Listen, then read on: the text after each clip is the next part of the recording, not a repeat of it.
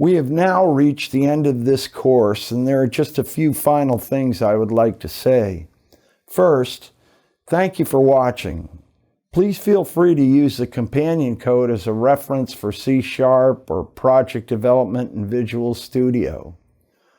I also wanted to help launch you on your road to becoming a software developer by explaining how that differs from just knowing code.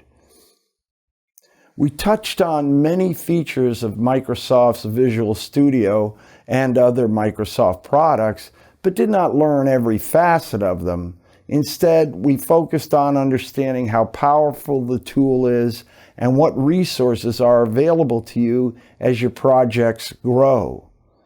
Let me underscore again that we have the internet as a resource for any subject matter. There are hundreds, if not thousands, of sites where other developers present ideas, answer questions, or post sample code you can cut and paste. Use your search engine to research problems, because it's likely someone has already been down that road and can help you come up with a solution. It's important to practice and play with development.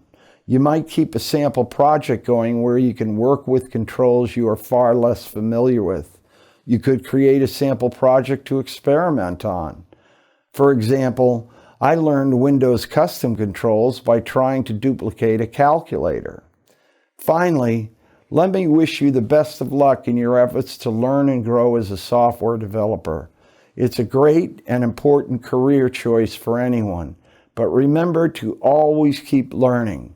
Technology moves very quickly, so do your best to keep up. Once more, thanks again for watching and participating in this course. It was a pleasure to bring it to you. I wish you the best of luck and good fortune in your efforts.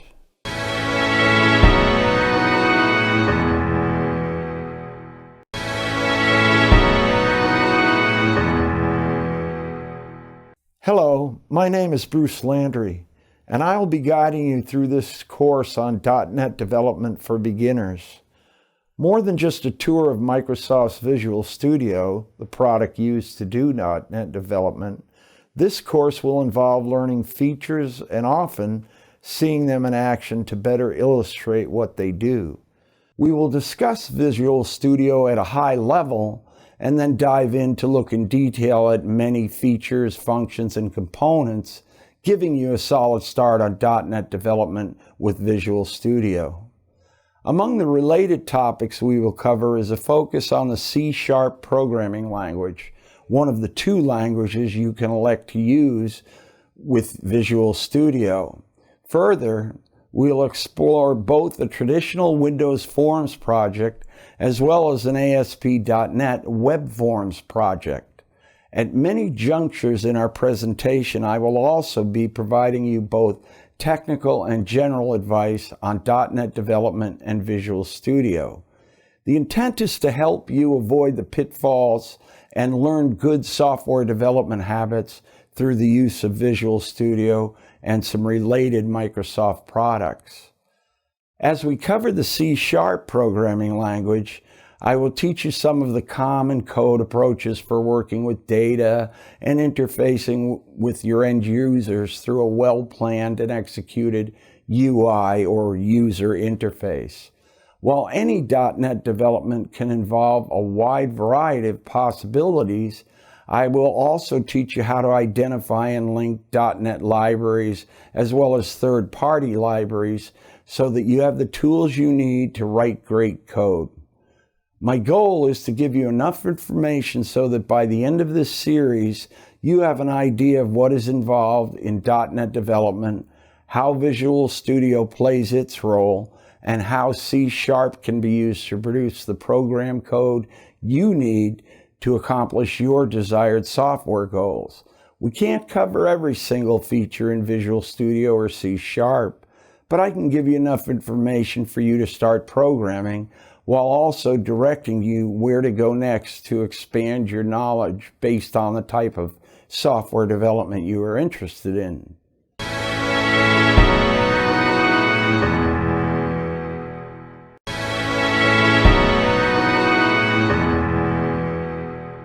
Before we begin, you will need two packages installed on your computer. First, we will be using Microsoft's Visual Studio. I will be demonstrating in Visual Studio 2010 Professional, which is a paid version, but there are also free versions called Visual Studio Express. Just type Visual Studio Express into your search engine to find the latest version. Second, we will be using Microsoft SQL Server database system. This will allow us to explore and use Visual Studio with real table-based data. I will be using SQL Server 2008 R2. If you don't own SQL Server, enter SQL Server Express into your search engine and download the latest version. Don't worry if you don't have the exact same versions of these products as I do. Microsoft has kept the interface the same through most versions of Visual Studio as well as SQL Server. Thank you for choosing LearnToProgram.tv, and let's get started with our first lesson.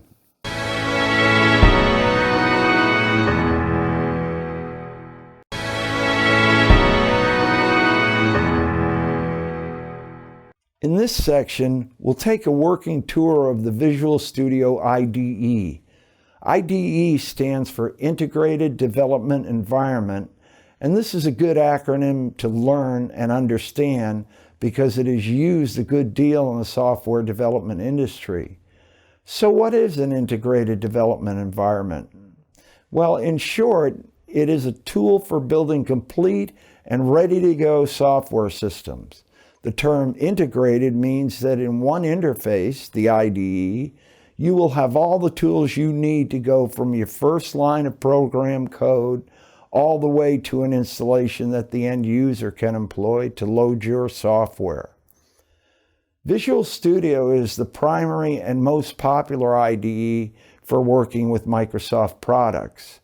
With Visual Studio, I can produce many different project types: Windows Forms, Windows Presentation Foundation Forms, Web Forms, websites, reports, installation, and much more. All of this can be done with one tool, Visual Studio. One more note before we start. This course has companion software code that you can download and use to further your learning. Many times you'll see me open up existing software projects simply for illustrative purposes. That software code is not part of the companion software to this course, and is just used to better teach you features. So let's begin this section by taking a look at some of the higher level features of Visual Studio.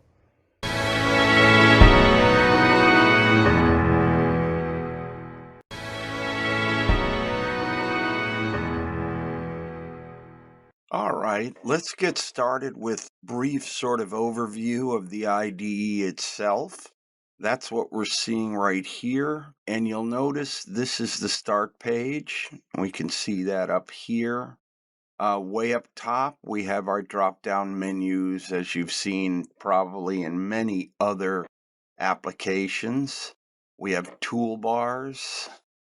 And then we have the start page itself, which has some nice features to help you keep up with, guidance and resources, latest news, all this kind of stuff. But what I happen to like about the start page, which, by the way, you don't have to run, but it kind of makes things a little bit easier. These are the projects that I've been working on recently, and the start page will keep track of those for me.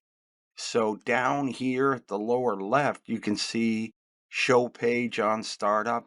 I like to show the start page when I start Visual Studio, and any of the recent projects that I've worked on. If I right click, I can open the project, open the folder containing all the project files, or when I'm done, I can remove the project from this list. And again, this does not delete the project or anything like that. It just removes it from this recent projects list. I can also open projects by using the file Open Project dialog box, and I could find the given project I wanted to open. But this sort of recent projects list makes it far more handy to get your projects open. And let's bring up a project just for example. Okay, and you'll notice this project opened up with a bunch of screens showing. Okay, here are the given files and screens that are part of my project. This is kind of nice because I can have as many of these opened as I like, and that allows me to quickly move between given screens to work with them. Up here in this sort of gray space, if I right click, you can see I have a whole bunch of toolbars that I can use. It's really up to you to figure out which toolbars you want to have present. For example, I like the layout bar, so I'm going to click that. And you'll notice it just drops it right in there. And you can arrange these any way you want.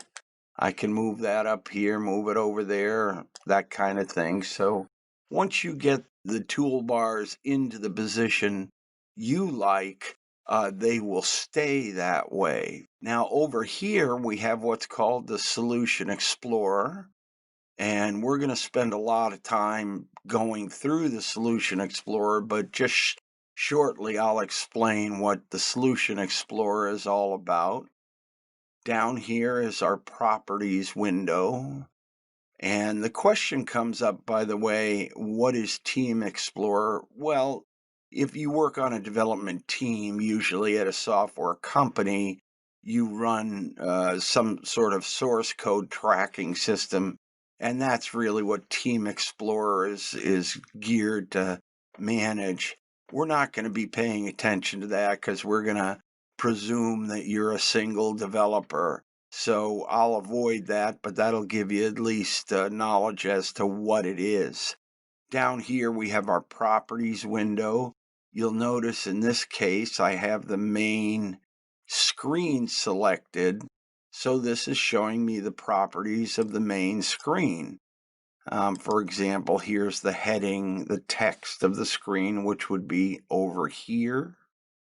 If I wanted to change the icon for this screen, it's right there. And there's all sorts of other properties you can either play with or set as needed. For example, form border style. I make this form fixed with a 3D border, and when this runs, you'll see how that turns out to look. And we also have over here, if you look very carefully on the left side, these are called flyouts. One is for your toolbox, and the other one is for data sources. And you can add a data source right on the fly. In this particular sample program, I did not use the stock data sources because I did it through code. I'm going to show you both sides of that. In other words, how to access data writing code and how to access data with the point and shoot type of interface. Now, if I come up here, this looks like a pretty important window. And if you look at it, it says Solution Configurations. You're going to run in release or debug mode. I do most of my development in debug mode. Then when I feel like, okay, my system is ready, I switch to release. And over here, let me drop this build. There we go. You can see this is where I build an actual distributable and executable for this Windows Forms project. So if I'm in debug mode and I say build, I'm building a debug version. And when I've got my application just perfect, I switch to release and build again. And that'll give you a little bit of idea of what the IDE is in a general sense. You can move things around in the IDE if you want, but working within screens in the IDE is going to be pretty understandable to you. It's like, for example, here are 3 text boxes. And you'll notice as I click them over here in the properties window, I see the properties for those boxes. If I want to work with multiple properties, I just hold down the control key, click again, and now you'll notice there's no listing here, but I'm getting the properties for these 3 items. Obviously, if you throw a button in there aren't many common properties between a button and a text box, so I don't get the same results. But that should give you just sort of a general overview of the IDE, and now we'll kind of dive into more detail on the individual features.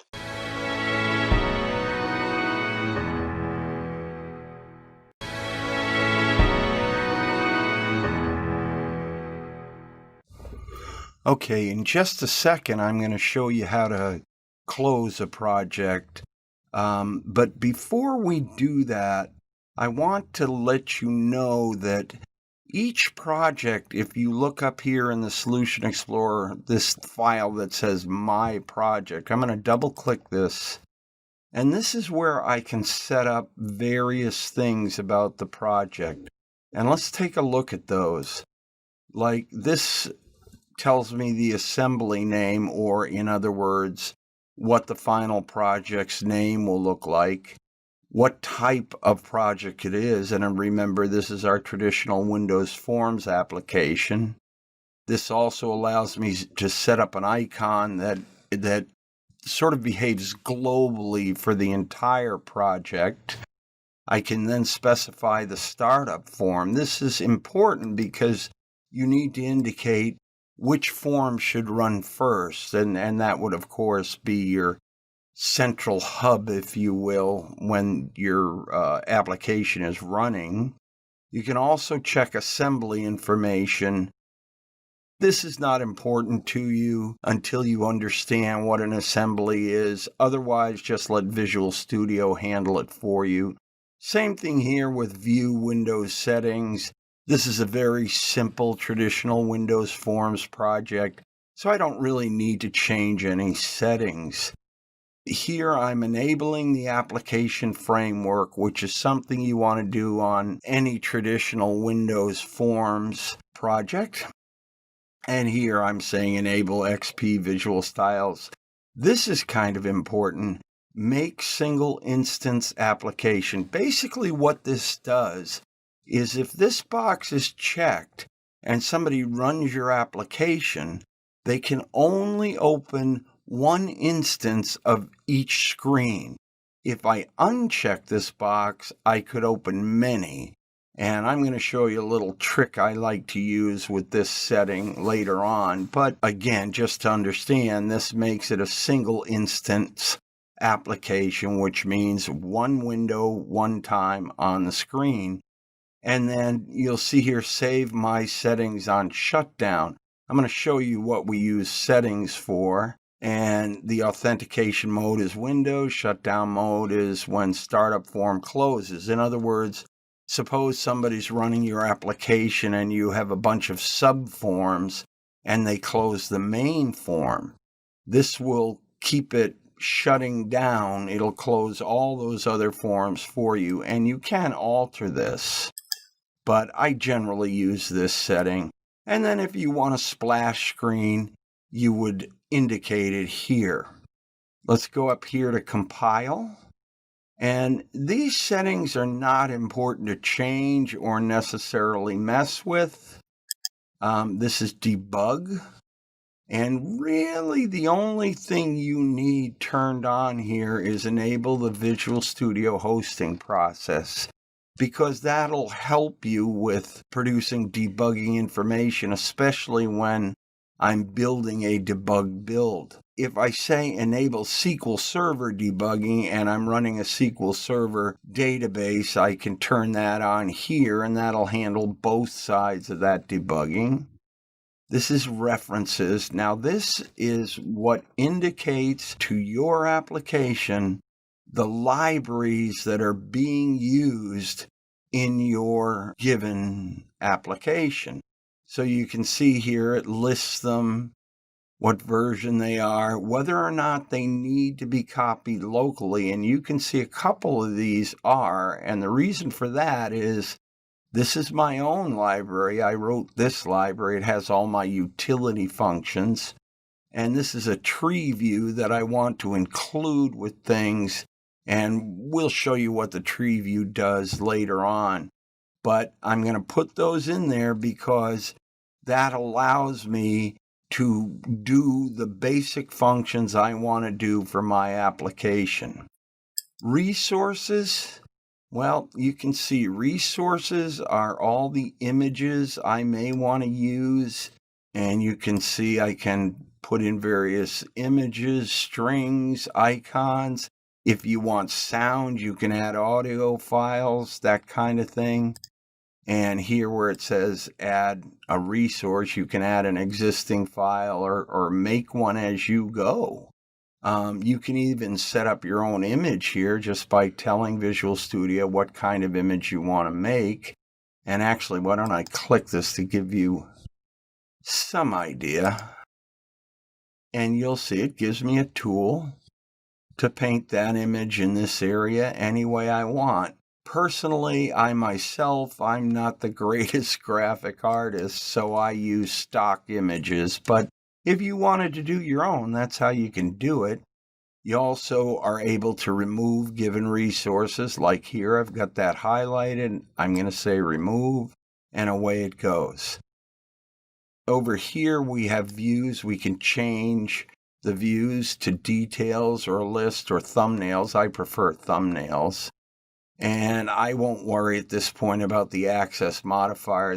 What we're looking at here is a VB project, but the same would apply for C#. You'll notice that over here that there is a tiny asterisk that appears. That tells me that something was changed here, and I need to either save that screen or abandon it. And you'll notice that asterisk is up here as well. I'm going to let that one go because what really changed was you saw me create the image and then remove the image. This sees it as a change, but again, there really was no change. If we have services involved in our application, and we'll talk about services very briefly later, this is where we turn them on.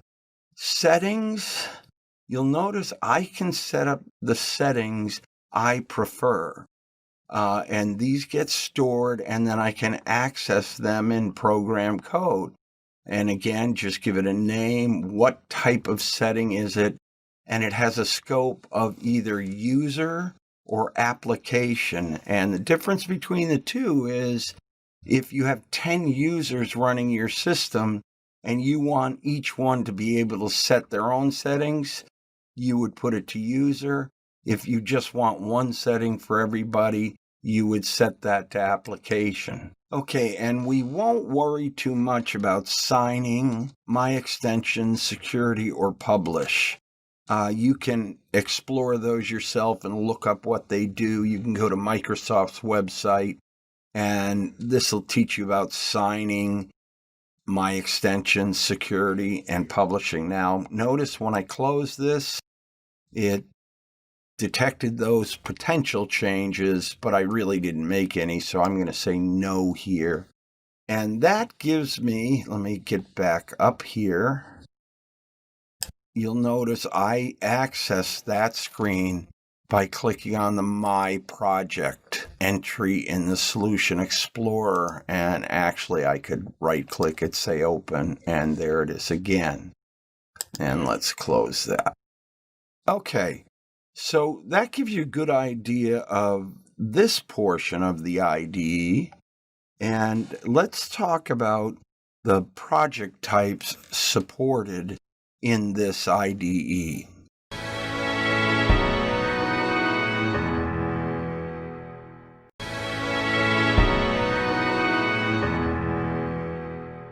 Okay, so when I have a project open, I want to show you how you can add other things to the project, and a solution can be one project, as you see here, or it can be multiple projects. So if I highlight this and right click, you'll see it says add, and then allows me to add a new item, an existing item, a Windows form, and so on. So if I wanted to bring in a second project here, I could do that just by selecting the given project I want to do, and that would put two projects into the same solution. And you might say, well, why would I want to do that? Well, the reason is very simple, and that's because Visual Studio supports quite a number of project types. And what I'm going to do now is show you how to close a project, and it's this simple. Just go to the File menu and say Close Project. And again, I don't really have any changes, so I'm not going to save anything. And that's it. It's closed. Now, when I start a new project, and you'll see I'm up here clicking the New Project tab, but I could go to the File menu and say New Project. Either way will accomplish the same task. Let's bring this dialog up, and you can see the wide variety of projects that are available. And you'll notice it's laid out here by language, like here's Visual Basic, but if I want to do C#, there it is, Visual C#. And again, what platform do I want to develop for? Well, if I choose Windows, here's my Windows Forms application. This is a Windows Presentation Foundation application, a console application, class library, and so on. If you want to put together a website, this will give you a wide variety of website types to get started on. And when we look at our website, we'll see how that impacts what I'm doing. The important thing here is you might say, okay, why do you have Visual Basic here and Visual C# is under other languages? Well, the reason is when you install Visual Studio, it's going to ask you which language you generally prefer. I happen to be one of those who does both Visual Basic and C#, so I just set up for Visual Basic, and then if I need to do C# work, I can go down here and get the same thing. Again, that's just a personal preference. If you want to set up for Visual C# and have Visual Basic down here, that certainly is fine. And you'll notice there are also other project types. For example, let me go to Setup and Deployment. This will help you build an installer. Like, say, for example, you write an application that you want to distribute on CD to your users. This will allow you to start a project that will create either an install shield, install script, or a Visual Studio install script. And we'll come up here to database. There's SQL Server. You know, you get the idea. There's a wide variety of project types I can select.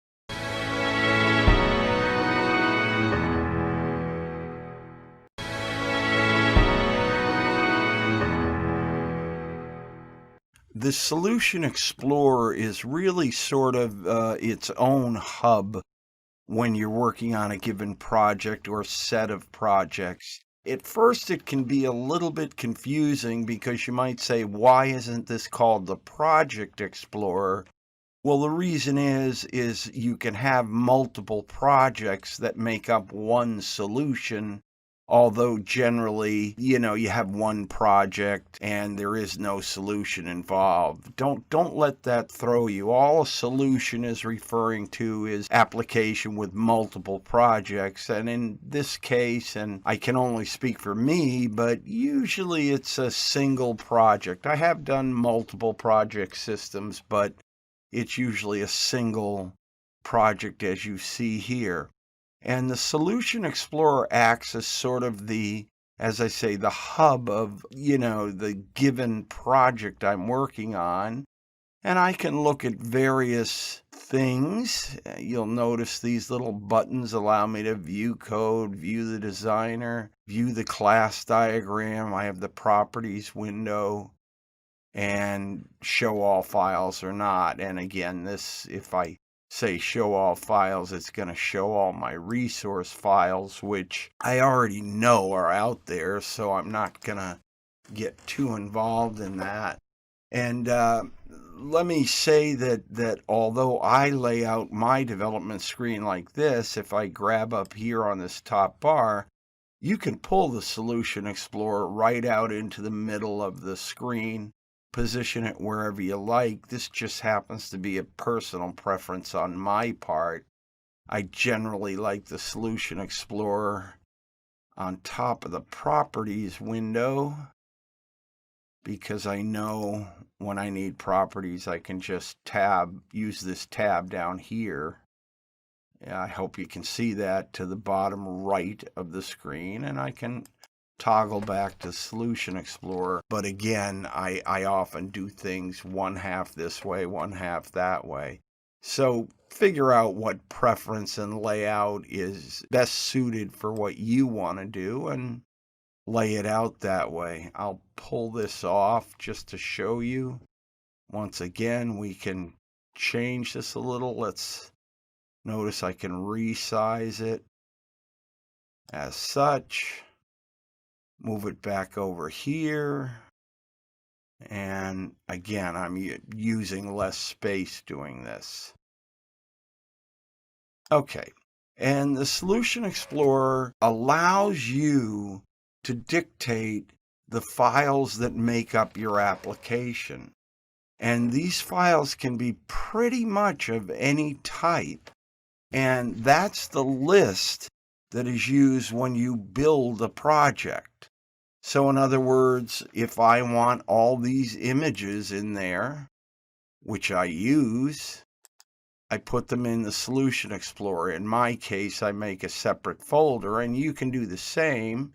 And I'll show you that. I just highlight here, right click, and I can add a new folder.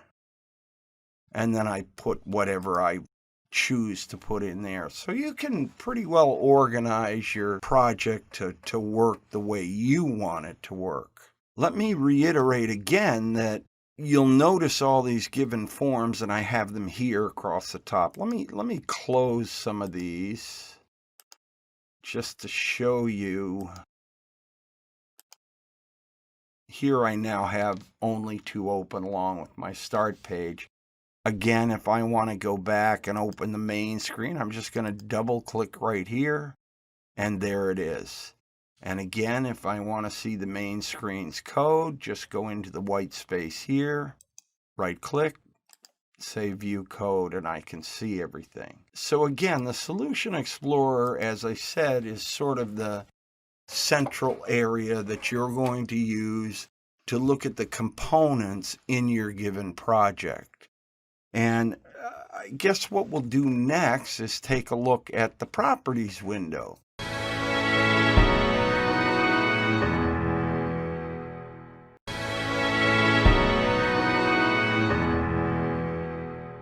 Okay, so off screen, I've put my windows back the way I like them, and we're going to take a look at the Properties window.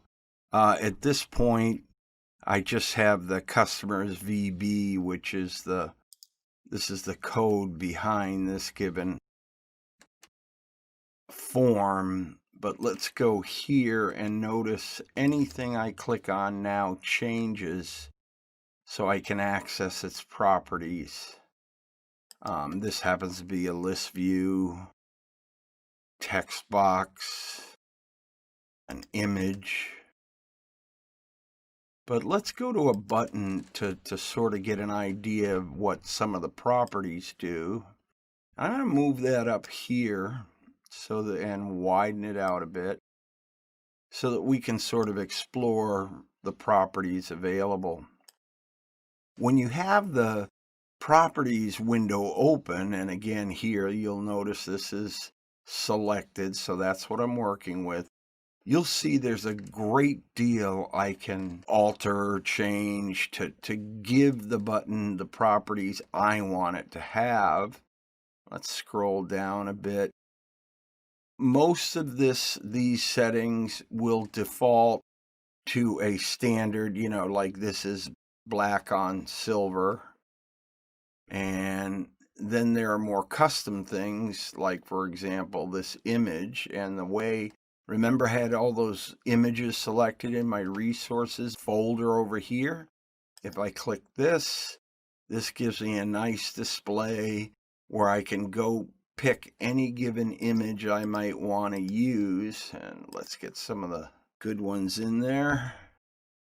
And you get the idea. We can select our image from there. I'm using them from the project resource file, but you can also use them as a local resource. In other words, you don't want to use a project resource file. You want the image to be shipped with your application, so you set it as a local resource. However, I will tell you, I would stick with the resources file itself because it's a nice way to organize that kind of thing. Okay, and you'll notice I can change the alignment of where that picture appears, and this gives you sort of an interesting layout tool here. This would be center, middle, center up high, center down low, and so on. But you'll notice I'm asking it to put the image out to the left-hand side, and sure enough, that's what you see. Let's keep going. It will automatically fill in the location, and here I can put the text I want on the button, which in this case is delete. And I want that text to be aligned middle center. And you'll notice when I align text, much the same thing. Where do you want it to drop on the button? So depending upon how you lay out your buttons, you can have a lot of control over where that alignment causes it to fall. You can also set some of the properties that maybe later on you're going to change in code. For example, you'll notice this visible says true. Well, if I set the visible to false, you wouldn't even see this button until I set visible to true in actual code. And you'll get a better feel for how that works as I show you the way I lay out buttons and control whether they're activated or not. And again, my choice of the term activated is probably not good because the actual property is called enabled. In this case, the button is enabled. Notice also down here, I get a little tool tip for any one of these settings to indicate whether the control is enabled or whatever. Let's go to flat style, and you can see it'll give you a little help along the way to tell you what the property does. Properties can also be sorted in various ways if you want to. I can also look at the events. Now, what is an event? Well, when you click a button, that's an event. When you scroll a list, that's an event. And those are the tags you will use to write program code to tell the program what to do when that happens. For example, in this case, on my click, I'm going to look for some code called command delete click and do whatever that code says to do. And you'll see there's quite a few of these. If you ever get into using drag and drop, I can have a lot of control over what happens as I drag, as I drop, as I leave, as I drag over, this kind of thing. Let's go down here. There are key press events. So, For example, if you have a text box and you want something to happen every single time a user presses a key typing into that box, you could set that there and create an event to do something with the text in the text box, maybe. Location change, margin changed, and you can see here mouse click, which is similar to click.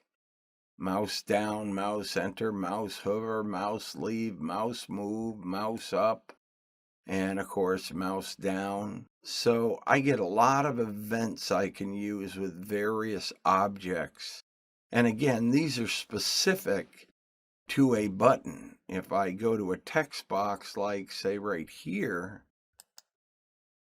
you notice those all change. Some of them are similar. There is a click event for a text box.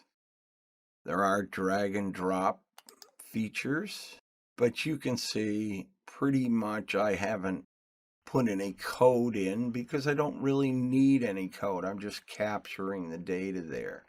And again, this little lightning bolt is what indicates events, and I'm going to switch back here to the properties.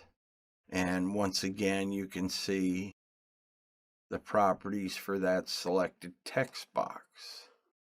So that should give you a good feel of what a properties window does and the various properties it controls, which are all of them. And remember, virtually all properties are controllable by program code.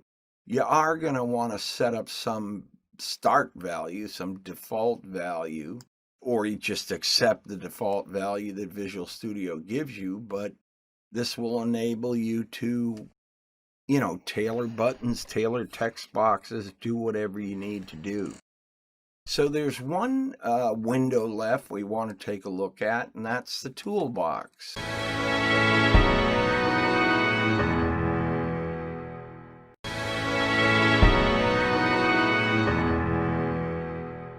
All right, so we've looked at a lot of the basics of the IDE, the file selections, the toolbars, the Solution Explorer, the Properties window.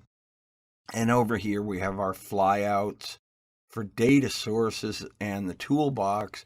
We're going to focus on the toolbox now. Data sources will come in a later chapter because, again, it's more applicable there. But all I need to do to get to the toolbox is click it, and you'll notice it opens up, and really what's in it are the tools we can use to put objects on the form. And you can see there's a lot of them, but they're actually kind of well organized. For example, you see these headers allow me to, I'll go up here and shut off all Windows forms and just go to Common Controls. So for example, here are buttons, checkboxes, list boxes, date time pickers, labels, list views, notify icons, various text boxes, tooltips, and whatnot. And anything you want to use in a given form, you just grab, and I'm going to left click, hold down, and pull it over here to my form. And when I let go, that item drops onto my screen. And let me delete that. But you get the idea. And the toolbox also allows us to access other things. Containers are group boxes, which you see, that's what gives this sort of 3D effect. These actually are panels, but group boxes can be used to group controls or fancy up your screen. There's split containers, tab controls, so on and so forth. Let's go up here to menus and toolbars. This allows me to put a menu strip in any screen I want to put it in. And we also have a tool strip and a tool container which go along the bottom of the screen. Data.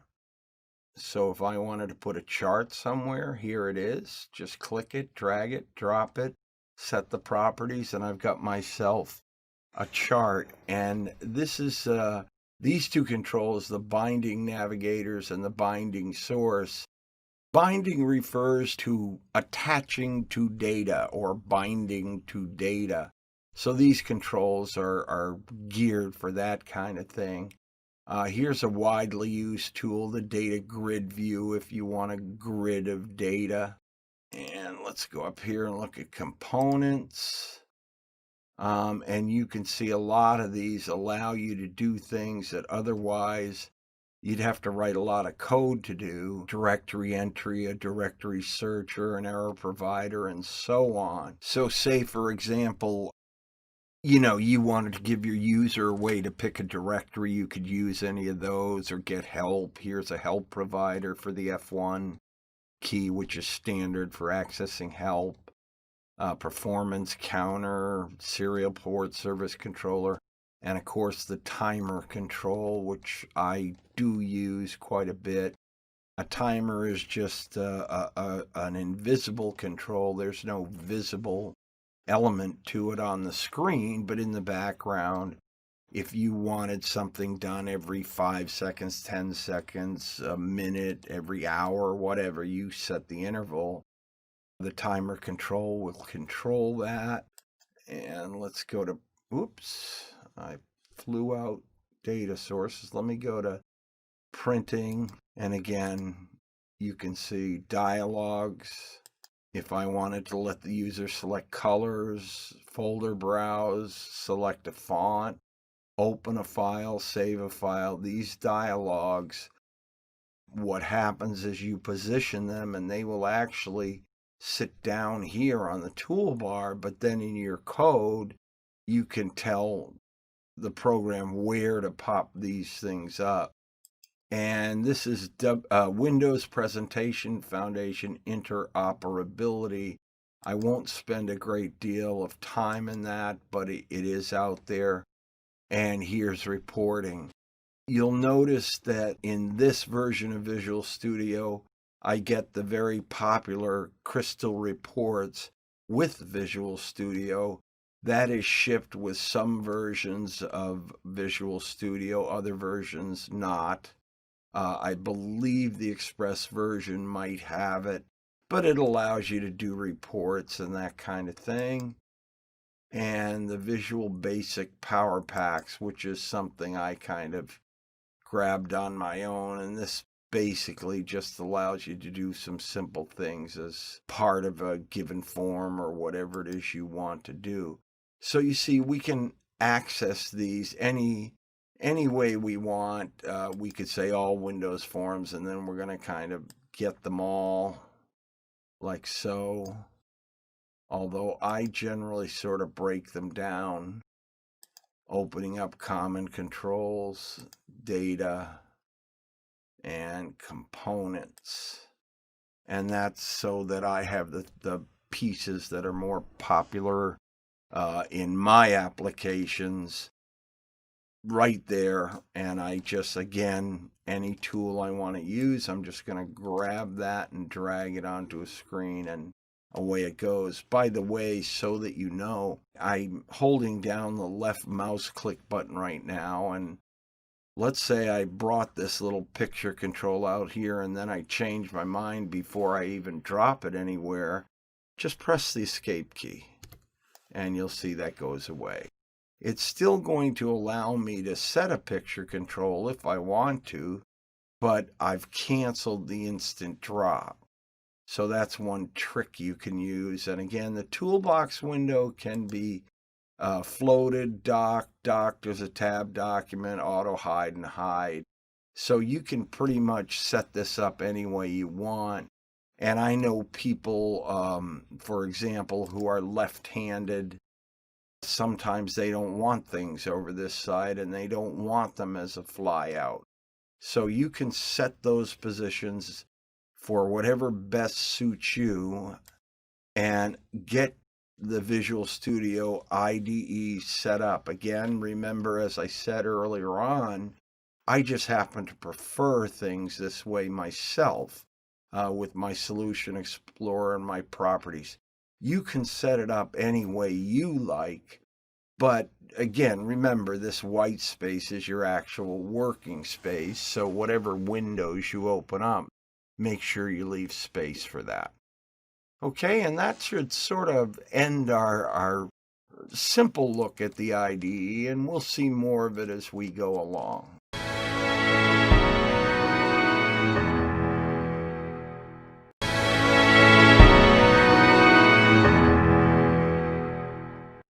In this section, we took a general high-level look at Visual Studio. You should now have a better idea of what an IDE is, while also being more familiar with tools inside Visual Studio that will come in handy in your work. We took a look at project types so you have an idea of what you can build. And we also learned about the various explorers that help support your work as you go along. If you feel a bit overwhelmed or confused at this point, don't worry. In the next section, we are going to see actual existing projects and solutions in the IDE. We'll see a detailed demonstration on how to use some of the explorers, and we'll also see how the IDE interacts with projects.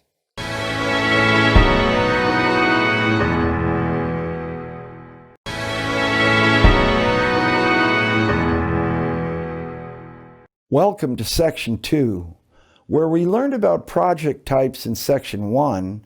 In this section, we will actually create some new projects just to show you what Visual Studio sets up for you automatically when you start a particular project. We will start looking at things like running your project as you develop it and how to debug it as you go along if the need arises. We'll also look at software program code and how it is laid out. You will learn about the methods, functions, and routines that make up the code in a software system. We will also take a look at libraries, both the .NET Framework libraries that are shipped with Visual Studio, and also third-party libraries, and even libraries that you can write yourself.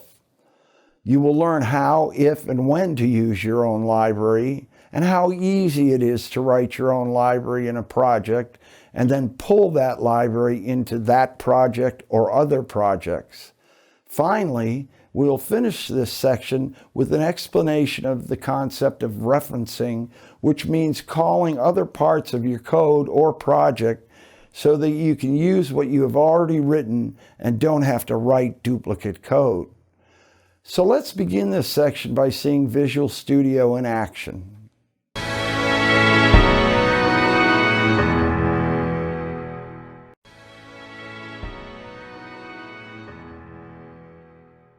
All right, so here in Chapter 2, we're going to take a bit more in-depth look at the IDE and some of the things we looked over in Chapter 1. And I want to begin by going up to various project types. And why don't we go for C#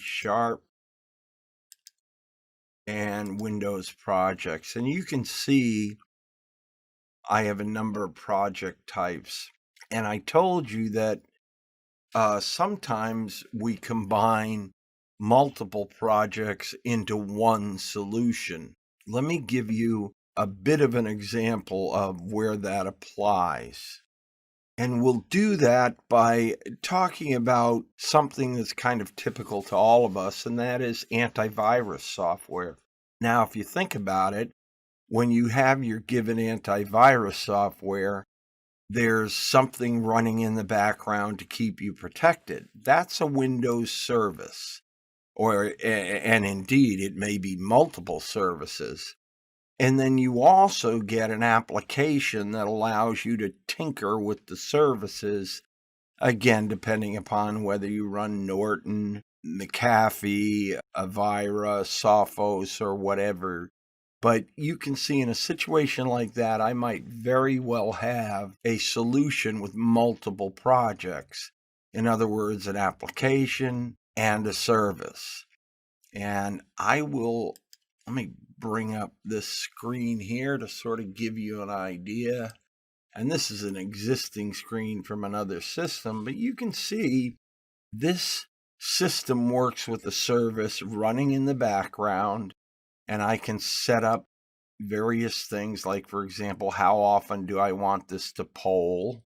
And right now it's set to 1 hour, 0 minutes. And I created that by using what's called a slider, which allows me to notice the minutes value is changing as I go. And why don't we set that for 1:30?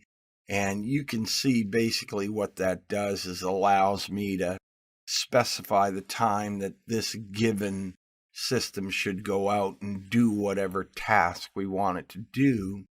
And again, like many services, this is based on the timer control. And as I said, you don't see the timer control on the screen because it's not a visible control, but it's running in the background. And let's get out of here. And I'll bring up an alternative service. Okay, and I'll show you how the timer control works. Notice here, this is a system that imports XML. XML is a type of data. It's a layout of data. And this given system scans a certain directory looking for XML files and then imports them into a SQL database. So let me just choose a test database here.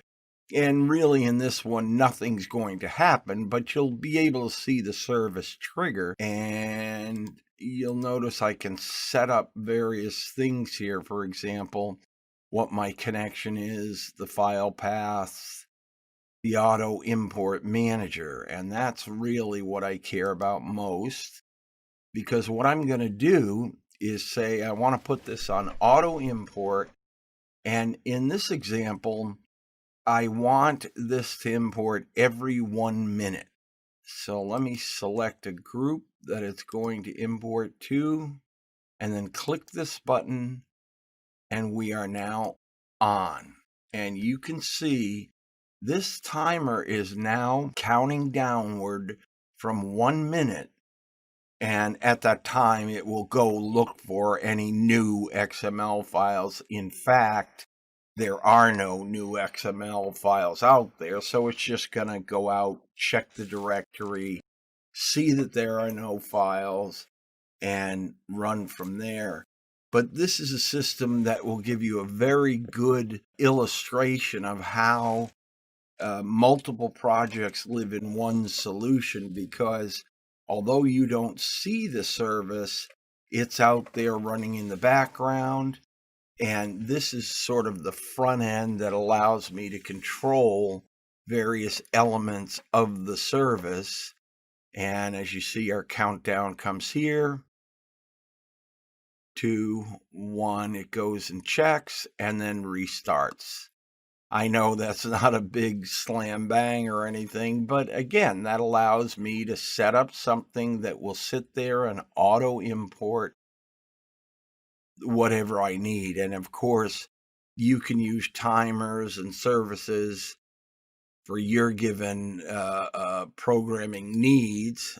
Let me shut off the auto import manager here. I'm going to shut that off, say okay, and you'll see it goes off, and we'll exit that application.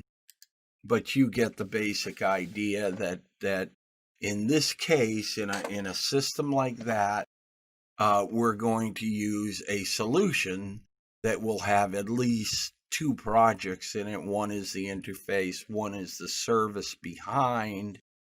And let me see if I actually have a service here that I can sort of give you a look at.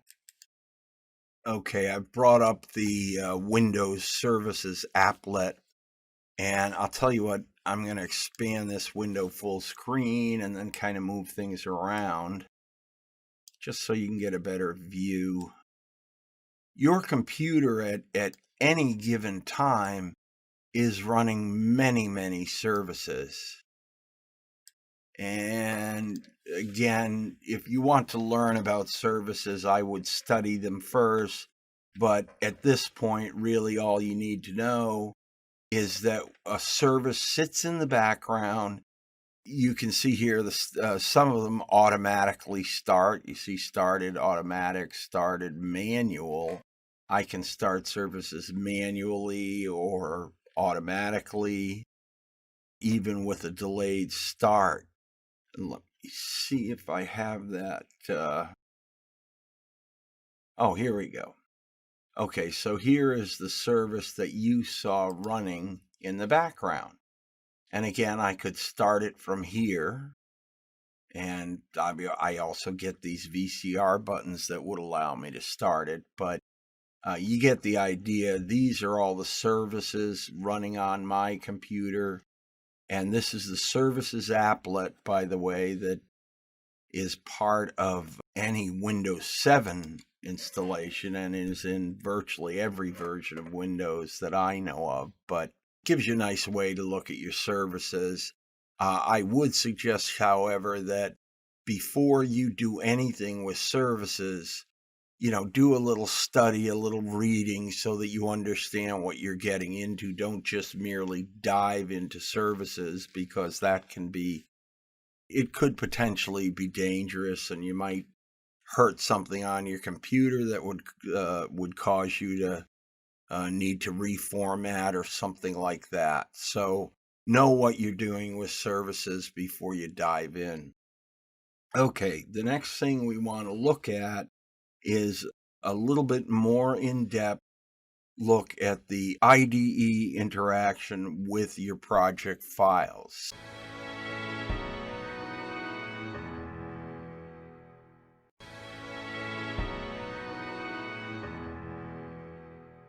I want to illustrate to you sort of how the IDE will shift itself in display and whatnot, depending upon the type of project we either start or add. And again, let me just bring up the new project dialog so you can see once again that there are many types of projects, and the IDE will accommodate any one of them. So like if I open this traditional WinForms project, you can see that it's fairly clean.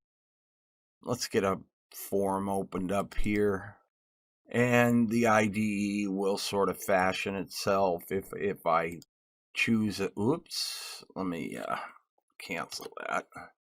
If I choose a button or what have you, my properties window, which is behind here, there we go, will also react to the given object that I select.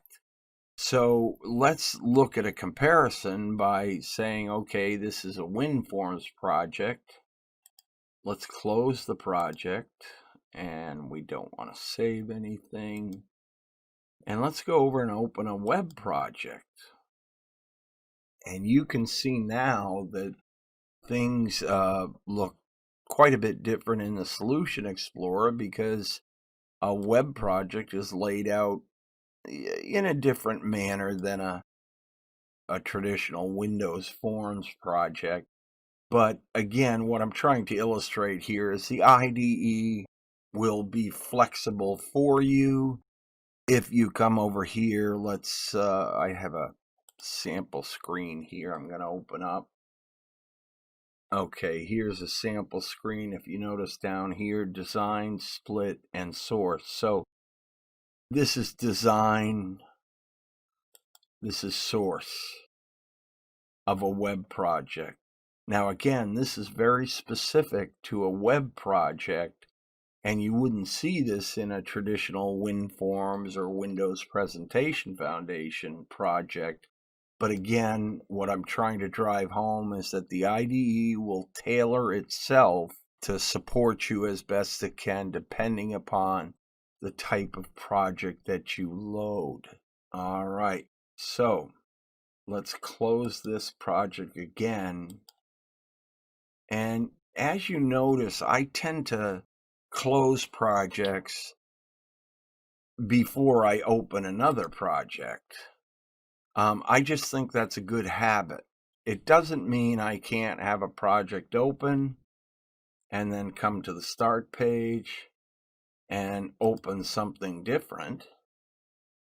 Visual Studio does not mix them up, as you see, and I'll go back and open the original one. Again, same thing, but I just always think it's a good idea to close a project before you open another one, or when you're done coding for that day, or if you're taking a break, because when you close it, if there's any saving to be done that you haven't done, that's the best way to trap that before you get too far down the road. And remember, when I'm in here selecting various items, various toolbars will come to life. Like here's bring to front, send to back. This is the layout one, and I can actually use it to handsomely space buttons, and I'll show you how that's done. I'm holding the control key while I click each button, and now these are all lined up, and this allows me to align left, align center, align right, top, middle, bottom. This is a nice little control that if you want all your buttons to be the same width, you can use that. If you want them to be the same height, you can use that. If you want them to be the same size all the way around, you can use that. These sort of strange looking little icons are great because they set the space between buttons, and it will do it in a uniform method. So if when you're developing, you were to lay 5 or 6 buttons down and now you want to pretty them up a little, you can do that with these formatting and layout tools that'll put things in a nice order. And one thing to remember when you're working on just about any project is this icon, the tab order. The tab order, and the way this works, you can see I turn it on and off. When I have it turned on, I can click into these little blue boxes, and this tells Visual Studio to build the application and paint things in this order. This is very important because if a user uses a keyboard, not a mouse, and let's say he's tabbing along these buttons, you want the flow to be, 2.0, 2.1, 2.2, 2.3, 2.4, 2.5. And you set that by clicking on those little blue boxes to get the tab order right. As you develop over time, you'll probably do that as one of the last things you do when you finish a form.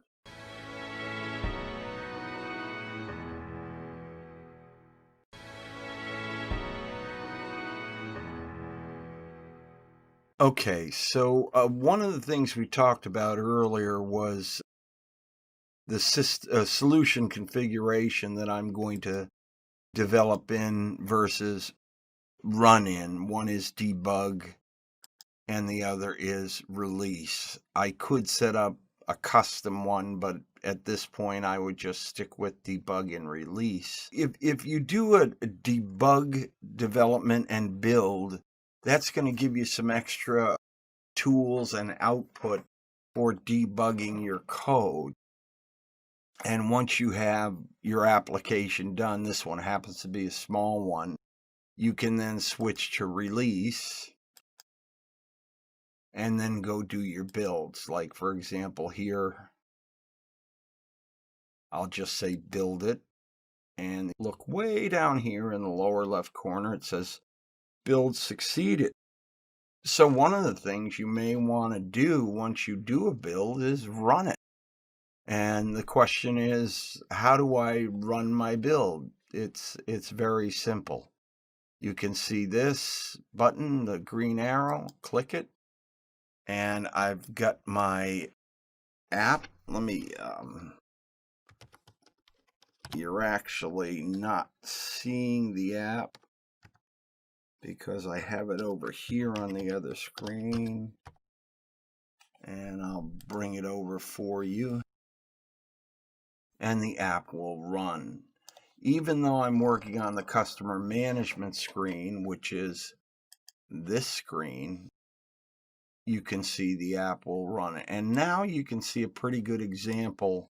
These buttons are disabled. These buttons are enabled because these are activities I can do as I go. For example, if I try to edit a customer, it's going to tell me, please select a record in the list before you edit. So I'm going to select a record, and here it is. And I'm going to edit that. And now my cursor is live here. So, let's, we'll go here and change road to avenue. And then here's my save and cancel. And I'm going to click save. And that's now saved for us. And again, this is all controlled with one global setting that I use called is editing, which basically means is somebody adding or editing where these boxes are live. And that's how I know which buttons get turned on and turned off as I go. So that should give you a fairly good idea of what happens when you run an application from here. And you'll notice I can break, in other words, pause the program or stop here. So don't worry that if you were running something, and I mean, there are some situations that come up where you might get into an infinite loop, or you might have something that causes the program to lock up, and you say, oh, Lord, what do I do now? Well, what you do is you go to the stop button, click it, and that'll shut down any running application. And just for illustration purposes, let's close this project, and we'll open up the website. Okay, we've got that open, and I want to demonstrate to you that this will work for web projects as well. Now, obviously, a web project runs from a server. It doesn't run quite like a Windows Forms application. But when I click for it to run, it'll create its own server and pop up a copy of Internet Explorer. And there you go.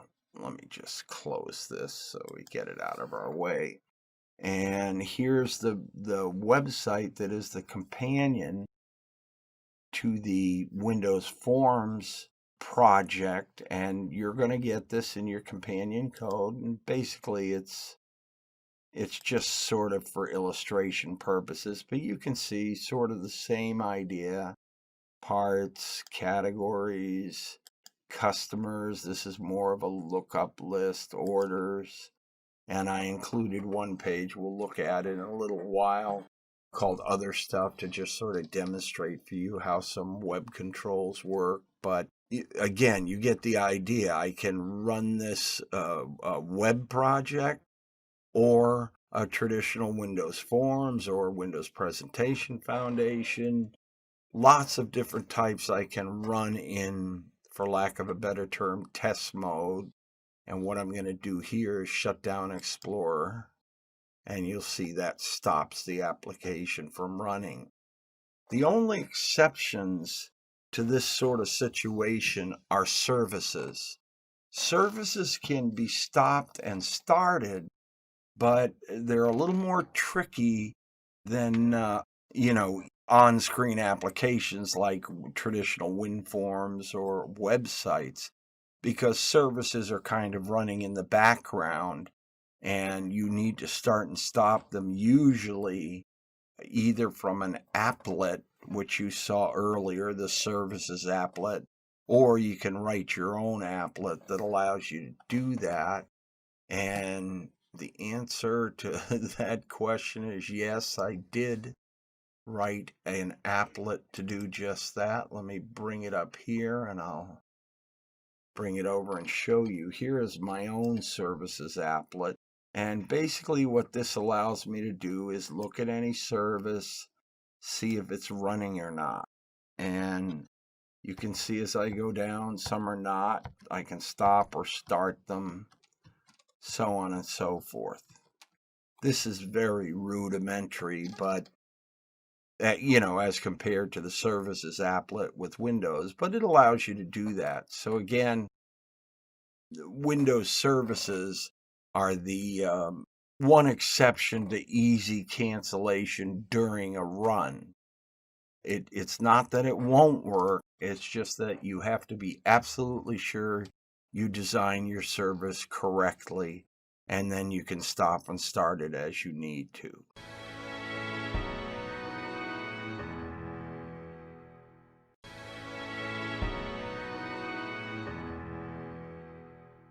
All right, so we've been looking at a lot of visual elements to the IDE and to our sample project, but it's really time to take a look at some program code and see what that's all about. So again, remember, I can right-click in the white space, go View Code, and then I get my code.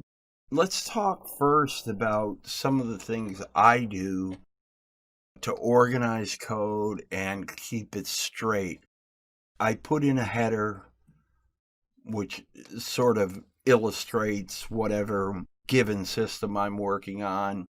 I usually give it a general date so that I know when I wrote it.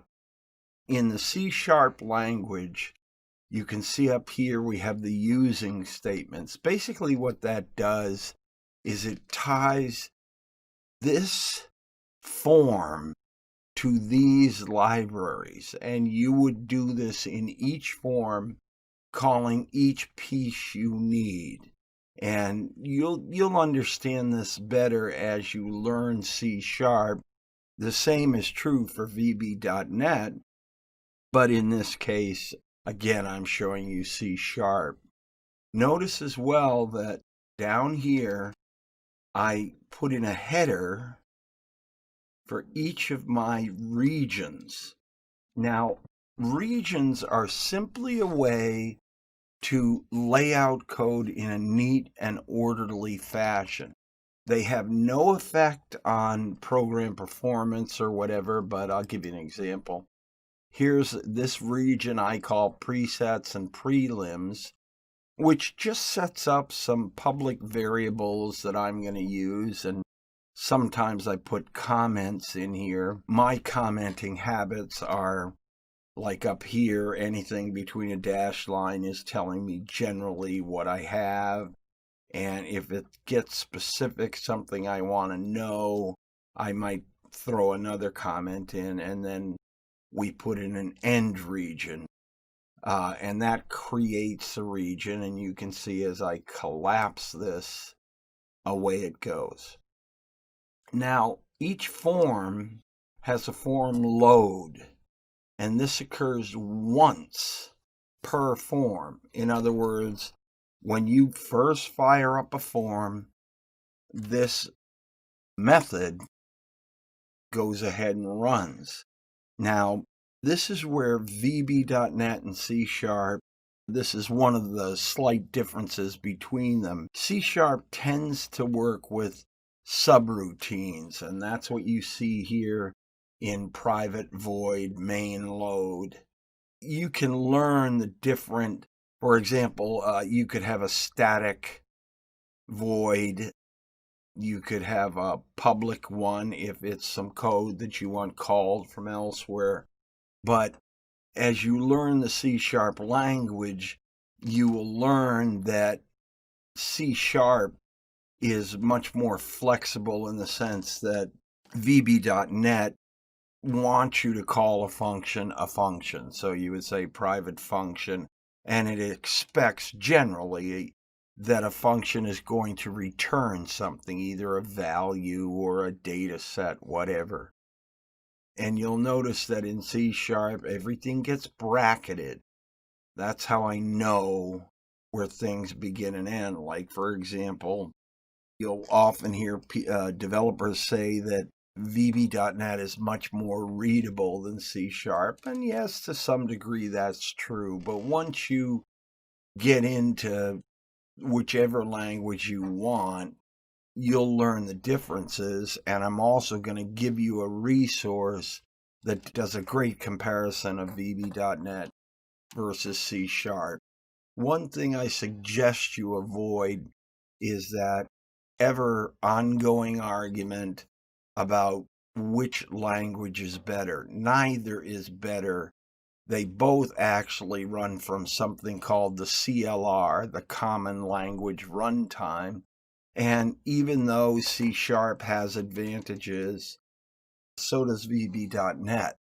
The reason we chose C# in this case is because C# is more applicable out in the field. In other words, if you want to get a job and you know C#, you're going to have many more opportunities than you would have with VB.NET.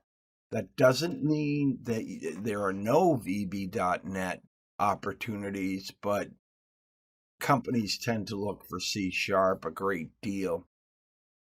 And remember as well that many companies look for both. They want you to have and know both. But what I do when I set up a system, and I try and stay with this, is I have sections. For example, the form load, handlers. Handlers are program code that will handle a situation. Might be a button click, might be a press on an F10 key or something. But in this case, I put a handler out for unhandled exceptions, which are unanticipated errors. So I want something to happen, and you can see here what I do is capture the error message and then pop up a window to show what it's telling me. And that's what handlers do. And then I put all my button code in one block, and you can see here's my new button click, here's my categories button click, and my customers button click, and you get the general idea. I also add a commented header for each one, and then I also put sub comments. Now, you're gonna at times hear a lot of arguments. You'll have developers say, I don't need to comment because I know code and I can look at code and understand what's going on. Number one, that's not necessarily true. I have worked on some systems that were 20 and 30 years old, and it takes a long time to figure out what a developer was thinking, 3 decades ago. Whereas if I had some comments, it would tell me a little bit more about what he's doing. So, for example, here's a comment: show the form as a dialog so nothing else can be done outside the form. And again, that gives a comment that is useful not only to me later on, but to anybody else working on this system. And let me underscore that by saying there are times I've gone back to systems many years later to do an upgrade or an update, and my own comments were very helpful because I could look back and sort of get an idea of what I was thinking. So please, write comments, write good code, and leave something there for the next guy or indeed for yourself. Okay, and this region deals with menu bars. This is the main screen. I'll show you that here. And you see I have these menu bars. And this is what handles the various clicks of the items in that menu. And you'll notice here local support functions. If you went through most of my code, you would find this section in virtually every screen I've ever done. That's because this is where I put functions that are unique to that screen. For example, in this case, this screen has a parts display, and this is where I go get the data. It has a category display. This is where I go get the data. And you can see here's for customers. I've laid these out so I could call them individually or all at once. And I tend to use this phrasing of pop because I'm popping up some information, but this pops orders to the screen. And then here we have set the tooltips, which is usually the last thing I put in virtually any system I do. And just to sort of underscore what I'm talking about here, if you see all these pop parts, in other words, when this screen loads, I want all those lists to fill up, and I do that by, let me open the form load here. You look right here, populate the display list, and you can see I pop parts, pop categories, pop customers, and pop orders. And that just gives me a good organization of code so that I can get done what I need to get done. And the other advantage to this is you can copy code much easier if you lay it out well. So if I have another screen that's very similar to this screen, I've laid my code out in a nice organized way. I can go access it and then do either find and replace or find and just alter the code as I need to.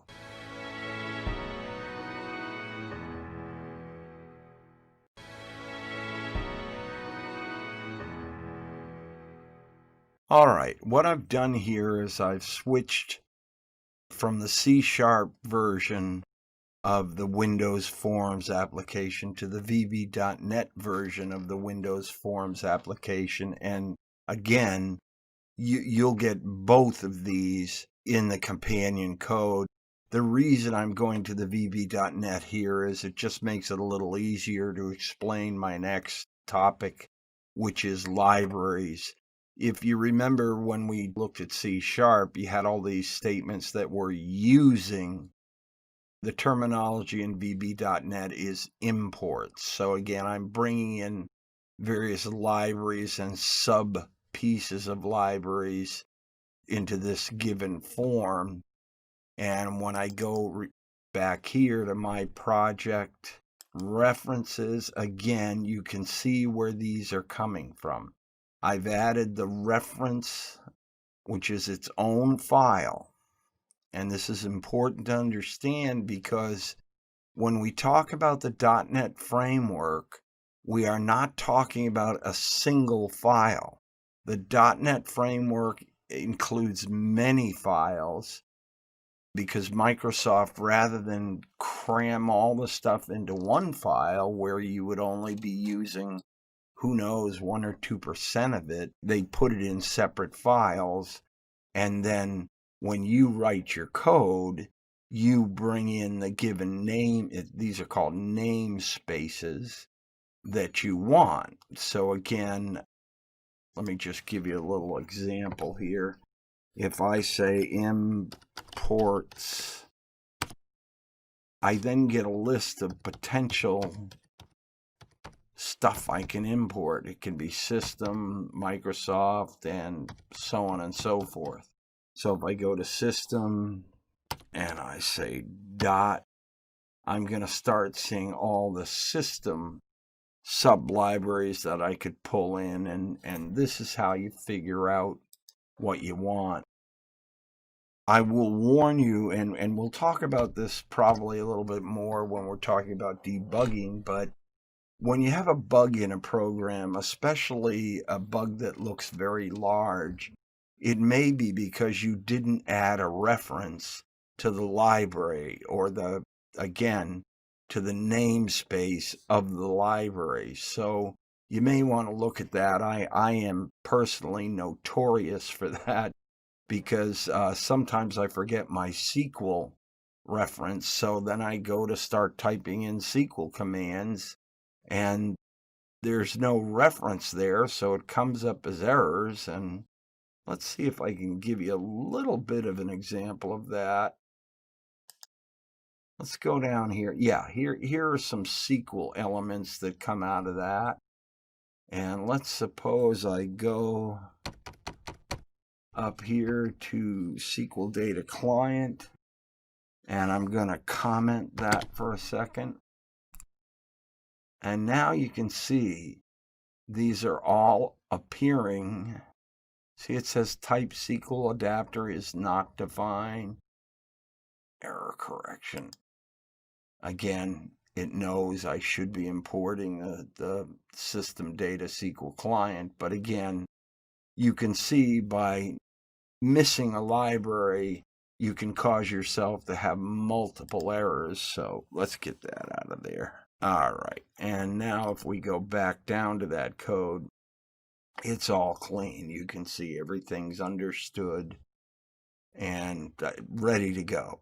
So again, remember that the libraries you bring in are sort of there at your disposal to use as you need to. And you want to make sure that, again, you put them in your project, as we see here. And let me see if I can slide this window over first. Yeah, there we go. And this allows you to select your library. So if I say add, and this takes a second to load because there could be quite a few libraries, and there it is. Let's get it up here. And here are the .NET libraries, so on and so forth. And you can sort those by clicking on this header. And then you can go look for whatever you need. And we're going to look at this at least one more time later on when we talk about doing Microsoft Office work, but you can see that allows me to pick a library and drop it into this given application.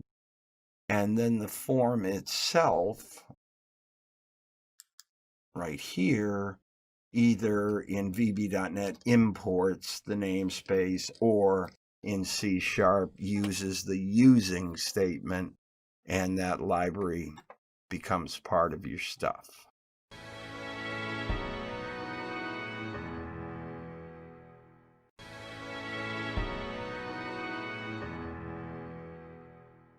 All right, the last thing I want to cover here is calling other project components.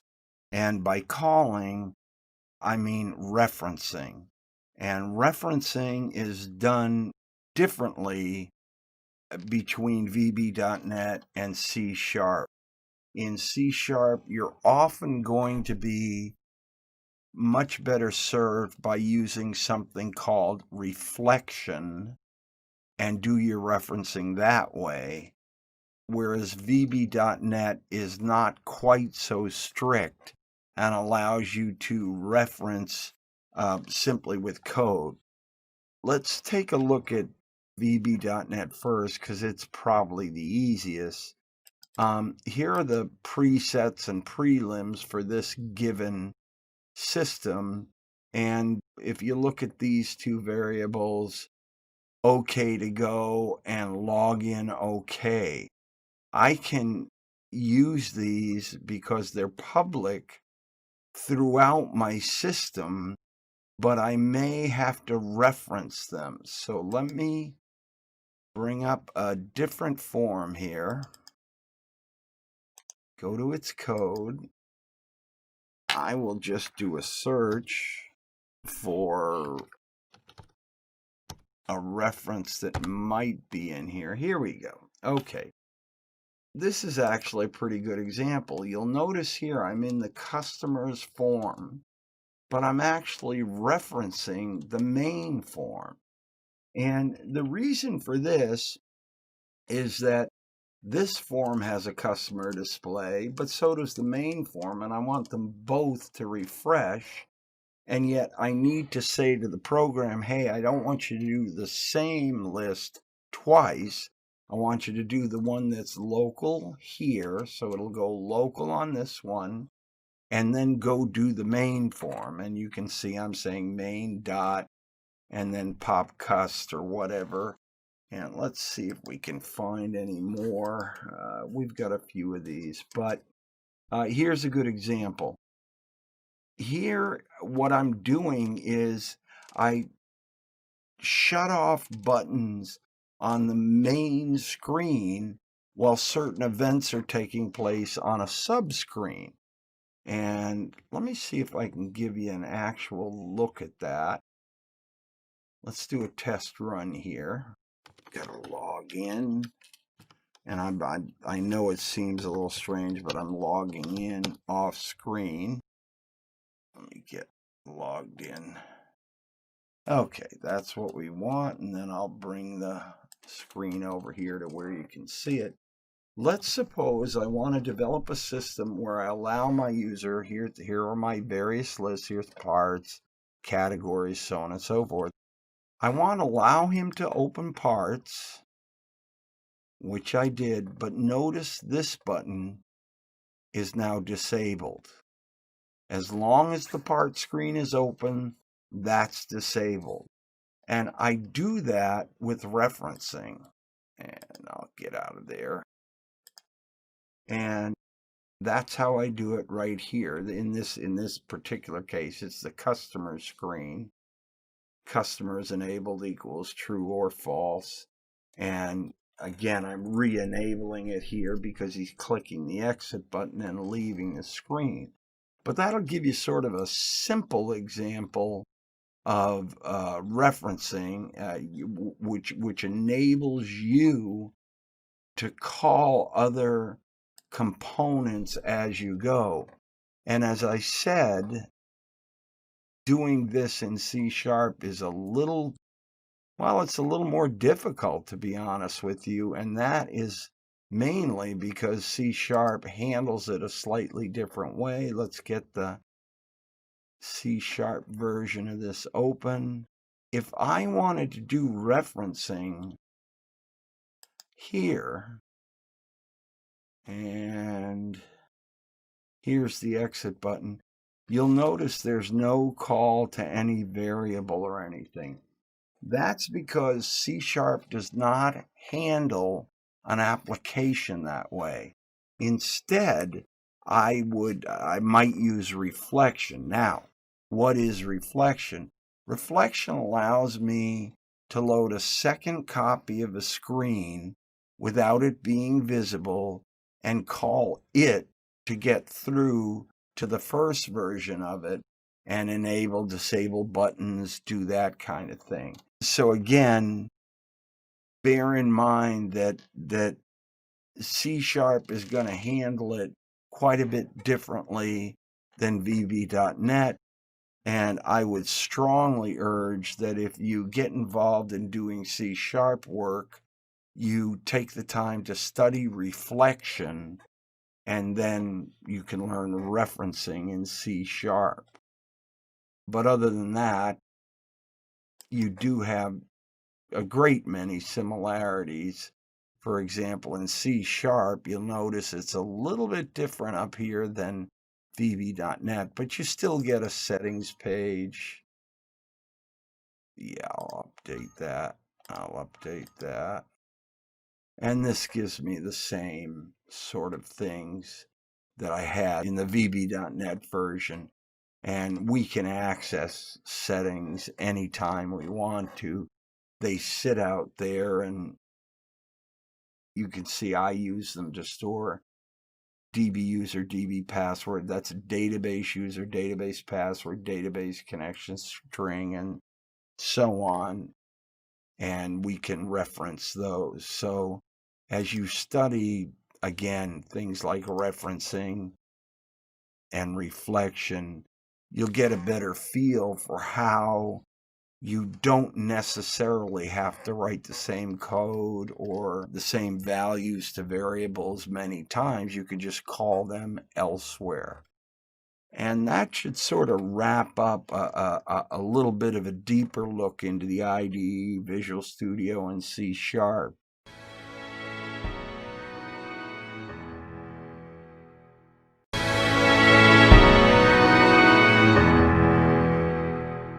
In this section, we took a much deeper dive into Visual Studio, showing you how actual real-life projects look and react with the IDE.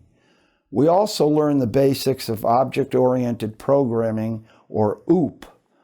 We saw events, methods, functions, and general routine code that make up the code side of a software project. We learned about libraries, referencing, and how we can call other project code or components to obtain information or behavior we want in our software. By now, you should have a better than average understanding of some of the tools in Visual Studio, as well as what they are for and how to use them. You should have some idea of how program code is laid out and where it resides based on the software you want to design and write. We will be covering new information as we move on, but you will continue seeing and learning about the Visual Studio IDE.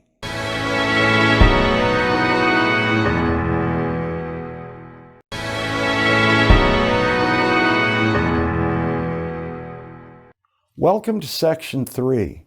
In this section, we'll take a look at Visual Studio and data, specifically SQL Server data. You will be creating a very small SQL database, tables, and a few stored procedures. This is all part of the companion code to this course, so you don't have to write that code.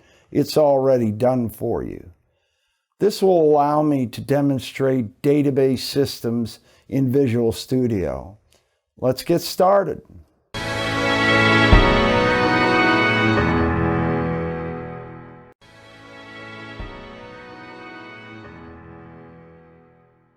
All right, when I set up the sample systems that you will get in the companion code, one of the things I wanted to do was to make sure that you got a system that was at least somewhat representative of something in the real world.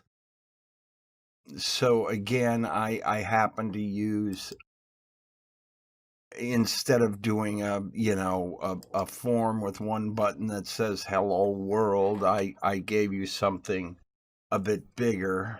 Let me run it here so you see what we're talking about. Basically, the reason I did this is because, running a system that has real or even simulated data is going to be much more illustrative and also teach you many more facets than just running a system that has, one button and a text box or label on a screen. So when I run the program here, you can see I'm actually connecting to SQL data. And what we're going to talk about now is setting up SQL data. Now, I want to be careful here because this is not a course on SQL. LearnToProgram.tv has an excellent course on SQL for beginners. I strongly suggest you get it, but I want to show you enough so that you'll know the basics and also know what data is going to come with the companion code. And that's basically what you're looking at here. However, let's talk about two ways of connecting to SQL data. Initially, we talked about the Data Sources tab, which appears over here when we're in development mode. I use that for most websites, or you could write something a bit more flexible, which is what I did here. If you go to SQL connection, you can see I'm allowing the user to change the connection. Now, why would I do this? Well, some systems you write are always going to connect to the same SQL database, so it doesn't matter. You don't really need something to allow the user to change connection. But if you're writing distributable commercial software, every company is going to have a different SQL connection string. So I use a screen like this to allow them to set up for their site. As well, they may run 2 copies of the database, one for production, one for testing and training or whatever. So I give them this little screen that allows them to specify the server. In this case, it's a Dell laptop. Here's the database, which again is learn to program data. And I'm saying use a trusted connection. In other words, use the connection who's ever logged in. Use that as the username and password, which would be, of course, me. And then I can test the connection. And it says data connection successful. I can save it, and I'm done. So very simple and easy to understand. It's just that in the WinForms or Windows Forms side of the companion code, you're going to have that kind of stuff where you can set up your own SQL connection. Whereas on the website, I'm going to show you later on when we look at that, how that's more fixed. That's going to live in a file and stay the way it is. So let me get out of there. I'm going to close this project. And then I'm going to close Visual Studio altogether. And behind it, I have SQL Server. And let me pop that up. Okay, so we have SQL Server that we can now use to set up our connection into data. What I'm going to show you in the next section is how simple this SQL database is.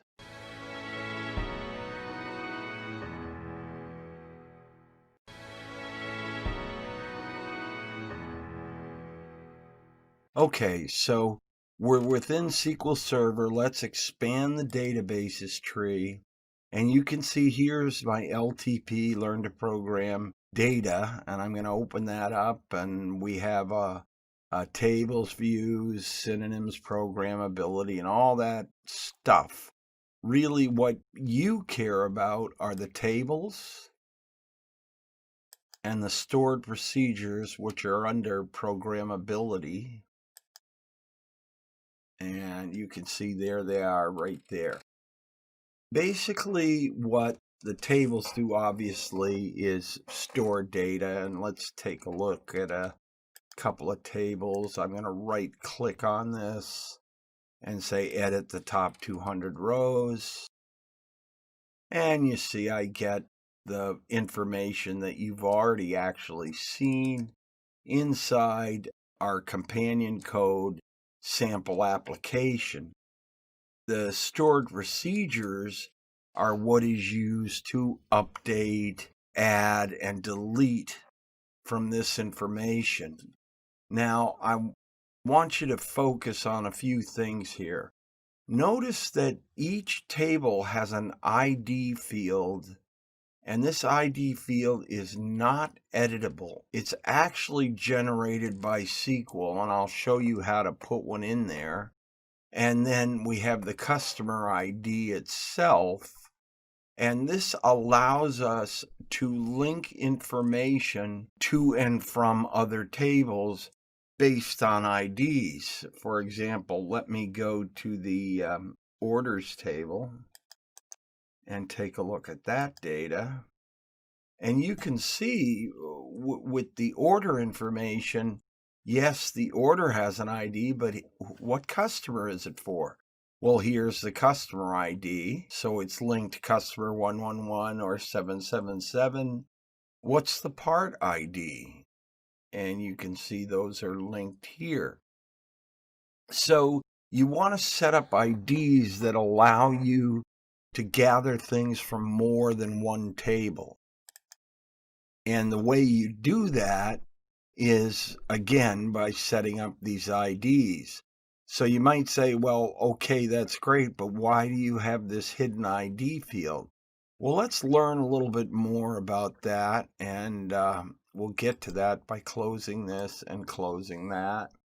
And let's go look at these stored procedures for parts. Now, when I want to insert a part, I want this SQL code to run. And basically what this means is I'm going to hand it this information here, and then it's going to insert into parts these values. So even though I'm putting in a part ID here, there doesn't seem to be much need in this case, and true enough, there isn't, for an ID because this is a new record. But when I look at updating an existing record, such as here, this is an update statement. I want to make sure when I hand in the part ID here, you notice this clause down here, where part ID equals @ part ID, and @ being a parameter that's handed into the stored procedure. And this ensures that the update is done against the record that we're actually working on. And you can see with delete, we have sort of the same situation. I want to hand in the part ID so I can delete what I want. Now let's go take a look at those automatically assigned identity fields. And we'll do that by going here to tables, and we'll add a new table. And up it comes, and I'm going to call this column in the table ID, and I'm going to make it an integer type, and I'm not going to allow it to be nulls. And then let's say there's some text in here, and I want that to be an nvarchar 50, which means a flexible string of 50 characters, and I'll allow the field to be null. And there's a table for you. Now, notice when I go here, and let's bring this up a little bit. Come on, there we go. Okay. Right here, identity specification is identity, and you'll notice it says no. But if I change that to yes, the identity value here of ID is going to increment by 1, and the identity seed or starting value is 1. And that's where those ID columns come from. Might be good to just save this. I'm going to save this table, and we'll call it temp test. Okay. Now, and I'll close this modify. If I go to temp test, and let's edit the top 200 rows. Well, in fact, there are no rows in here, so I might just say this is record 1. And notice when I leave the end of this column, now that ID automatically assigns. If I try and type here, you'll notice I'm hitting the number 2 key. It won't let me, but I can say this is record 2. And you'll notice each time I leave that, what it's doing is writing a record and assigning that ID automatically for me.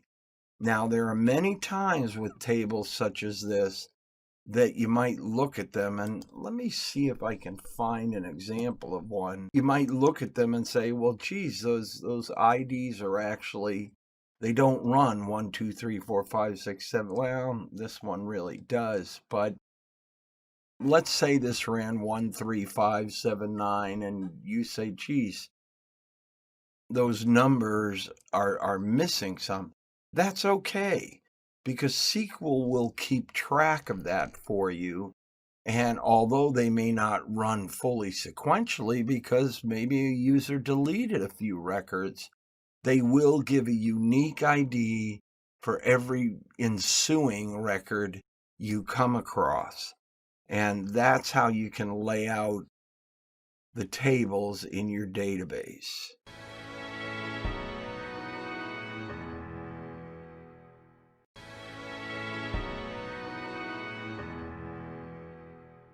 Okay, again, bearing in mind that I'm not here to teach you SQL as much as .NET, but let's continue looking at SQL tables so that number one, you'll know what tables come with the companion code, and number two, you'll have some idea of how to put together a table.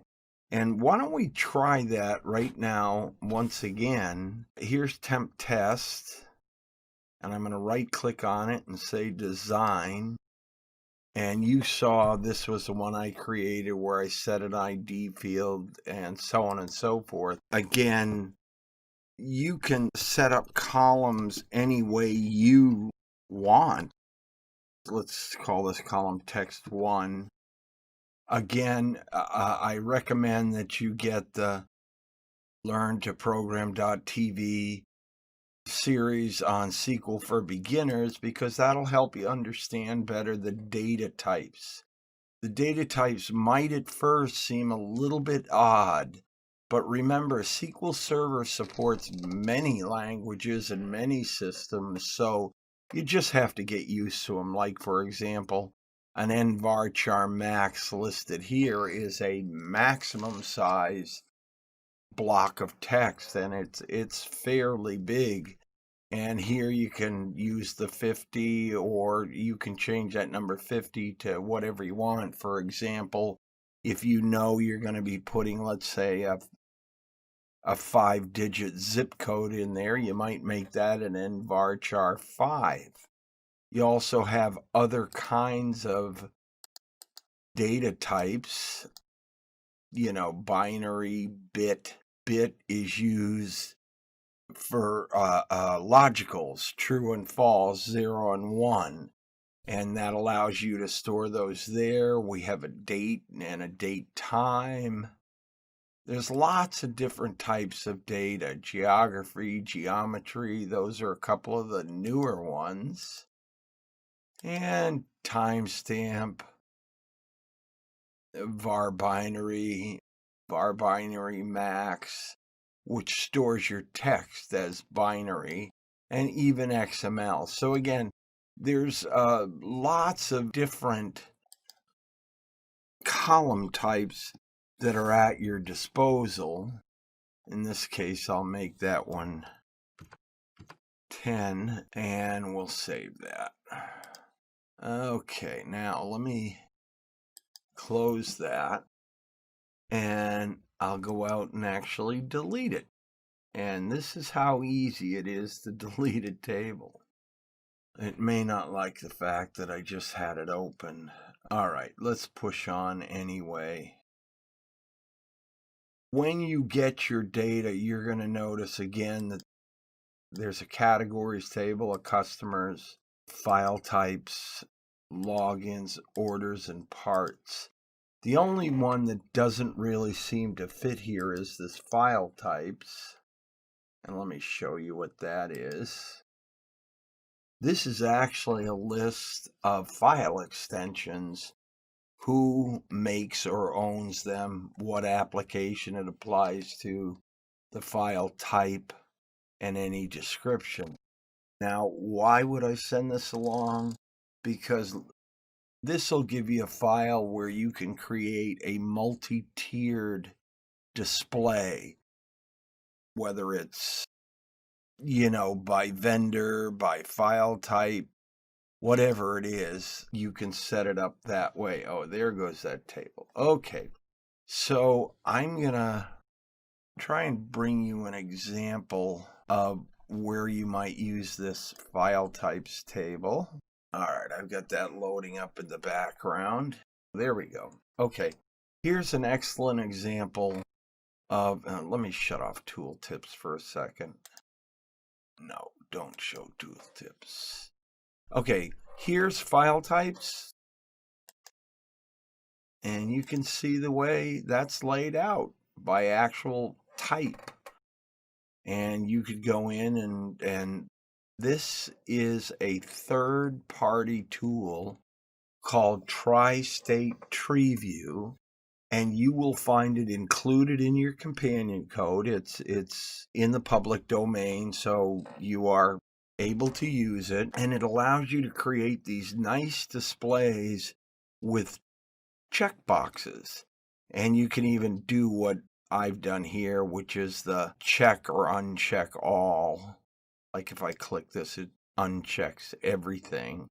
And then notice that if I check one here, these go gray to tell me I've got something checked, but not everything. If I check everything, you'll notice they go more black and dark.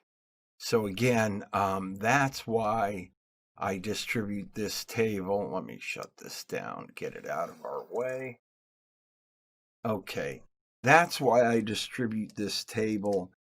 It's not really used in the companion code systems, but I wanted you to have it because it's a fairly big but narrow table. You can see here it's got 178 records with a narrow number of columns. I think there's 6. And that allows you to play with various scenarios where you may want to create a tree type display and that sort of thing. Okay, so we'll close that one. And the rest are the tables we're going to be using to run our Windows Forms and web companion code applications. This is where all that data comes from. We simply connect to SQL Server, call this database LTP data, and then the given tables we might want, and we can run that stuff like that. Now, let me also, before I close this, go to one other thing. And in order to really see it, let me open that up. And right here, I wrote a query.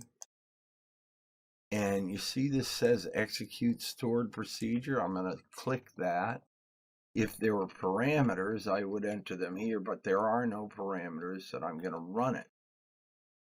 Okay, and you can see the data it produces. Now that data is coming from multiple files. For example, what this is actually showing you are the parts ordered by part ID right here.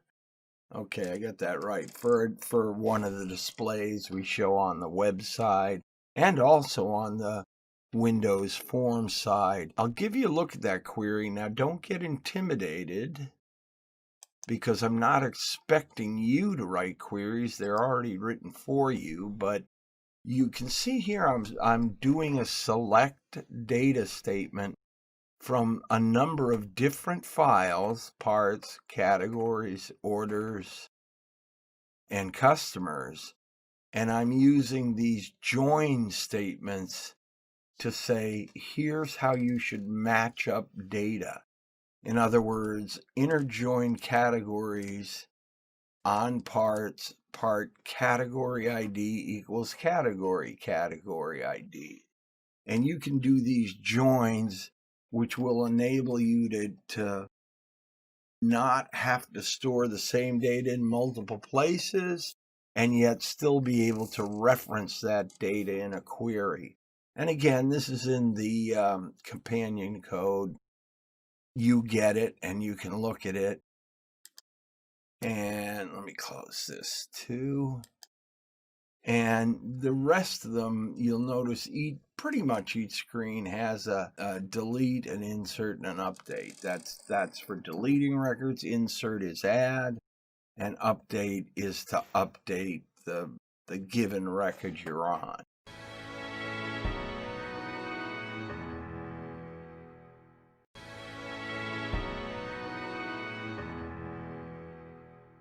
Okay, we're going to take sort of another quick look at stored procedures. Now, having said that, we also in SQL Server have functions, we have database triggers.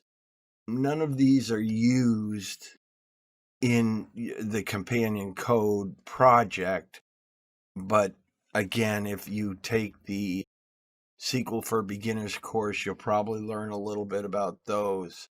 In our case, what we really care about is deleting, adding, and updating records. And again, you can sort of use this. Let me open a few of these to sort of give you a broader idea of what they do. Again, they all this is the update one.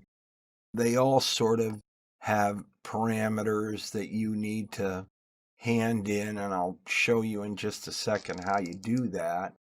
And then you begin your update, and you update and issue a set statement, set category ID to whatever the incoming value of category ID is, and do the same for name and description, where the category ID equals cat ID. That's very important because that'll keep you from updating the wrong data. And even more important, here's the same thing, but for adding. And again, instead of using a set statement, we're going to say insert into because we're adding a record.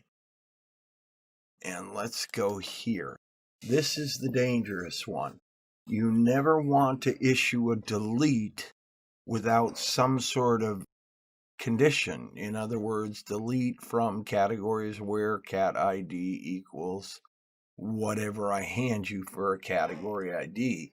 If you didn't write this correctly, you could wind up deleting every single record in that table. So again, if you learn stored procedures, bear that in mind. And if you don't learn stored procedures, again, at least you know it's there.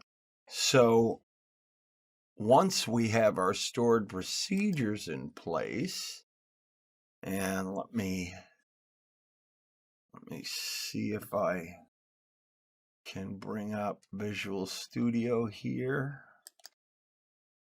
Yeah, there we go.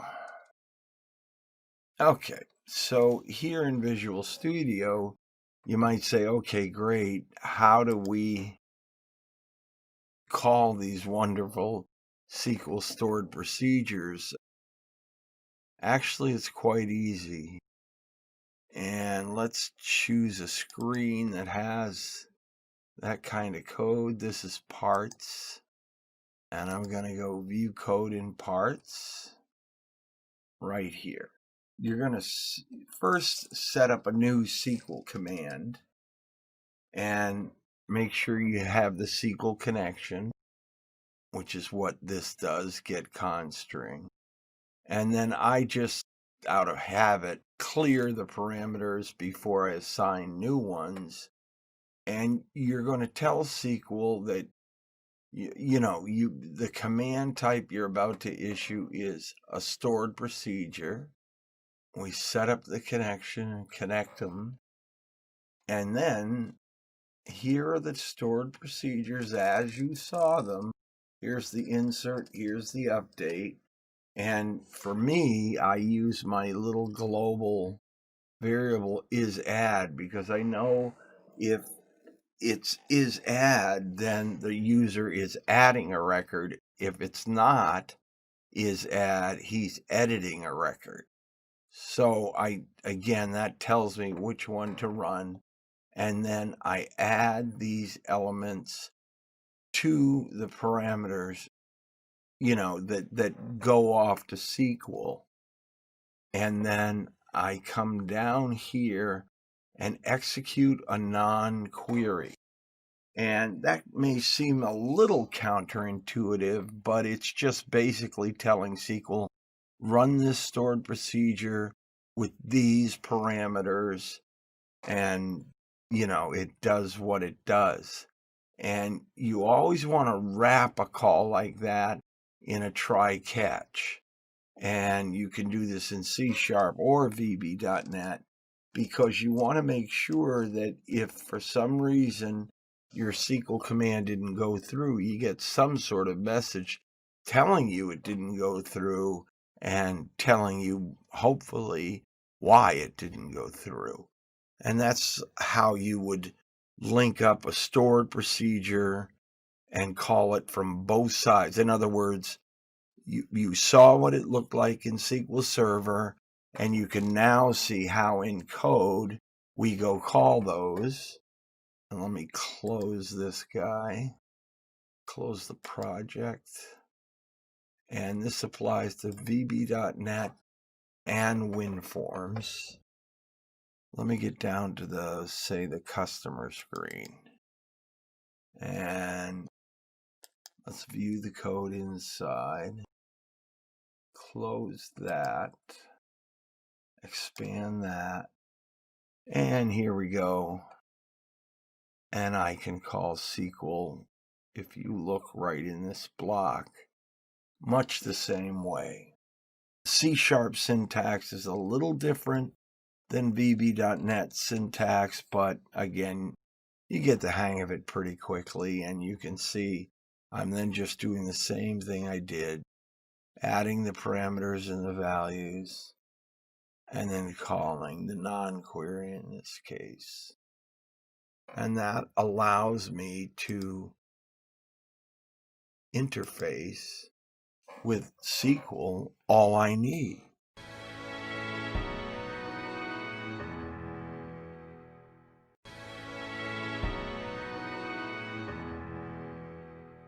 Okay, we already talked about SQL connections and getting SQL data into our system, whether it's a traditional Windows form system like this, or indeed a website. But either way, temp tables are going to get used, and I want to illustrate that to you now. Let's go again just as a review.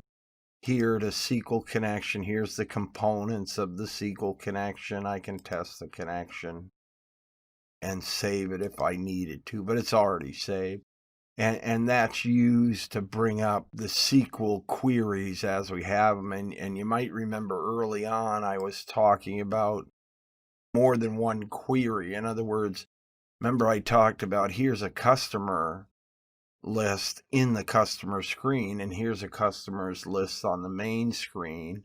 And that shows you how, when we talked about referencing, I ran the native code for the customer screen and then referenced the code over in the main form to get that screen updated. But again, the actual SQL connection is built behind the screen. And let me just try and give you an idea. Oh, I guess we'll go to customers again since we're kind of familiar with that. Down here where I list the customers, you can see I'm just saying SQL string equals select dot from customers order by customer name. That'll give me everything in the customer table ordered by the customer name. And I want you to notice here that I'm going to use what's called a SQL adapter to put that information into a list I call DT for data table cust list. Now, this is a what I refer to as a temporary or transit table. This is not the table. DT cust list is a table I'm using simply to populate a display. Please be very careful that you do not design a system using temp tables like this. Now, why not? Because you should always update, whether it's add, edit, or delete, the source table. Because if you add, edit, or delete a temporary table, you then would have to take this DT cust list and write code to compare against every record in the actual SQL data. So you want to be very careful about that. And that's why throughout this system, wherever you see things like popcust or popords, what I'm really doing is popping up the information, and I'm doing it with lowercase dt, meaning data table, cust list. And just to kind of show you what I do, let's see. Oh, right here. You notice I create a public shared variable called dtcustlist as data table. That tells every routine in this given form that table name is what we're going to use, and this is going to fill it, and it's again a temporary table, not a permanent table. Okay, so let's go. We'll close that. Actually, we'll close this whole project. Remember the point here being that on the Windows side of things, I'm building the connection string in pieces. I'm taking stuff from the settings file. Actually, I'll bring that up so it's a little more visible to you. Let's go here and go to settings. And when you saw that screen come up, these are the values that I'm really filling in: the server, the database, whether the connection is trusted, the user, the password, and then here I build the full connection string. And this is a timeout. Timeout with SQL, it usually defaults to 45 seconds. In other words, if you're running a SQL query and it can't get data within whatever amount of time you put here, it's going to give you an error saying I can't connect, I couldn't get to data. But again, you can see through both the VB.NET and C# Windows Forms project, I'm getting the connection string really in pieces and then assembling it in code and using it. But let's illustrate to you now why the website is a little different. Close that project and I'll open the website again. And just to make sure you understand, I'll bring up a temporary server, which is this is automatically done for you. It creates a local host on a temporary server so you can run your code. Let's go to actually we went to customers last time. And you can see here, I'm actually accessing the exact same data. Remember, this used to be 98 Toms Road. We changed it to Avenue. So with two different systems, I'm hitting the same data. Now, you might say, okay, great, but why do you do that? Well, I do that because this is sort of a real world situation. Suppose I had a Windows Forms application, which I've actually done at times, that's run within the company, and then the company says we also want people to be able to see data via the internet or sometimes via an intranet, meaning a sort of an internet within the company only. And that gives me the way to do this just by both hitting the same data source. And I'll close this to show you over here in a web-based system. Here's web config. This is my configuration. And this may look like a lot of Chinese to you, but here are the connection strings. And rather than build them by a component as we did on the Windows Forms side, you can see they're all together. Here's the connection string. Server is Dell laptop and the database is LTP data, and it uses a trusted connection. So it's done a little differently on the web. It's not that you couldn't make the same screen on the web that would allow the user to change the connection, but you really don't want to do that for security's sake. You don't want users logging in from around the globe and changing your connection strings. It not only would it not be prudent, it could be very dangerous. So that sort of gives you an idea of how I can obtain data both in a Windows Forms and a website project.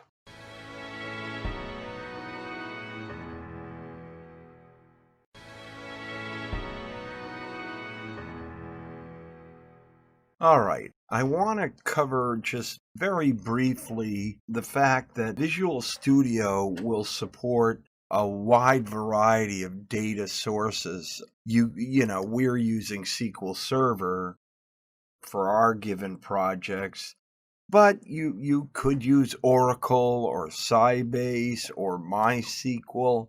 As long as you can get a driver for that system, Visual Studio will be able to use the data. You can also use raw data, for example, text files, Excel files, and files like XML.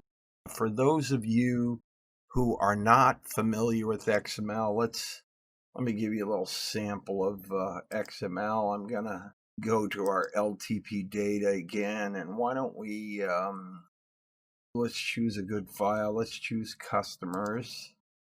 And I'm just going to run a query, and I'm going to say select asterisk, which means everything, from customers for XML path. And that sounds like a little strange query, but again, I'll check the query and then execute it. And you can see what it did. Double click this, is it turned a data table's contents into XML format. And for those of you unfamiliar with XML, this is what XML looks like. Similar to HTML, it gives you a tag name, which in this case it's using the column name from the table definition. And you'll notice there's an open cust name and a / cust name, which means close cust name. And the text in between is the actual record. So, that's XML data. And you could use that data. It's perfectly fine for Visual Studio because Visual Studio and .NET fully understand XML and even use it. I would recommend, in fact, that you pick up a book on XML, and it doesn't have to be a big book because XML is pretty intuitive once you get into it. Now, that's not to say that it doesn't at times get complex, but I learned my first XML with a very small book called the XML Primer, which at the time just taught me what I needed to know, about things like this, like the header and the tags, and you can see each row is closed. Then I learned how to formulate XML data out of various SQL data, and it's also a great way to transport data. For example, if I wanted to send my data from this system to somebody else who had matching tables, I could use XML to do it.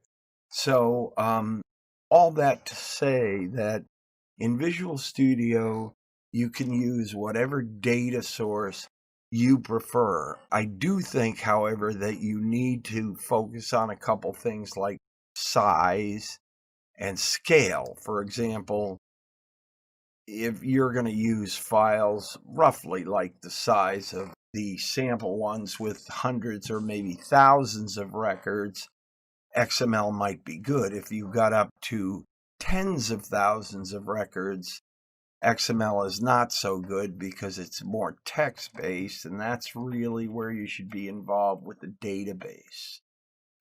So again, use caution. Don't choose a data source simply because you like it or whatever. Use one that will fit the data you're going to produce. For example, in our sample system here, you can see, I'll take a look at the contents of this table. This is these are just the items that were ordered.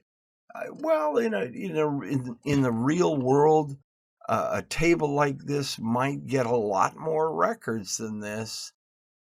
And again, it is order information, and things like XML are just text. So if somebody bumped a keyboard, you could be in trouble. They'll change a key of some kind, the order ID or cust ID. So not a good idea to use that kind of data there. Instead, stick with the database. But you do have a wide variety of data sources. And SQL Server, again, something I'm not going to cover at this point. Let me close that. SQL Server has integration services. Let me see if I can bring it up. I don't think I have it loaded here. No, I really don't. But you could look up SSIS, which stands for SQL Server Integration Services. And that could be very helpful to you in situations where you might have old systems. If you have a system that was written in something like Visual Fox Pro or DBase that's now old and out of date, but it has data you'd like to recover, there are drivers available for that, and you could use SSIS to comb through that data and integrate it into a new SQL table. So your variety of data sources is only limited by your imagination and the needs that arise. And that closes this chapter. So we'll move on to the next chapter where we're going to look at C# in a little more depth.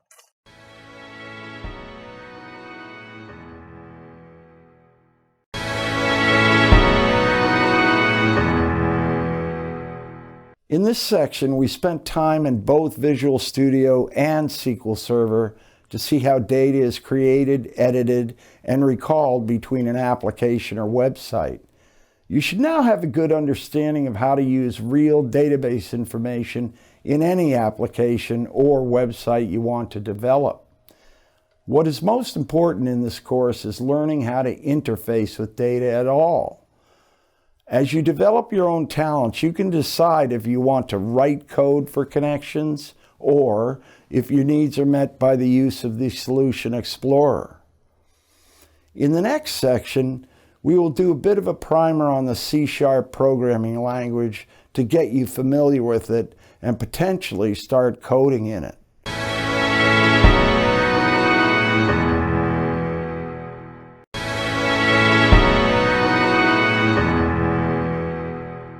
Welcome to Section 4. Today, most languages are based on the OOP principle. C#, VB.NET, Java, HTML, CSS, and many more languages and scripting systems are all structured to produce OOP-guided software system. C# is no different. It is designed to let us write object-oriented code, most often reacting to objects on the screen that users will employ to do whatever they are trying to accomplish. We will talk about why we are choosing C# and the advantages it offers, and then we will spend time on code structures where you will use C# to construct good program code. So let's get started.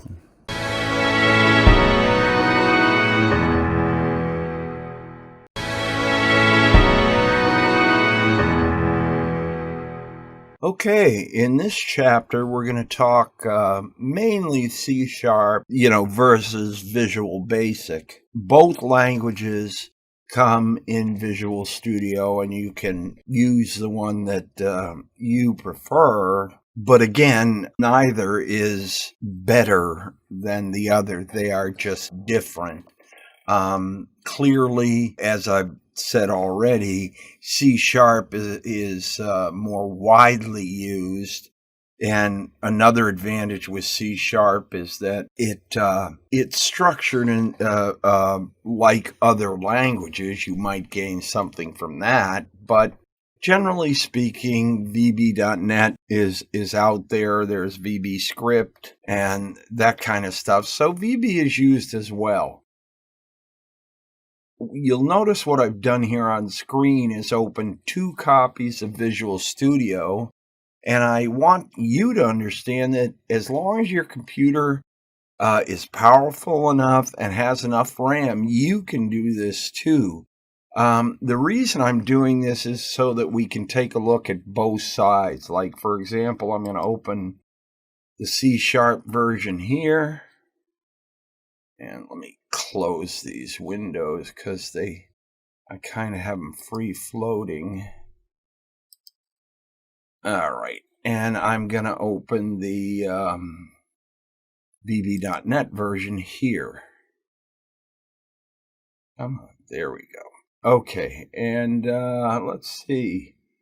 Yeah, we have customers open on both sides. And the only reason I'm doing this is to sort of give you, as we discuss C#, to sort of give you the VB.net side of things, shall we say. So let me expand the buttons here. Okay. Let's remember also that in C# there are certain things we have to do a little bit differently than VB.net, and you'll learn that as you go. Some of the commands, for example, in VB.net, you have a select case type structure, which allows you to, for example, you can issue a select case statement. Let's suppose you have a group box where you put 3 radio buttons and you want to check, you want to do something corresponding to the radio button that's checked. So you might select case and then do this on option 1, do this on option 2, do this on option 3. You don't have that in C#. There is a command in C# called switch, which is similar but not identical. Another thing about VB.net over C# is VB.net, a lot of times when, let's say we have a string of characters, say it's 10 characters, and say they're all blank. In VB.net, we can just check, is that field or whatever it is, variable, is it null? And that works just fine. Whereas in C#, we have to ask, is it true or false that it's null? And it'll come back true or false. So we're really checking the logical there rather than just the condition of null. So there are little subtleties like that that differ in the language, as well as some of the general statements. For example, if we look here on screen, here's C#, it uses the terminology using for libraries, whereas VB.net uses imports. Okay, and let me scroll down a little bit. And here are the buttons on both sides. And again, you'll notice here on the VB.net side, this is a private subroutine called command add click. And you'll notice there's a handle statement, meaning what event is this code supposed to handle? And it handles a command add click. Well, over here on the C# side, you'll notice there is no handles clause. There's just the private void command add click.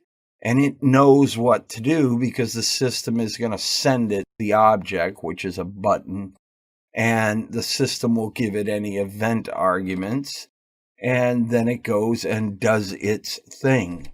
Another key difference here in C#, you'll notice we use the terminology this, in this case, text custid.text. In other words, it's referring to the text in the field called text custid. and you'll notice this is used. Now, if we come over here to VB.net, you'll notice that it's not this, it's me.testCustID text. And then we might set it to space 10 here, whereas over here in C#, we just set it to the empty string of indeterminate length right now. Here, this is 10 spaces, 50 spaces, 250 spaces, but over on the C# side, we can easily get away with just saying, string empty. Give me an empty string of characters. Notice also in C# that every line ends in a semicolon. This is very important because if you miss that, you'll get an error of some kind.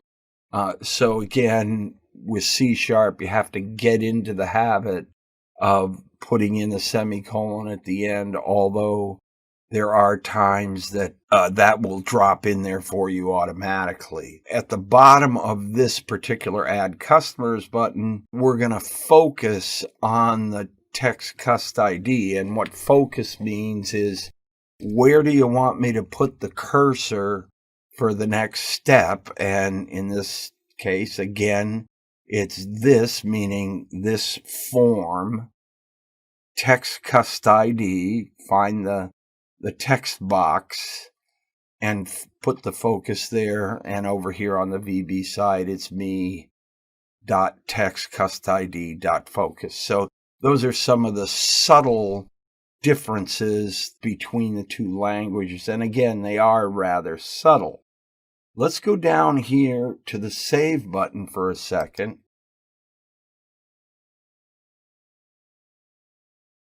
Now, when my user clicks Save on this particular customer screen, I don't want to save a record if certain conditions exist. For example, let's go to the VB.net side first because it's easiest to understand. Then we'll go over.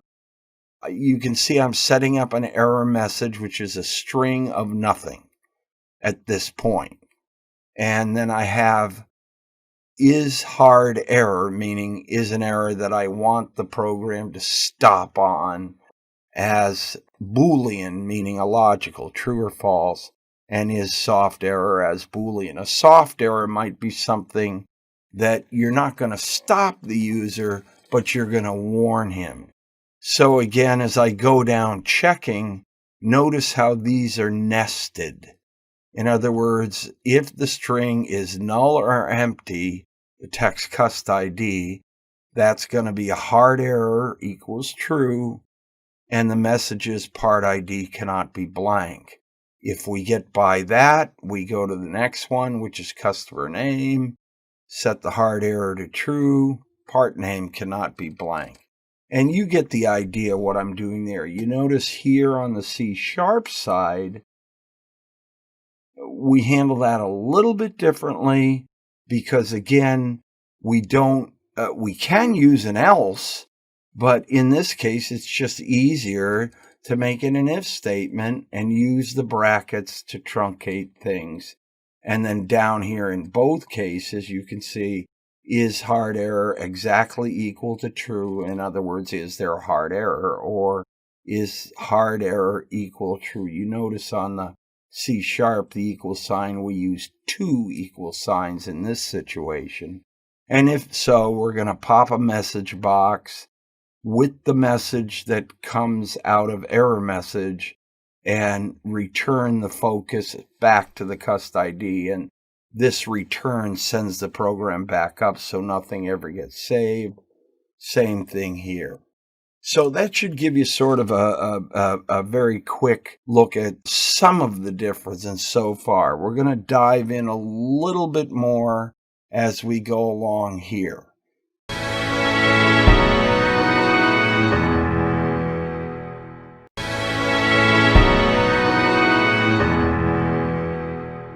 Okay, let's continue on and look at some more programming structures in C#, and we're using VB.net to compare them. You'll notice here And again, this is the C# side.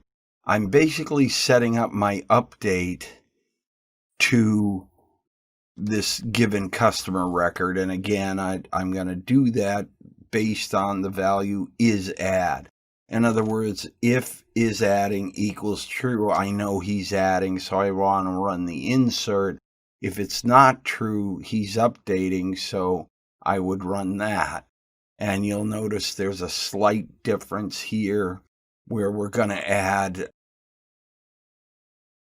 a lower, I shouldn't say lower, let me say a record ID, which is that ID field I showed you that's automatically assigned, and update from there. You don't see that over here. That's because it was changed later on, but I won't bother with it now. And again, you'll notice the statements are very similar. Here we're going to add parameters before we call SQL to do the update.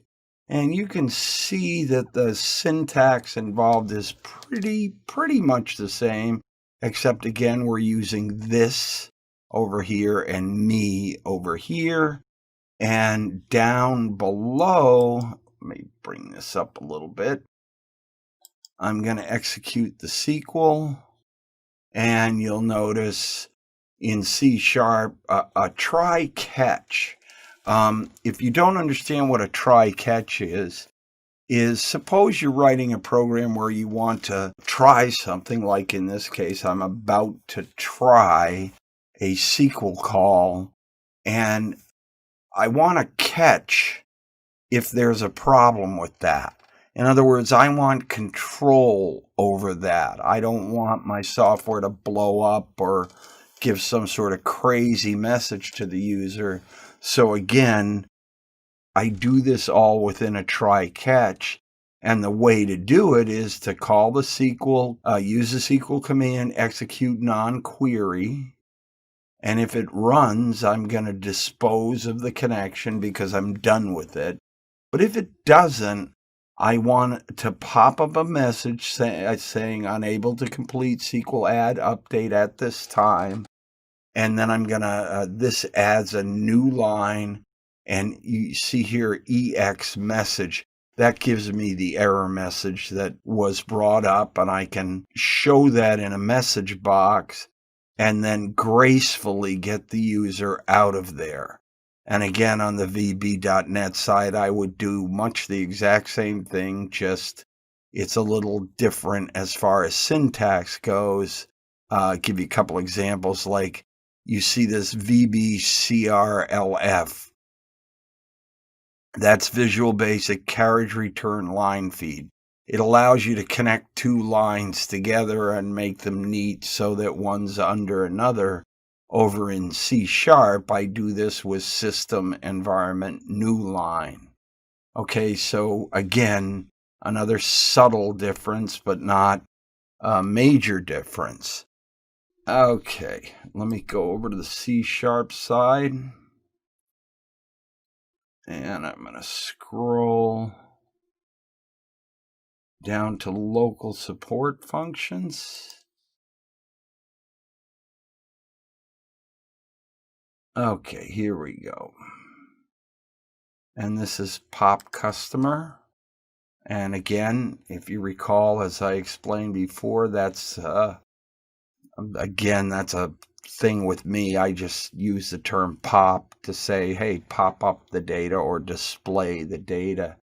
And again, you can see that the syntax is a little different.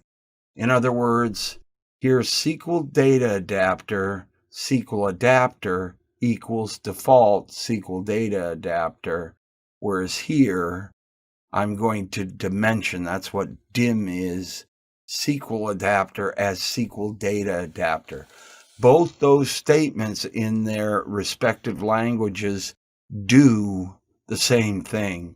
But you can see in C#, we always name the class first, then the name of the variable, and then if we want, we say equals and whatever it equals. In this case, it it's going to equal a default SQL data adapter. Whereas in VB.NET, we're going to dimension, we use the name, and what do we want this dimensioned as? This class, SQL data adapter. So again, that's a bit of a difference. Now, let me come down here, and this is a concept that we need to understand well in either language, and that is the for next loop. You can see here for and next. In other words, if I have a table like I do with DT cust list, and I want to paint my list box, what I'm going to do is go through each row and paint it until I reach the maximum number of rows -1. Now, why is it -1? Because these are 0-based. They're not 1-based, they're 0-based. So I say for x equals 0 to cust list rows count -1, and rows count is going to give me the number of rows in DT cust list. Over here on the C# side, this is done in similar ways, but it's a little bit different because I'm going to say for x equals 0, where x is less than or equal to the cust list rows count -1, and this x++ tells it to increment by 1 as we go. And then what we do is establish each data row, populate it, and add it. And these two code blocks do the same thing. They actually populate the list that appears on the screen. But again, it's important to understand these subtle differences because, again, in VB, it may be a little easier for x equals 0 to whatever the count, the maximum count is -1, whereas in C#, it's sort of the same thing, but it's for x equals 0, where x is less than or equal to the cust list rows count -1, and increment by this step. So that's a little more, C# is giving us a little more than VB.NET gives us. And the rest of these commands are pretty much the same. This is code that just sets up tooltips, and aside from the brackets and the semicolons at the end, they're pretty close to being the same thing. Again, remember in C# we use this, whereas in VB we use me. Okay, so that should give you sort of a little bit more of a step.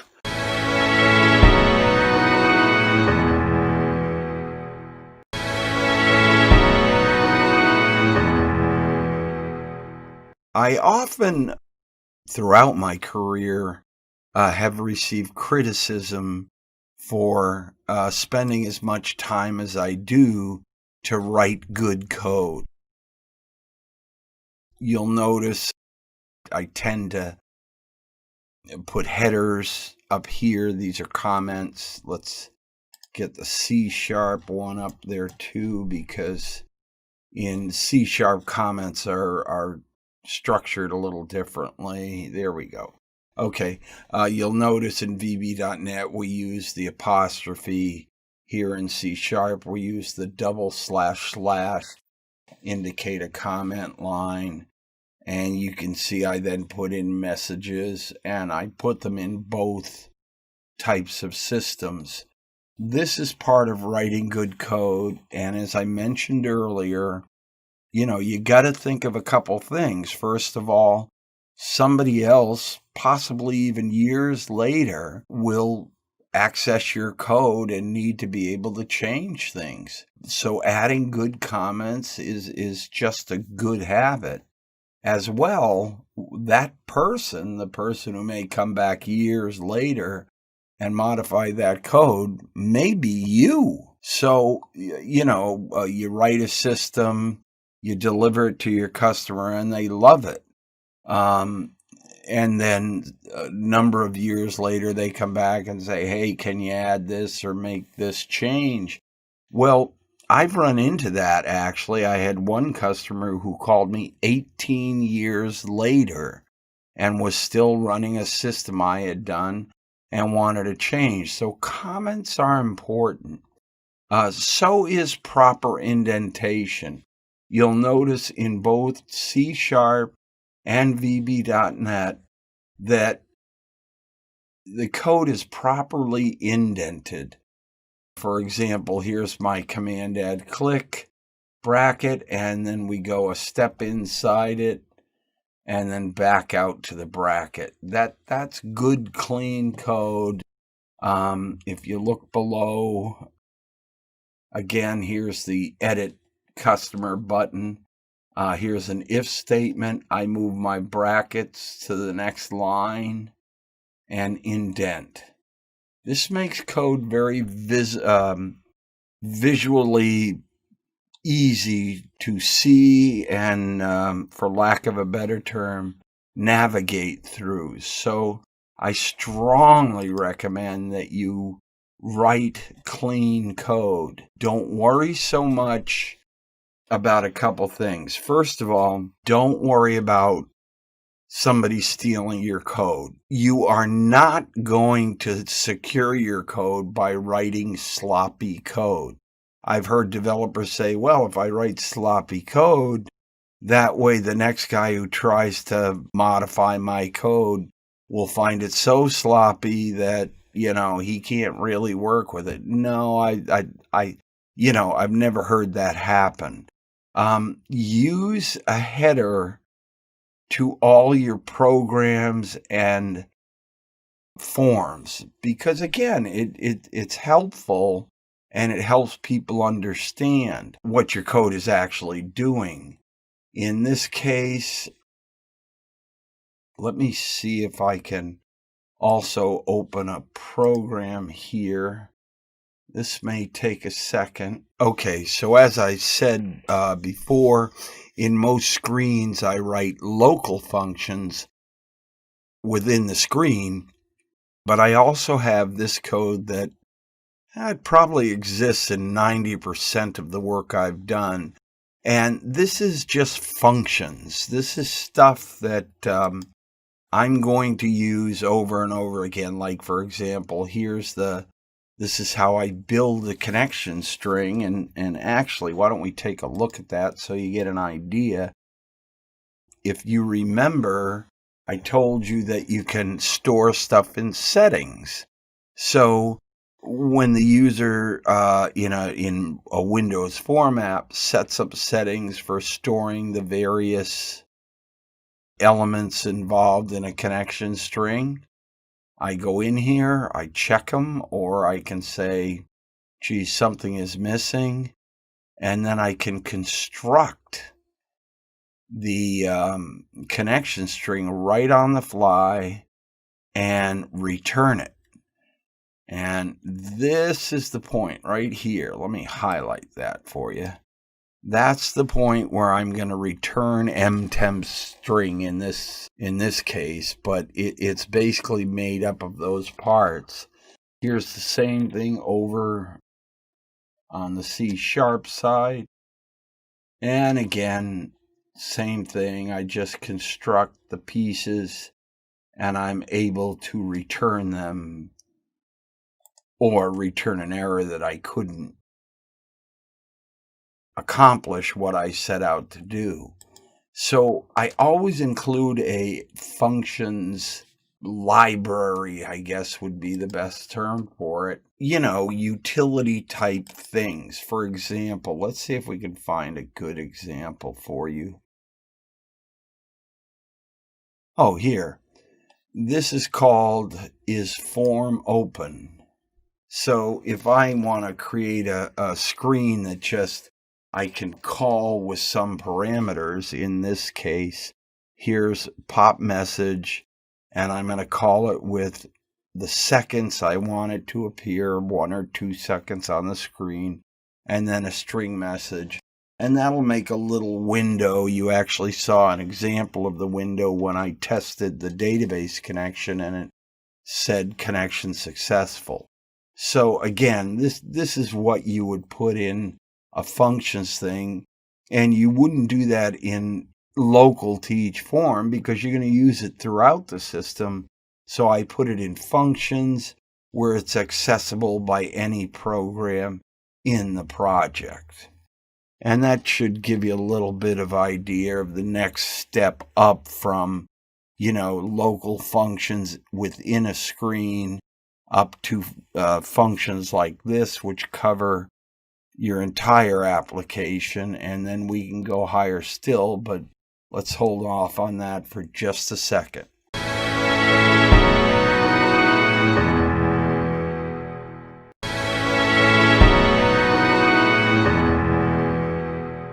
So we've looked at, some C# and some VB.NET as a comparator for C#, but again, this is by no means a full education in C#.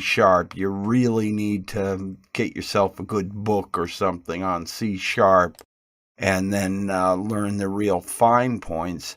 But this does give you a way to see the differences and see the advantages maybe. One thing I do want to mention is there are tools out there called code converters that'll convert C# to VB.NET and VB.NET to C#. Let me tell you point blank, these do not work 100%. And as a matter of fact, they can leave you with quite a mess, because really what they do, as you've already seen, and I can give you another example right here.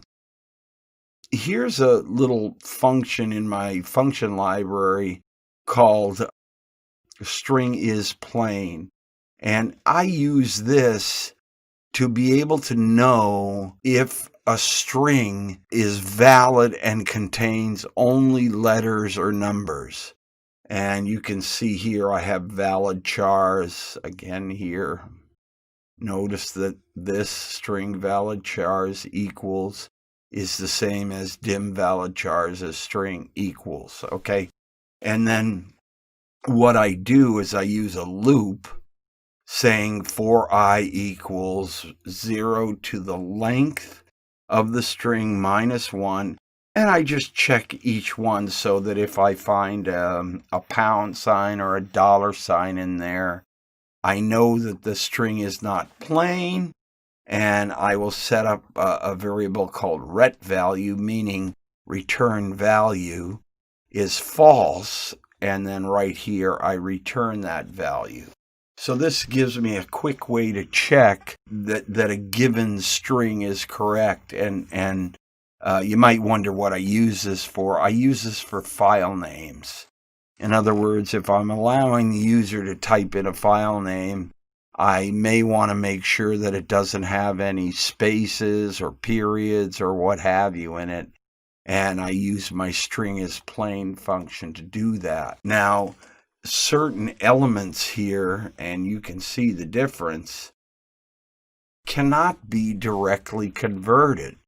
So don't kid yourself with the panacea of code converters. In other words, they will convert your code, but often they leave your code either in a non-executable state, or they do a conversion that's kind of, for lack of a better phrase, cheap and cheesy. In other words, I'll give you a good example of that. If I go here, and let's say this is just the code that I were using, and I had run against a converter you see that I can say import Microsoft, and I think, yeah, Visual Basic. Now, what this often does is if, let's say you're taking C# code and converting it to Visual Basic, this just imports Visual Basic into the C# code. And that really doesn't convert any code. It just facilitates some running of Visual Basic code in a C# application.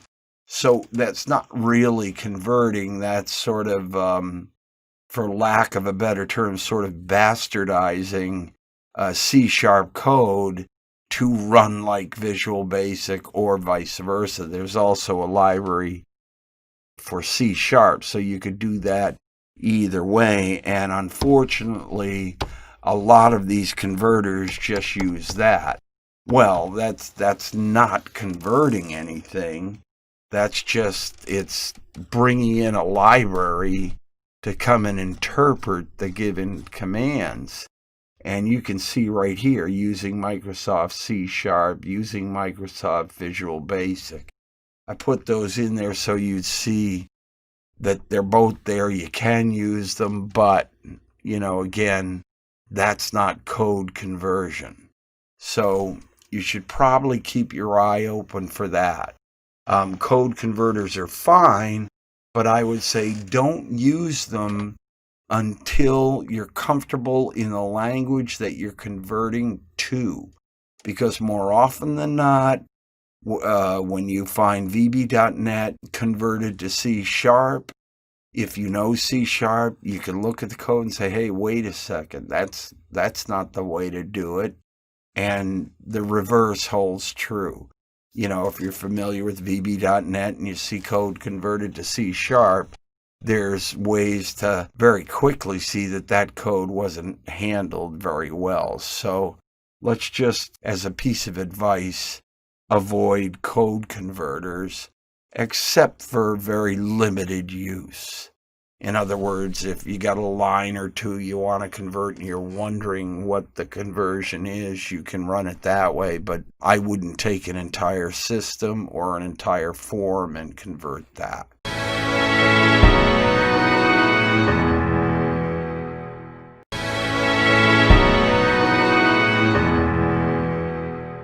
Okay, as you can see, I've gone back to one single window with Visual Studio. Here's that window.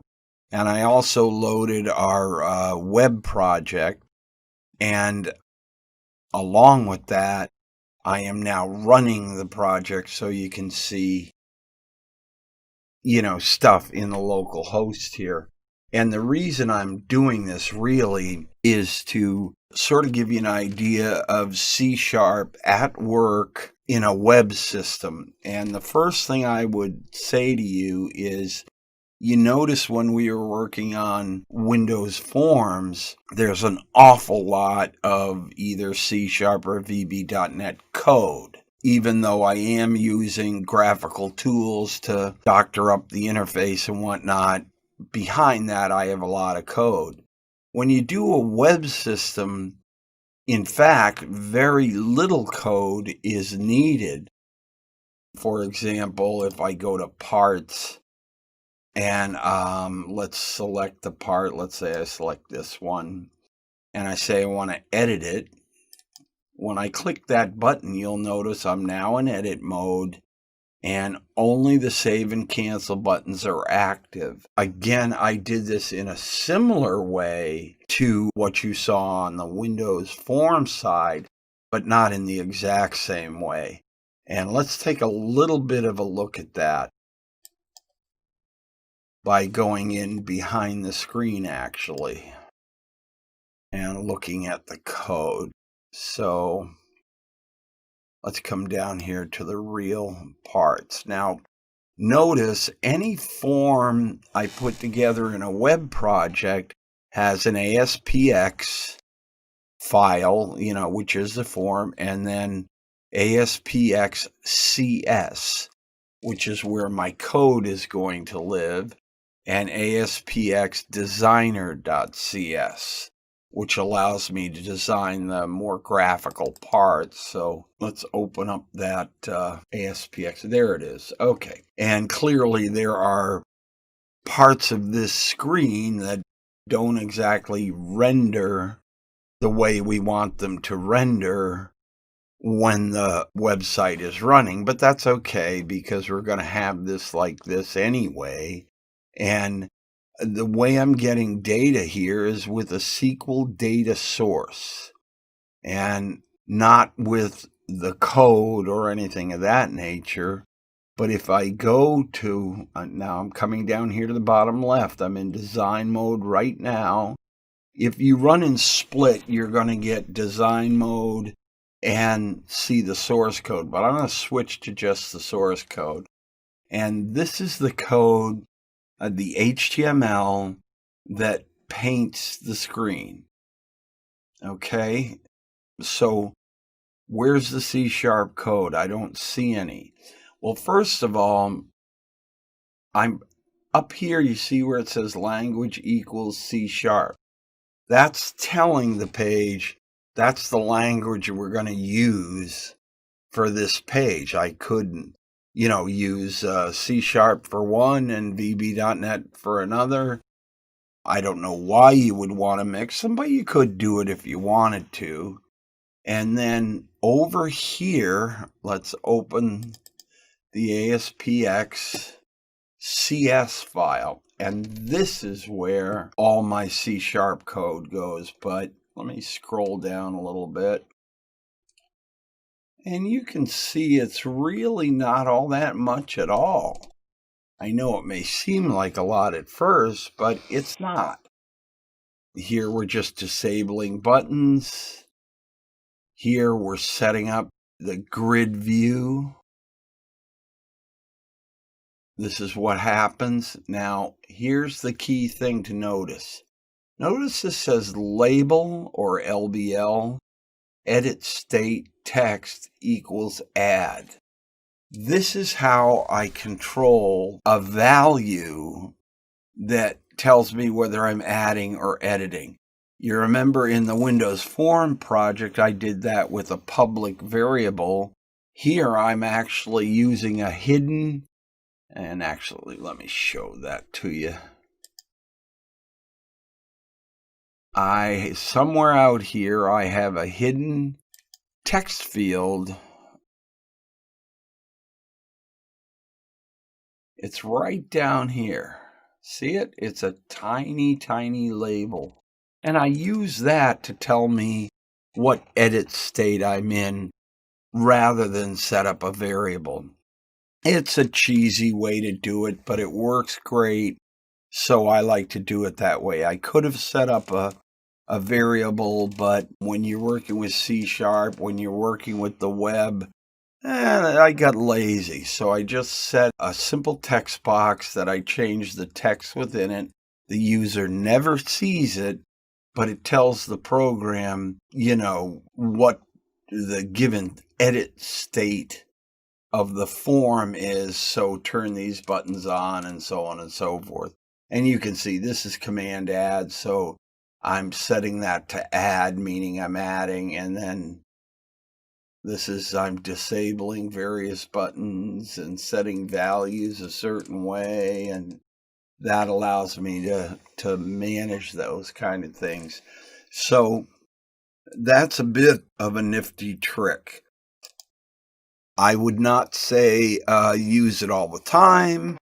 It depends on the complexity of your website. This website here is very simple, so a technique like that works just fine.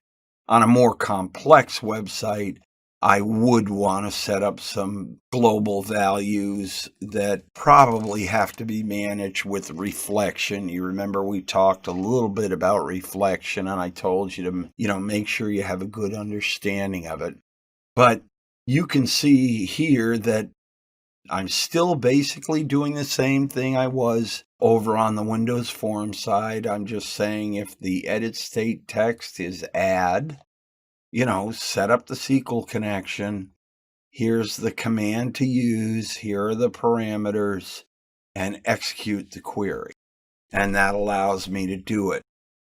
Now you'll notice down here we have a command in C# that we don't have in Windows Forms. This would probably produce an error. This says response redirect parts. What does this do? Well, when I add a new record or change values in a record, I want to repaint the screen so that it reflects that change I did. And the way we do that is to redirect a response to the very screen we're on. See how that says parts? This says parts. So I'm just redisplaying the screen. There are ways to do it this way. You could also do it with something called a post back, which again, you can study yourself. It just depends what your given desired technique is. But again, you can notice as I scroll here, this is much less C# code than appeared in the Windows Form stuff. And not only that, but it's also very reusable. That's one of the things I like about writing organized code. This kind of code exists in all my major screens, parts, customers, so on and so forth. And all I need to change are, some given values here and there that are called like text part ID. I would change to cust ID, that kind of thing. And that allows you to speed up development. Now, again, you won't always be able to do that. You may have to be generating systems that are a little bit more complex and don't leave you those things. But generally speaking, if you're doing simple systems, and I consider the sample system to be a simple system, you can do a lot of duplication, and therefore a lot of cut and paste of your own code.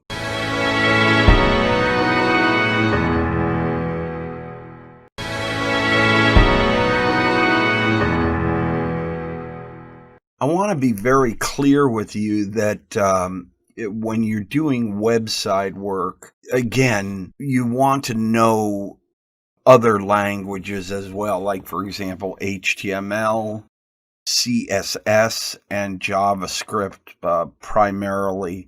These are the languages of the web. So if you learn C#, that's fine, but that's not going to move you directly into doing web work. And let me see if I can show you a couple examples of what I'm talking about. Here's our website, and this is the home page. This is all done with HTML, and here's the about. And this text here, which again will also be in your companion code, it's just gibberish that I use to display there. When we get into the actual working screens, these are managed a great deal with sort of point and shoot type coding. So there isn't a lot of code like there was over in Windows Forms, where we had to write stuff to fill a data grid or a list view. This is done in a point and shoot situation. And I'll give you an example for that. What is controlled by C# itself are the actions behind these buttons and the buttons management itself. But that is about it. And again, you can see I've included two screens that allow you to do that editing, and then two screens that'll just be sort of a display. And watch this. If you'll notice, this is ordered by customers, but if I click on address, it's now actually ordered by address, or I could order it by phone, or I could order it by email. And this feature, this sorting feature, again, is not C# code. It's point and shoot type stuff. So when we get towards the later chapters, especially towards the end, where we're going to dive into this web page, I'm going to show you how these were put together. And I will tell you right now, there is no C# code involved in putting together these tools, which are called a grid view. It's basically actually here. Let's close that. And we'll bring that up. You can see it's done with a data source and the grid view itself. See this little button out here? If I click this, I can change various things. And how was I able to sort? Well, I have a checkbox that says enable sorting. So that was pretty much it. And here's auto format, which allows me to choose a wide variety of looks and feels and flavors and that kind of thing. Let's cancel out of that. I can configure the data source, refresh the schema, in other words, what it all looks like. I can move columns around and even edit the templates. So again, development with the web, number one, doesn't require a lot of code, and number two, certainly doesn't require C# code. And all I really need is a data source, and you can see it's SQL data source cus. So if I click this and configure the data source, I want you to get an idea of what this looks like. Again, this is what you've already seen. So we have a connection string. I could add a new one. And I think actually I have some other strings out there, but let's stick with this one and go to next.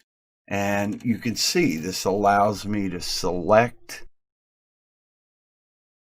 the SQL in a point and shoot method.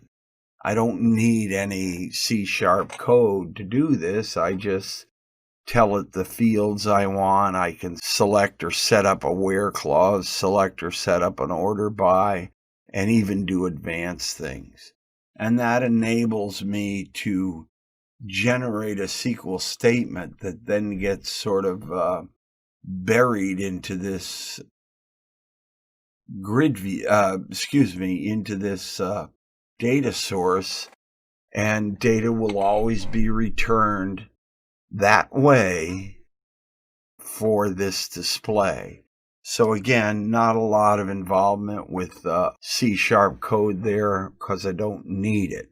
So the point I want to get across here is that when you're doing web-based development, whether it's C# or VB.NET, you don't need to do a lot of behind-the-scenes coding. You certainly can do it if you need it, but if it's a fairly straightforward system, you don't need it. Okay, that's about it for this chapter, and we'll move on to the next one shortly.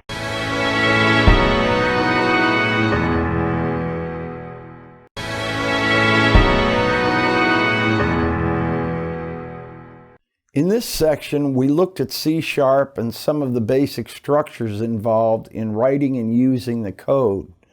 We learned about the syntax of C# and how to interact with an interface using C# code. We also learned about good coding habits and some simple as well as complex coding techniques that you will no doubt need to implement at some time or another if you use C#. Remember, with a language like C#, you may not learn the entire scope of the language, and that's okay.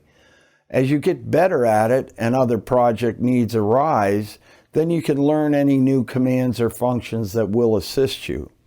It's worth it to become talented at the basics and then manage any specific C# focused learning as you need it or want to explore it. Now we will get back to Visual Studio and start looking in detail at creating a project and putting together its forms and programs.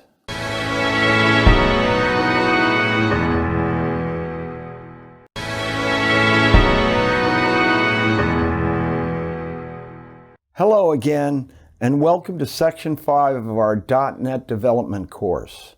In this section, we want to start a project, add components and objects to forms, and add the code needed to drive these parts. We will do this with one of the companion sample projects. Instead of starting at the beginning, we are going to look at the completed project, then return to the beginning and examine the code and objects that make up the final release software. We are going to start on a traditional Windows Forms project. To follow along, load the project LTP_WinForms. We will spend time learning how to place Visual Studio's simple objects and how to interface with them. We will also learn about more advanced objects and how to set them up correctly. I will also use a third-party library as a tool to explain how to interact with external objects. Lastly, we will talk about why user interfaces are so important, go over some common do's and don'ts, and explain how to create useful and error-free interface designs. We will begin by comparing Windows Forms and web projects to show how versatile C# can be.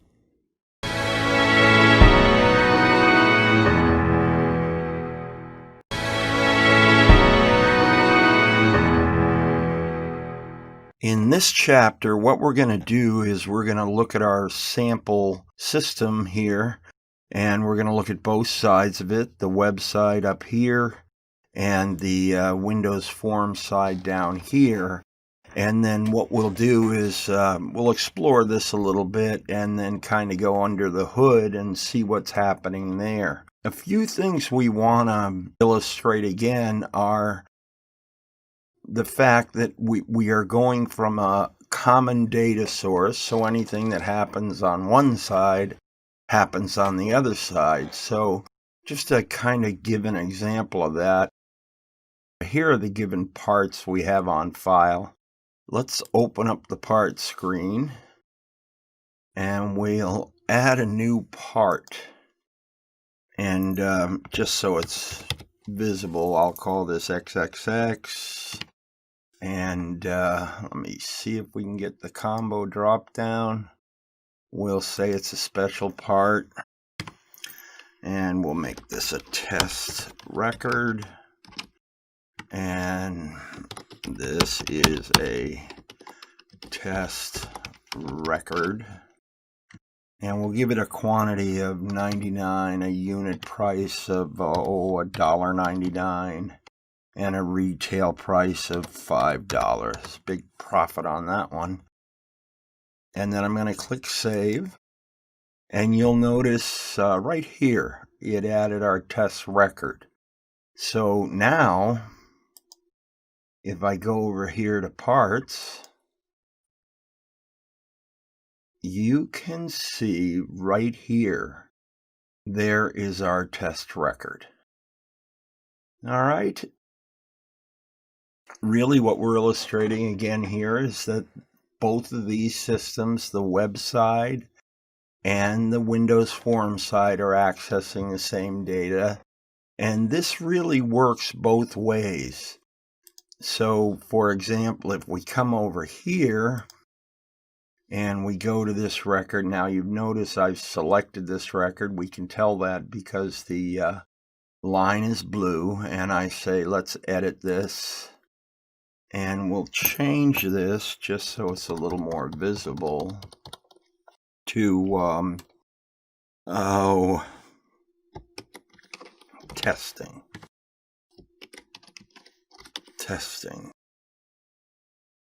Save that.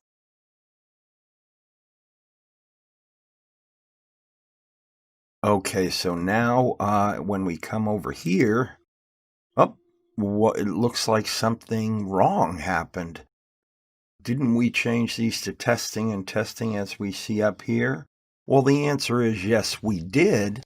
But this list, because we generated this list with a temp table, that temp table doesn't get changed, the source table gets changed. However, if I go into parts, Now take a look.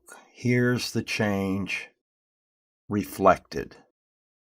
And again, I can actually, if I say, let me select this part and I say edit, save, and exit, you'll see now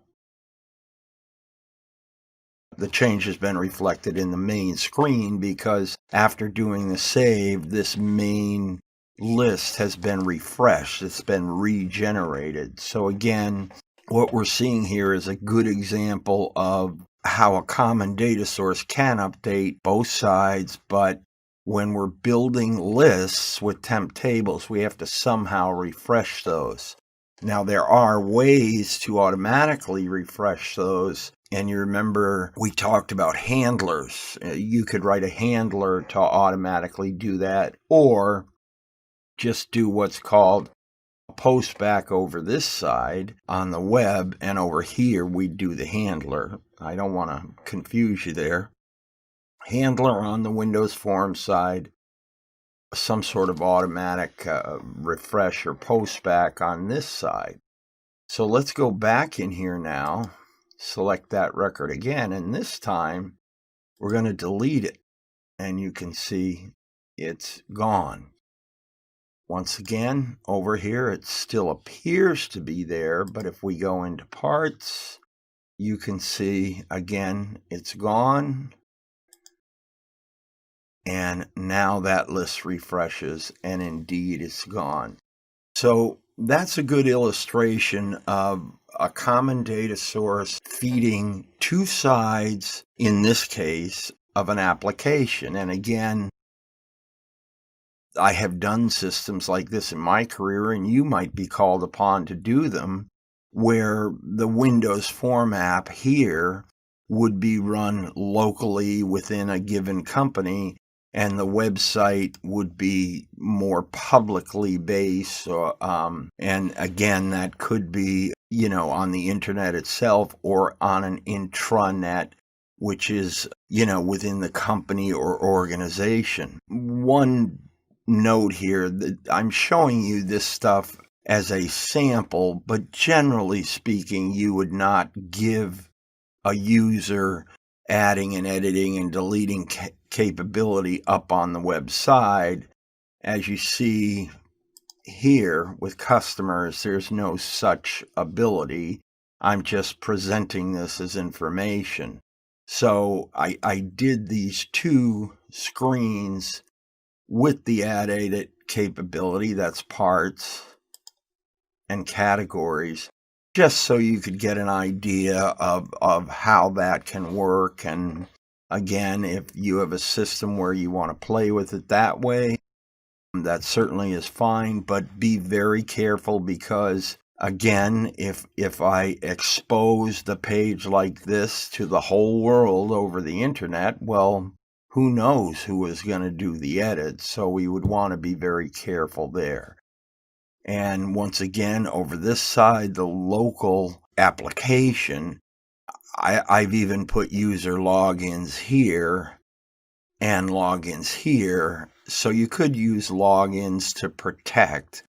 But again, this application would be more local and the website would be more public. Okay.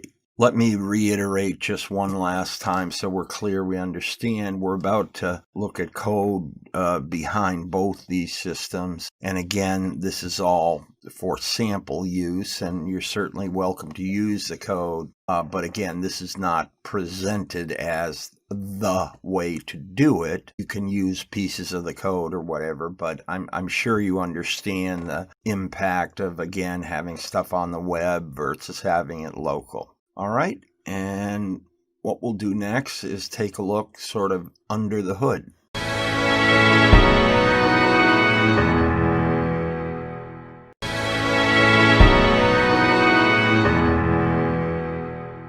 Okay, so we're going to start on the Windows Form side first and just sort of take a look at what was happening behind the screen.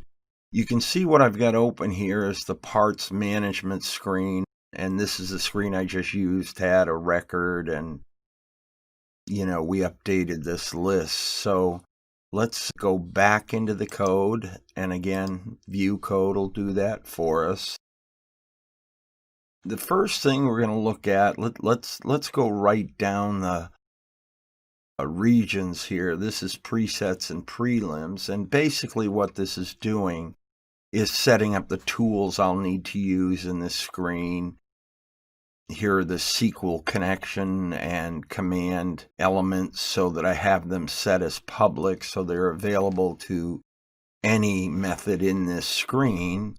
And these are general use publics, an integer, a tooltip, a record ID, and my controllers here that are my own sort of creation, isEdit and isAdd, to tell me if I'm editing or adding.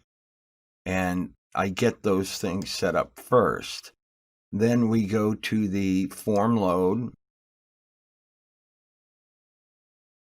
Okay, and really all we're going to do on the form load is I'm going to hide the screen when the form first pops up, and I'm going to build a category list. Now, remember that, and I'll show you this again, when I was selecting what category this part is in, it was a drop-down list. So I've got to build a small little table with those categories to fill that list that the user can select from. Then I'm going to populate the display with my pop parts. And here we have a routine called set controls. Now, what I'm going to do is I'll jump way down to my local functions here, and let me see, where is it? Right here. This is set controls. And really, the way this works is you can see, I just say, like, here's the command add button. The command add button enabled is, and if you look very carefully right there, that's an exclamation point, which in C# means is not. So if isEdit equals false, my enabled here is going to be false. And this usually occurs when an edit has been started and I shut off the button because I don't want the user clicking it a second time. But this function just sets all the controls based on what I want to do, and then I refresh the form. Refreshing a form is very important. You can refresh individual objects on a form, but when I change buttons or lists or whatever, I want to refresh the form so it reflects those changes I just made in the visual elements of the form. Okay, let's go back up top to where the form load is, and again, here's set controls. I'm going to initialize a rec ID value of 0. Now, you might say, what is rec ID and why is it 0? Simple. Rec ID is a value I use to deal with that hidden ID field in each of the tables. Rec ID will store that so that in various circumstances I know if the rec ID is less than 0, I don't have a record selected. If it's greater than 0, I'm going to put that ID value right in here to tell me what record I'm currently working with.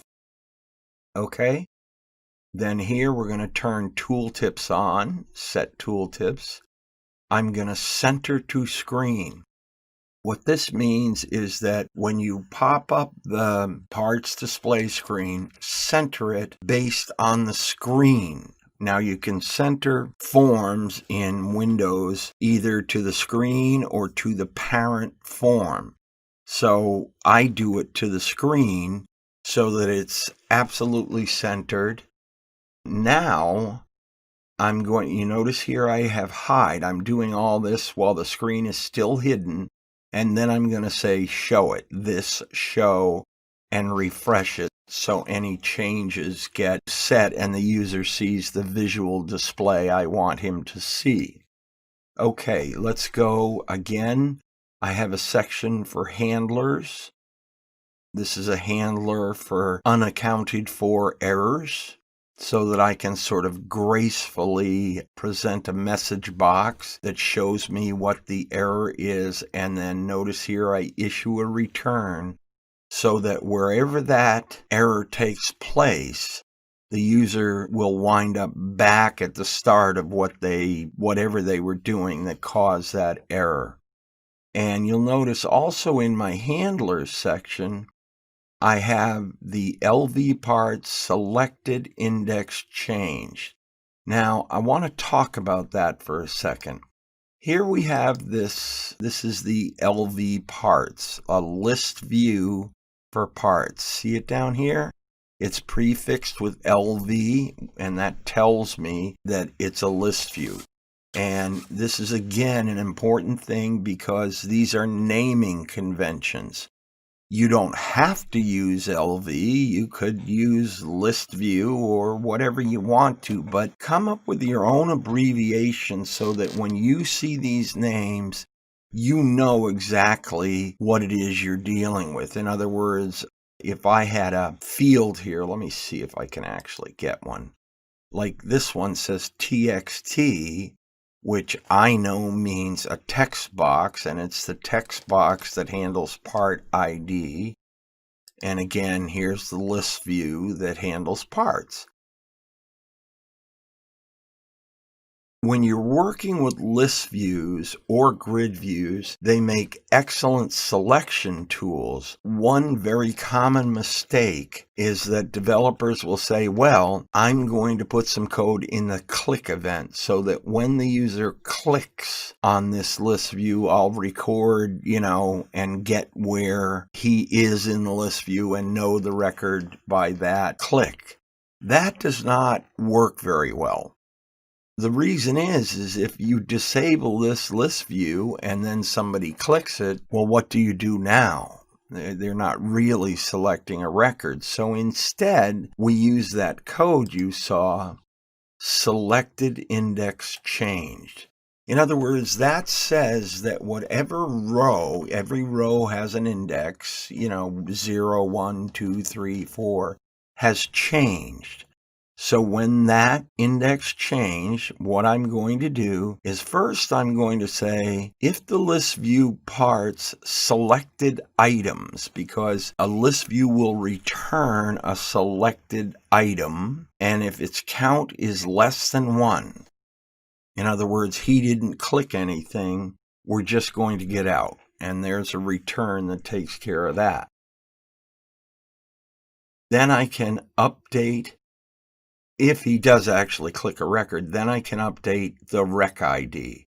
And let's look carefully at that, because what I'm going to do is I'm going to say the record ID equals convert to a 32-bit integer whatever he selected in item 0, sub-item 0. So that would mean the first record that he selected and the first element, which in fact is that hidden ID field.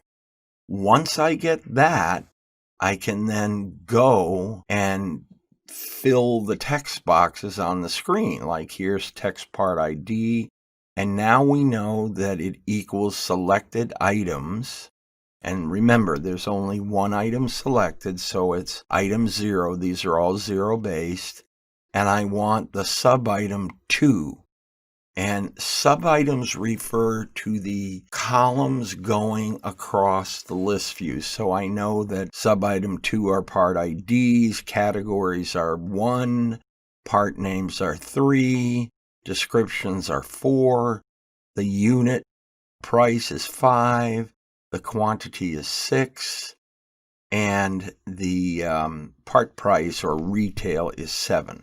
And that enables me to then fill those fields, and you've got yourself a record. Let me close that for a second. Well, you know what I'm going to do? Hang on. I'm going to get set up to actually demonstrate that for you.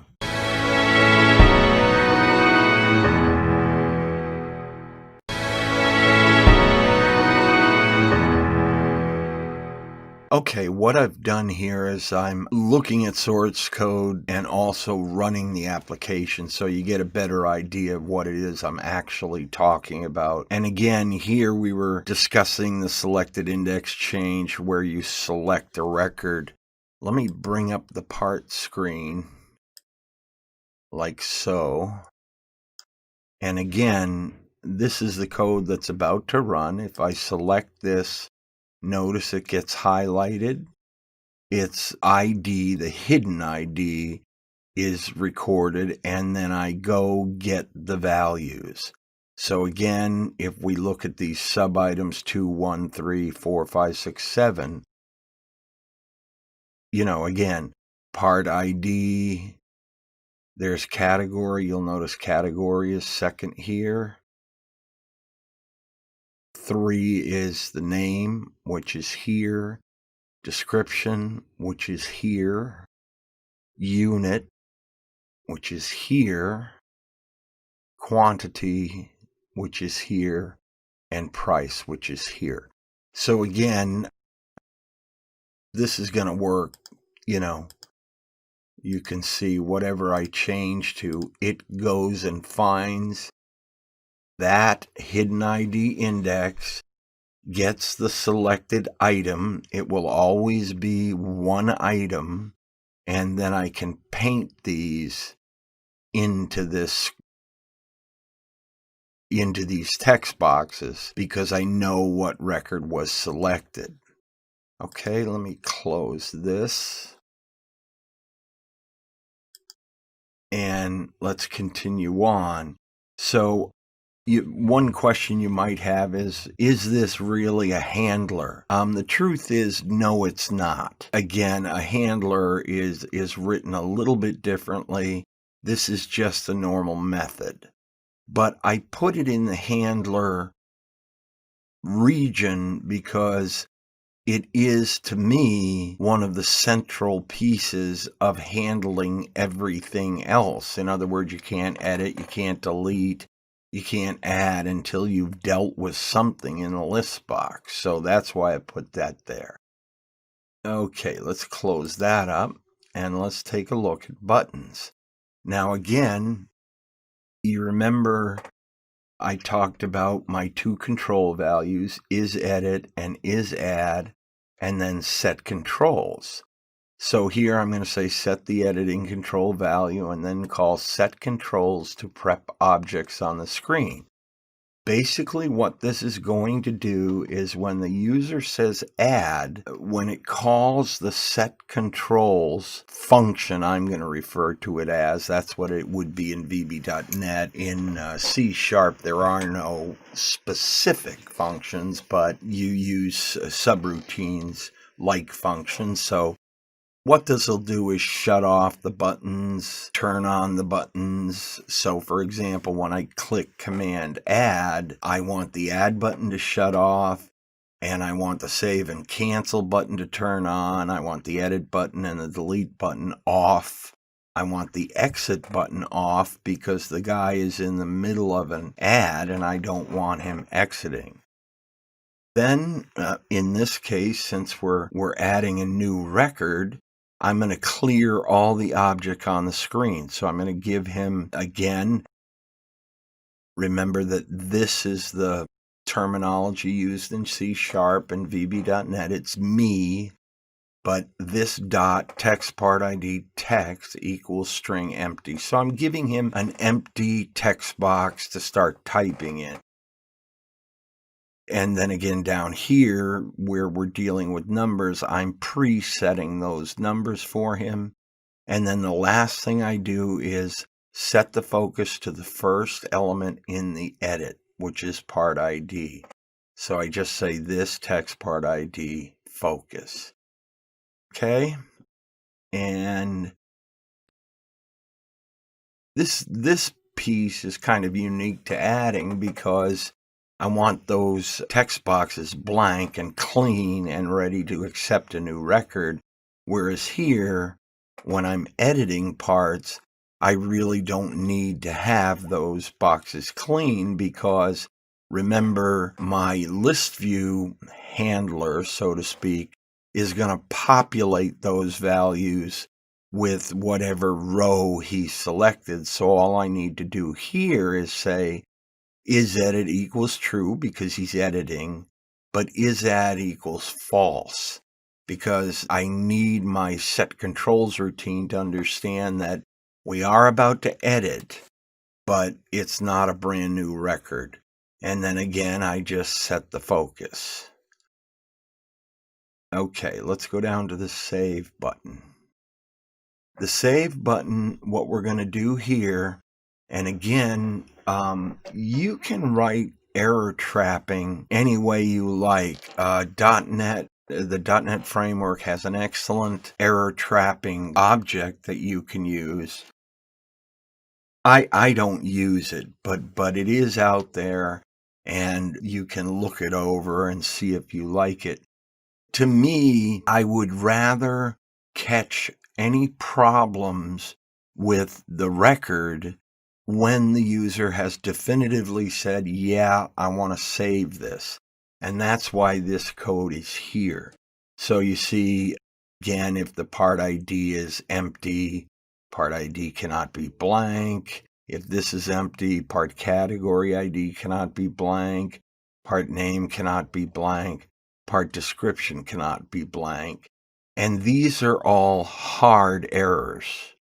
In other words, these are errors that should stop a person from saving the record. So again, at this point, I say, if we have a hard error, reset the focus and return now.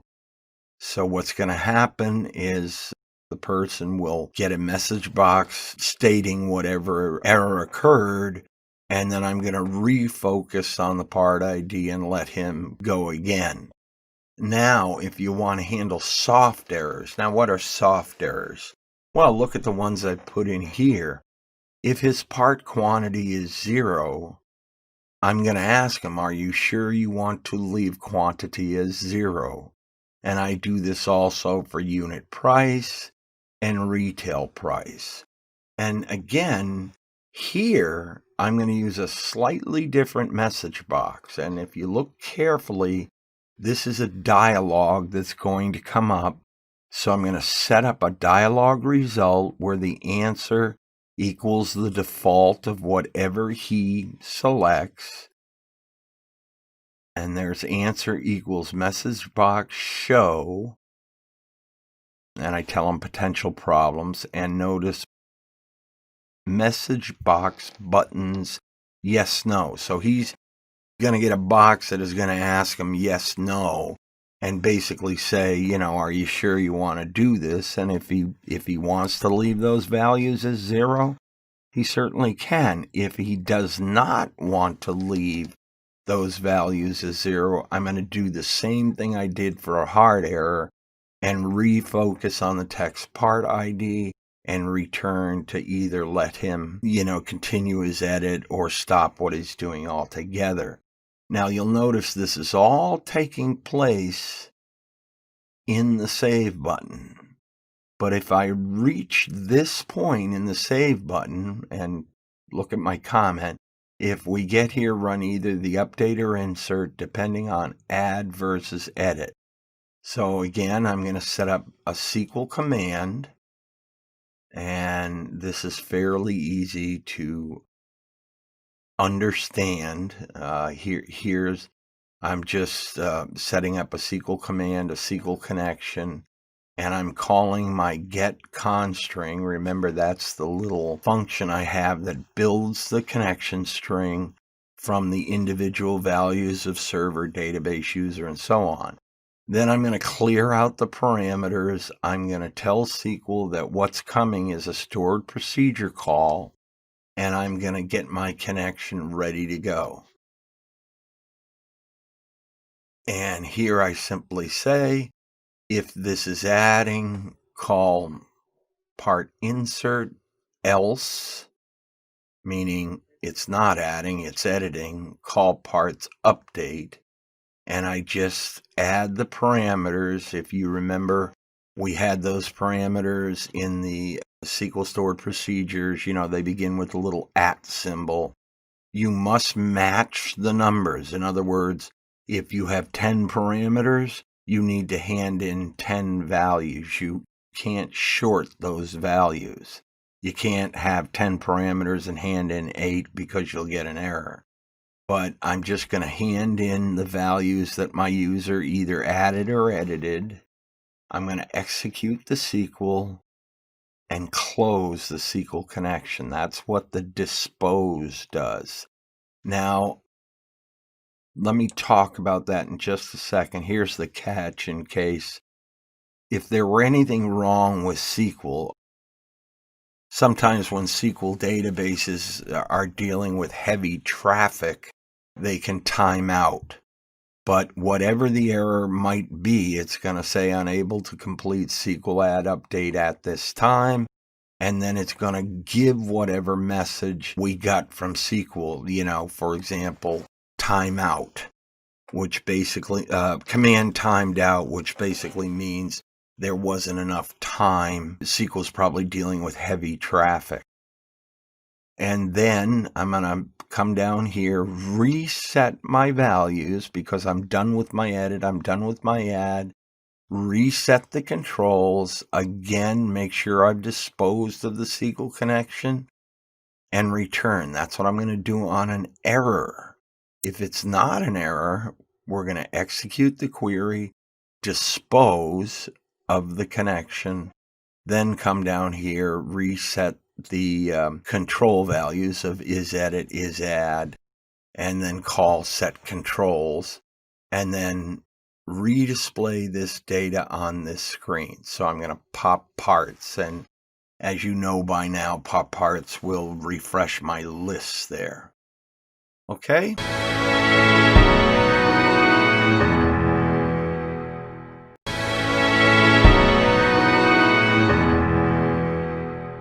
Let's continue on, just going on down through this code. Again, we're on the Windows Forms side. Cancel button is easy to handle because really all I need to do is reset my add and edit controllers and repaint the controls. And that will, shut down any buttons that he clicked. For example, if he clicks add or edit, the user will be seeing the save and cancel button activated and the other buttons disabled. If he cancels, the cancel button will be enabled. If he cancels, I'm going to, so to speak, go back to the beginning and put everything the way it should be, starting an edit or an add. So I just reset these and call set controls, and that'll do all that for me. Okay, and here is the delete button. The first thing I'm going to do is, again, remember rec ID is our little hidden ID field. So if it's less than 1 here, I know he has not actually selected a record. And hang on, I'll bring up the application again to sort of illustrate that. Okay, so once again, I'm running the application here, and this is, of course, its source code. Let's open up parts and just go to delete part. Now notice I have not selected any record here. So if I go to delete a part, it's going to tell me you must select a record in the list before you delete. And that is controlled by this code right here. The rec ID at this current point, and again, that rec ID is representative of the hidden ID field. I didn't select one, so it's definitely less than 1. And again, if I try and delete, it's not going to let me. As well, although I could add a part, if I try to edit a part, it's going to do the same thing because I have not selected a record to edit. So, close these down. Do that, and you know that because that hidden ID field has to be 0 or greater, and that indicates that some record is selected. Okay, so as I continue with the delete, I want to prompt the user to let him know that this is what he's doing. In other words, confirm the delete. I'm going to set up a message. This will delete the current record. Are you sure you want to delete this record? And then I like telling user, click yes to delete the record and click no to stop. And then here's my answer value. And I say answer equals message box show, and delete record becomes the title of the box. I'm going to give him the yes, no buttons. The icon is going to be a question. And this is kind of nice and handy. I can select which button to default to. Now, this can be very important. And you'll notice here, I'm defaulting to button 2, which is the no button. The reason I do that is because if he's going to delete a record, I want him specifically to click yes. So if I had this set to button 1, the cursor and the enter key would actually be sitting on the yes button. And if, the user suddenly thought, well, no, I don't want to delete it, but he accidentally clicked or hit the enter key, it would delete it. So I set that default to 2 being no, and I'm going to force him to select the yes button either with a tab and the enter key or with an actual click. And then if he answers yes, and we can see that here, if answer equals dialog result, which is a stock value coming from the .NET framework, if it's yes, I'm going to pop a message. Remember, we talked about this, just my little message thing that's going to bring up a teeny window and say deleting record. And here we go with the SQL. Again, I'm setting up the SQL, getting my connection string, clearing parameters, saying, this is going to be a stored procedure. Get the connection, and I'm going to call the USP parts del, the delete function. And that one's a very simple one. You can look at that again if you want. And really all I need to hand it, there's only one parameter. I'm going to hand it the hidden ID. And you can see there it is, rec ID toString. Now what toString means is take this number value and make it a string. And that's important because the SQL side is really expecting a character value, and it'll take care of things on that side. If I just said rec ID, it would try to hand it a number, and that can cause problems. Here, I'm going to run another try catch with this new sort of tail called finally. And really, it's still just a try catch. And I'm going to say, return me some sort of object and execute a scalar command. Now, most of the time you've seen execute non-query. If I say execute scalar, what that's going to facilitate is my SQL stored procedure returning something to me.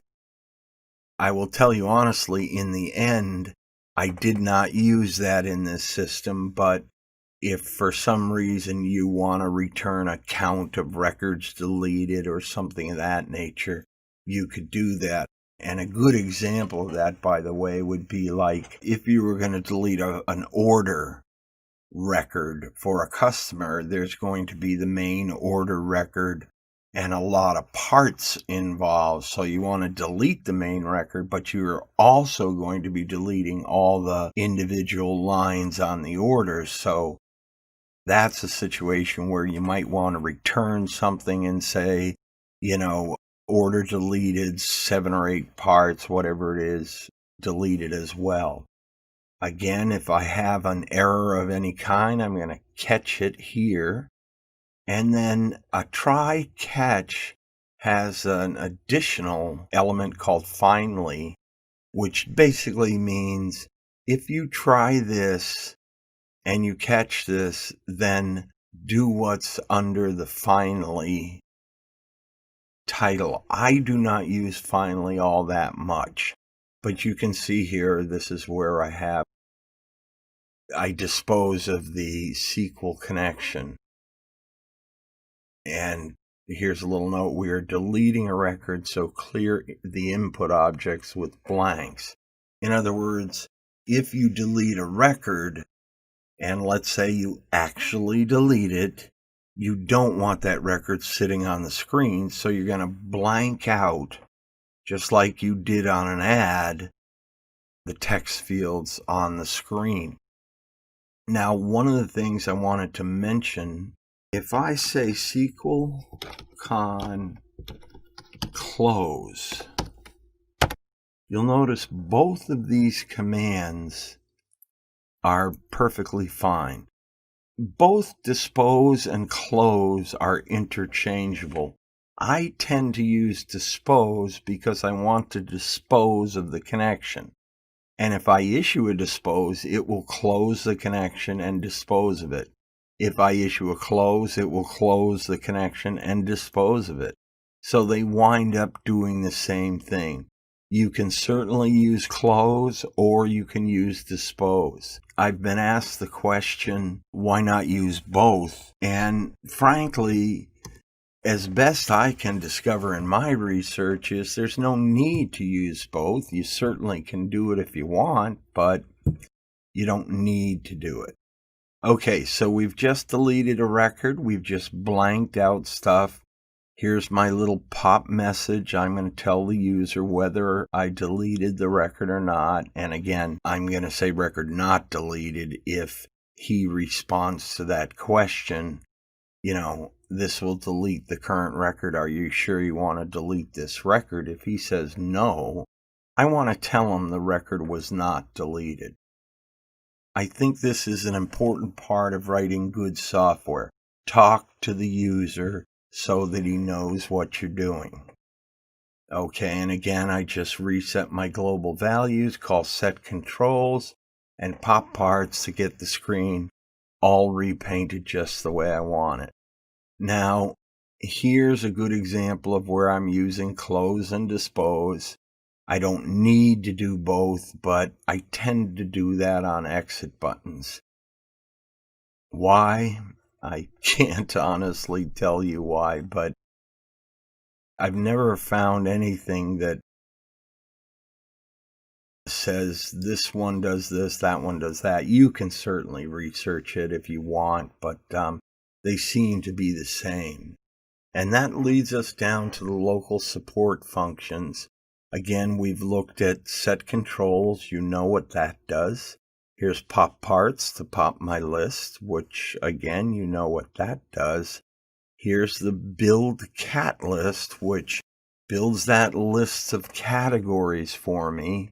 And I simply, in this one, do the SQL a little bit different. Notice here I have a SQL string where I'm actually running a hand-typed in SQL query. And I give it a timeout. And after that query is run, I'm going to fill DT cat list, which is going to be attached to my CB underscore part cat object. CB means combo box. And again, let's see if we can show you where that is. It's right here. And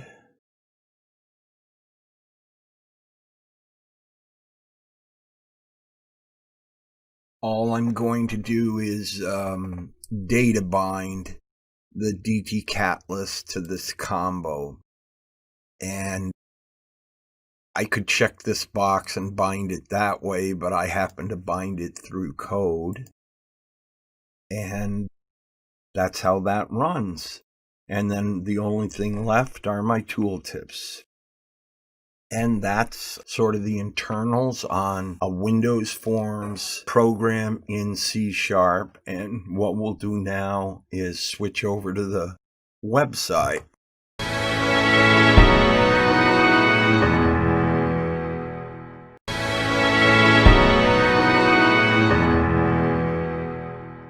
right. What we're looking at now is, of course, our website of the sample project. And again, I'll just run across. We've got home, about, parts, categories, customers, orders, and then another screen that I'm going to show you in just a moment called other stuff.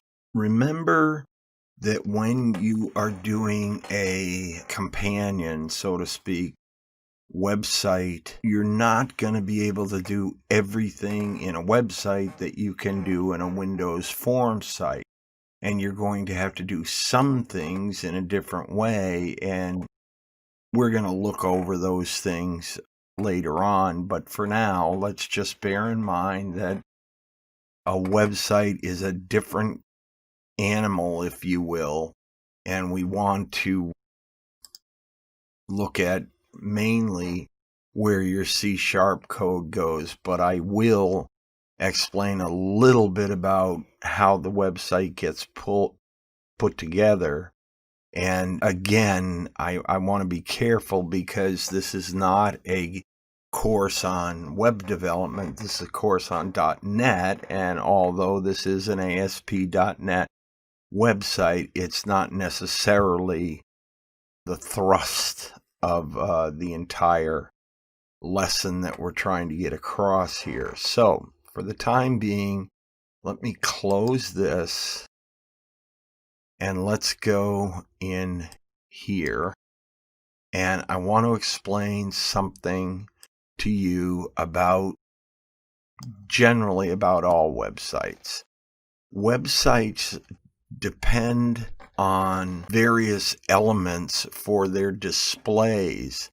And these are handled first with a site master, and that's what this is. This is the site master that just gets everything set up. And then notice here I have a styles folder and site CSS. CSS is the language. It's very easy to learn, even though right now looking at it, if you've never seen CSS before, what this is basically doing is just setting out the particulars. For example, H1 is header 1, header 2, header 3, header 4, header 5, header 6. And let me show you where this is a header right here where it says learn to program .tv sample inventory system. That's a header.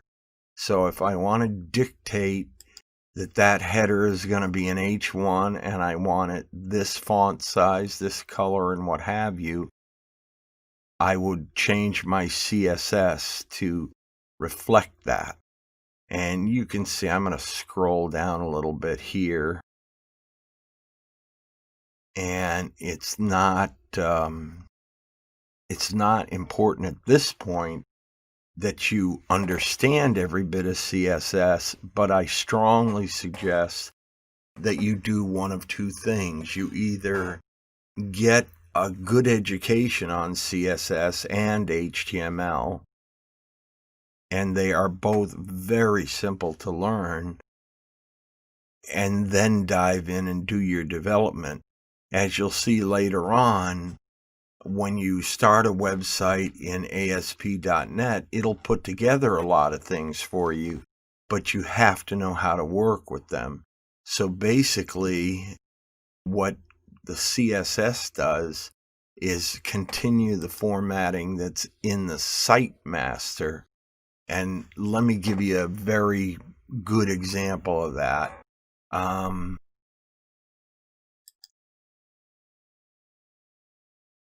Okay, let's look at the part screen. You'll notice the part screen is laid out with a grid over here and an edit area over here, buttons here. Unlike Windows Forms, where these objects can be positioned simply by laying them on the screen, when you're doing websites, there's a huge impact, and I'll explain why. Here's my Internet Explorer. Watch what happens when I expand it. Notice that the screen stays in order. Everything stays where it should be. Okay, let's collapse it again. And let me go to this screen called Other Stuff. And notice here, this stuff looks out of position until I expand it. Now it's out of position to this side.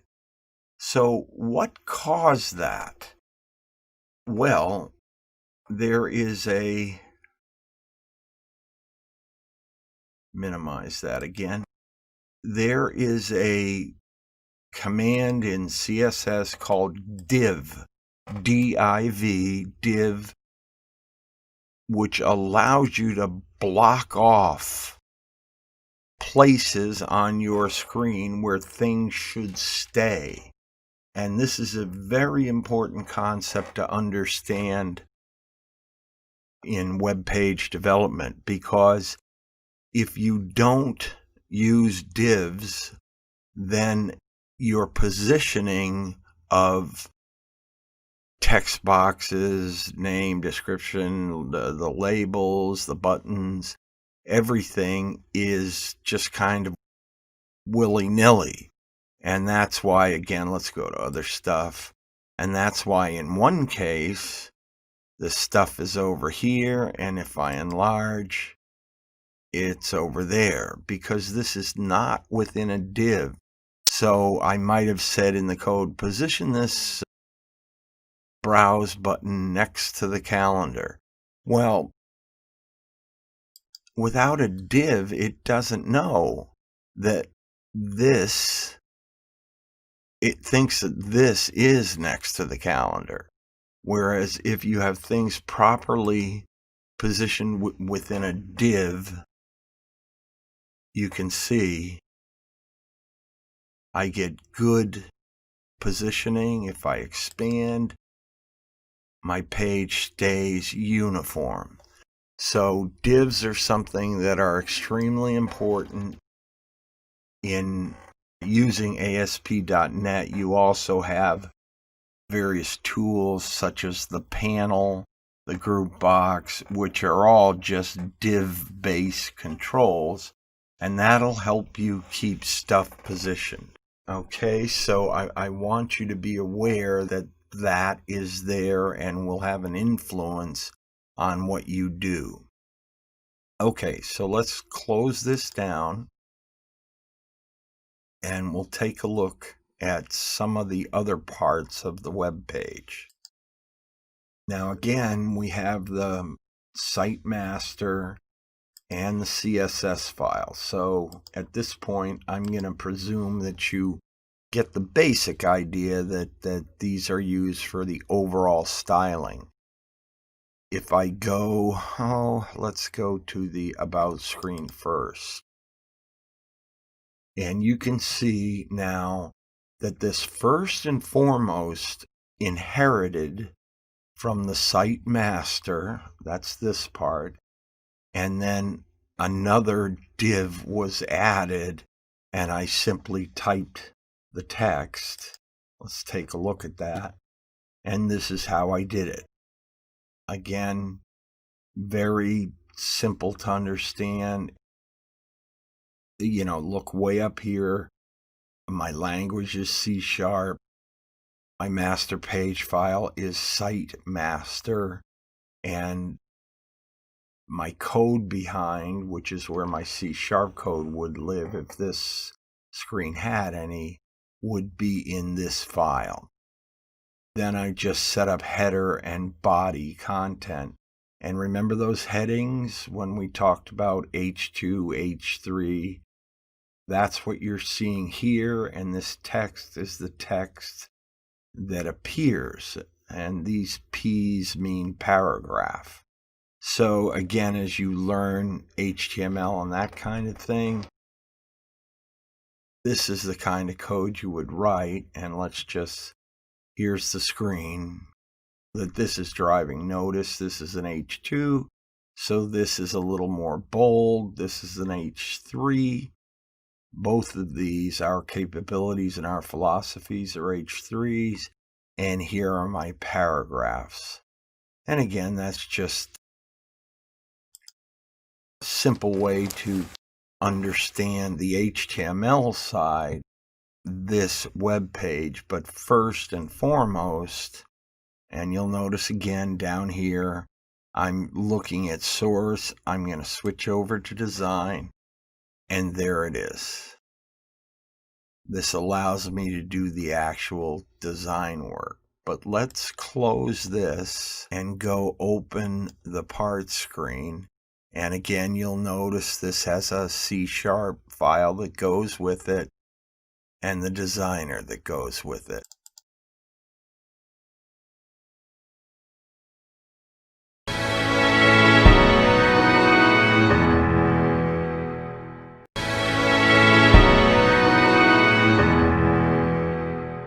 Okay, so I'm looking at my parts screen on the website again, and actually we can, we're in design mode right now. I can bring up the source, and you can see this is all HTML that drives the grid view.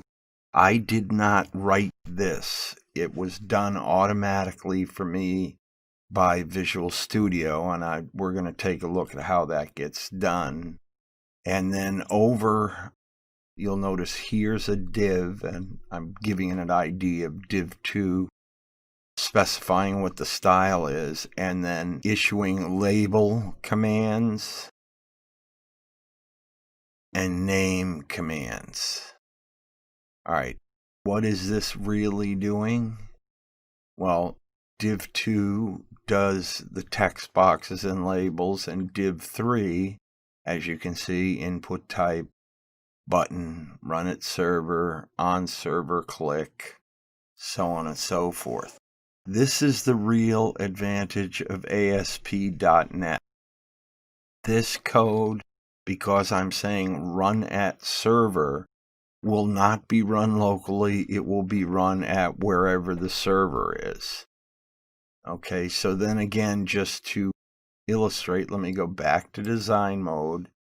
This is within a div, and you can see if you look carefully right up here, it says div2. That's the div where, again, I had my text boxes and labels, or I can probably click that. There's div3 where my buttons are, and div1 is the largest div as it holds the grid view, the header, and the subsequent div 2 and 3. And that's how I put the form together. And here's my SQL data source, which is parts. And again, I can come up here and rerun this. And basically, you know, this tool, we're going to see it in action again later. This is what builds a data source. All I have to do is give it a name. It will use the connection string, which we saw stored in the web config file. And let's see if we can get over here to next. And again, here are the columns I'm getting, and you see it's writing the SQL for me. And I can order it anywhere, any way I want. You'll notice this checkbox, return only unique rows. This is handy if you have rows that have some key that repeats and you only want the first instance of that key. For example, if I had part IDs where 3 or 4 records had the same part ID, and I only wanted one record of that part ID, I would say return only unique rows and specify what the row is. So, and then I just drop that into my grid, and I wind up with my screen something like this. And you can see this is what it did. Remember, here's my div 2, my div 3 is where the buttons live, and my div 1 is going to hold the grid box and title and whatnot, and that keeps everything nice and organized. Now, again, as I told you, my C# code lives in a separate file right here. And look at some of the commonalities to what we saw in Windows Forms. First of all, there is far less code. I'm going to scroll slowly down. We have code for the buttons, and that's about it. In ASP.NET development, I don't have a form load, I have a page load. So if you want something to occur when the page itself loads, you're going to put it here. This is a method that will, it occurs when data is being selected. So if you wanted to pop up a box saying selecting data, you certainly can do that. Here's my so-called handler of grid view, selected index change, and you can see this is very similar to what we had over the Windows side, only here on the website we're using a grid instead of a list view, and that gets those values. And my edit state, again, is the hidden field on the screen that I set to say nothing, add, or edit to tell me what is happening on the screen. And again, these are all fairly simple at this point. This is whether stuff is enabled or disabled. This sets things to blank values.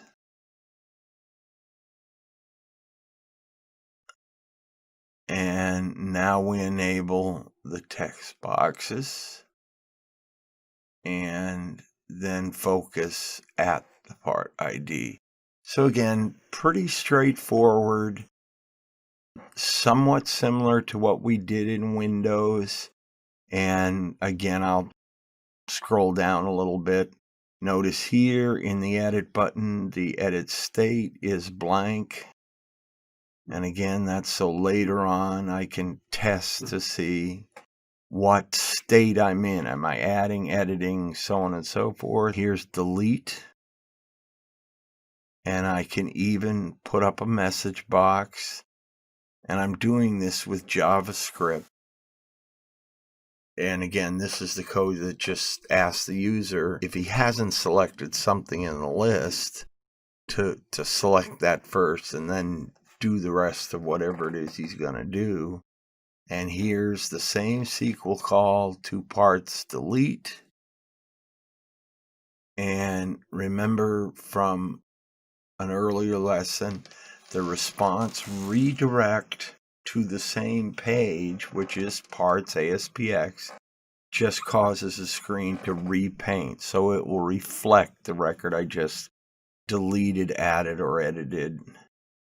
Here's save, and you remember, here's the save, insert, stored procedure, parameters and values that'll go in. Notice that editing is in the same place.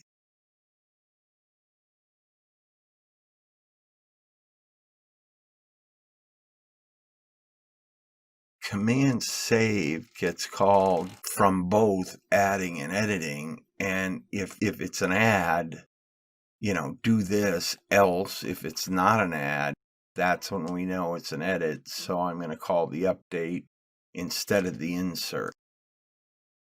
And there's my cancel again, very similar. Reset the button, set the values to blank out, and then enable and disable the buttons as needed.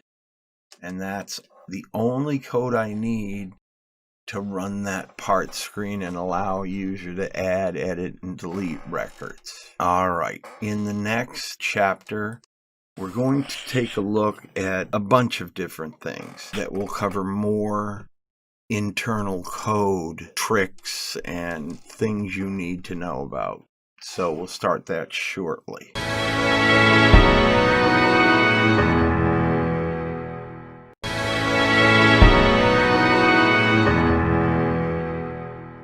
In this section, you learned how to open an existing project and explore its contents. You reviewed program code and you examined how earlier C# techniques were applied. We also looked at and worked with standard, invisible, advanced, and third-party objects in order to build an understanding of the object choices in Windows Forms. We looked at writing clean code, well-commented code, and explained why it is so important. Finally, we looked at interfaces, highlighting how important they are to the end user and thus to you. In the next section, we are going to teach you how to bring all of your project elements together to make an application that you could distribute.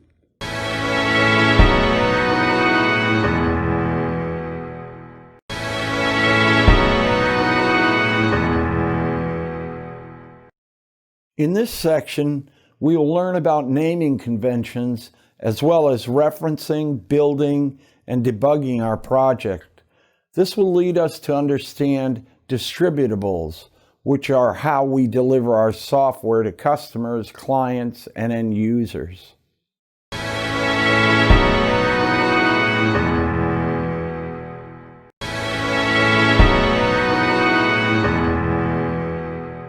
All right, what we're going to cover here is some good coding habits, and I try and make you familiar with various things towards that end. I've already talked probably once or twice already on commenting your code, which is, again, vitally important.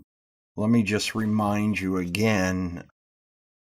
Here I have the Parts Management Windows Forms screen. This happens to be the VB.NET version, but let me close that. When you comment code, let's talk about commenting it for yourself. In other words, as I said before, sometimes you're going to want to do this to give yourself little notes. One thing good software developers do, there are those developers that work for 12 hours a day and then find out that the last 4 hours of their work was no good because they were tired. Well, one comment you could put in code, for example, I have a habit of doing this. I've been in the business long enough that I know sometimes I just burn out. So I might add a comment, something like this: 1, 2, 3, 4, 5 asterisks, begin here. 1, 2, 3, 4, 5. Now, why do I do this? I do this so that later on, when I come back to my code the next day, the next week, whatever it is, I may want to pick up right where I left off. So all I have to do is open the quick find box right here. And let's clear that out. Okay, so then all I have to do is look for either 5 asterisks or indeed begin here. And you notice that in Visual Studio, I can look in the current project. I can look in all open documents, the current document, or the entire solution. I switch these around a bit, but in this case, I'll go current project and then, bingo, here I am. It lands right where I want it to land on the comment I just put in a minute ago. So again, this is another reason that commenting is helpful. It may indeed have nothing to do with leaving a comment, but might be a marker. Another good example of that is, suppose you're working on a program and you have some feature working pretty well, but you want it to work a little bit better, and yet you're going to move on and work on another feature. You may want to leave a comment. I don't know what it would be. Maybe it would be come back here or finish this work or something. So comments can be very useful. And again, in the sense of general comments, you've already seen quite a bit of my commenting in both VB.NET versions and C# versions. I add comments so that I can remember what I was thinking, what I was doing, but it also helps anybody else who might come in to work on the program. Another element we care about is naming. And by that I mean naming conventions. For example, you've already seen a little bit of how I prefix. Let's focus over here where you see cmd_add. Now, that's an old technique to call these command buttons, but it's one that I got used to over years of programming, so I still use it. And you'll notice here's command add, here's command edit, command save, command cancel, command delete, and command exit. Again, that's a prefix I use. Let's go up here. Notice this is a text box and it covers part ID, which indeed it does. You'll notice when I go here, it's CB partcat. That tells me that this is not a text box as much as it's a combo box where the user can drop down a list and select something. And when I go here, I'm back to TXT. This combo box was CB_. That's the notation I use. But you can see by doing this kind of thing, those are all text. Here's my list view. I always prefix list views with LV_. Now, this allows me to know right off what I'm looking at. Now, there are exceptions to this rule, so to speak. Up here, here's category. Look at what it's called. Label 6, part, label 8, name, label 7, description, label 1, unit, label 2, quantity, label 3, and price, label 5.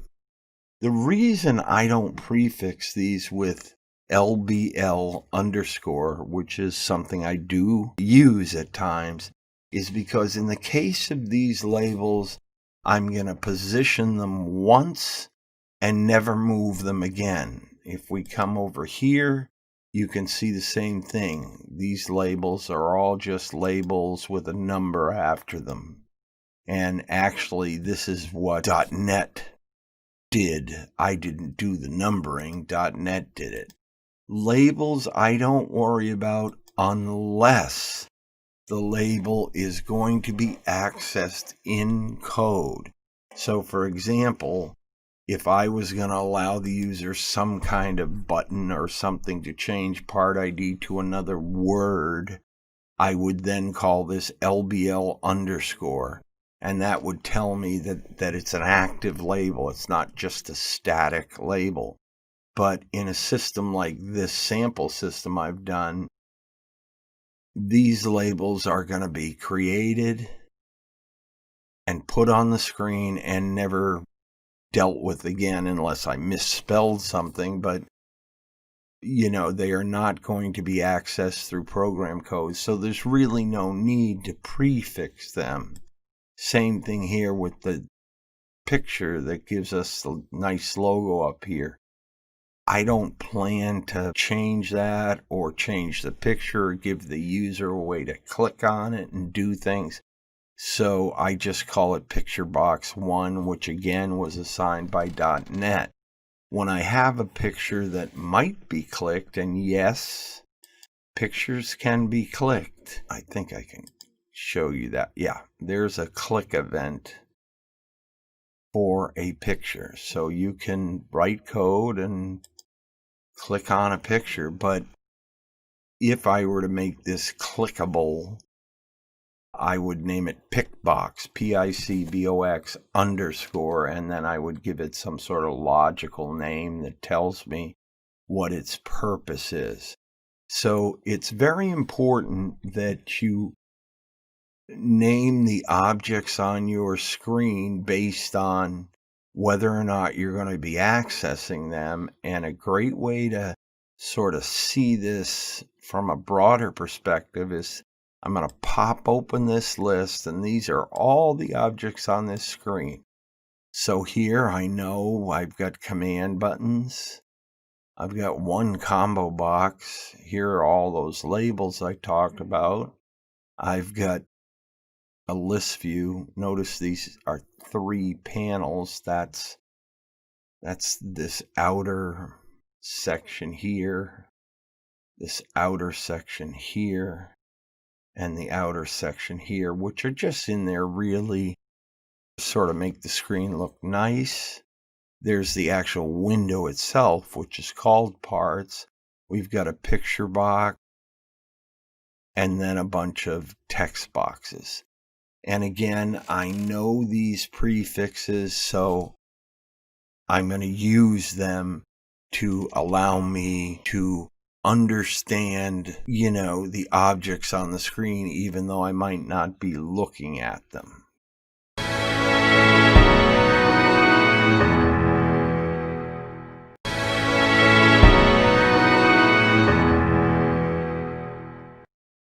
All right, so I've sort of come back here to the code behind the part screen again.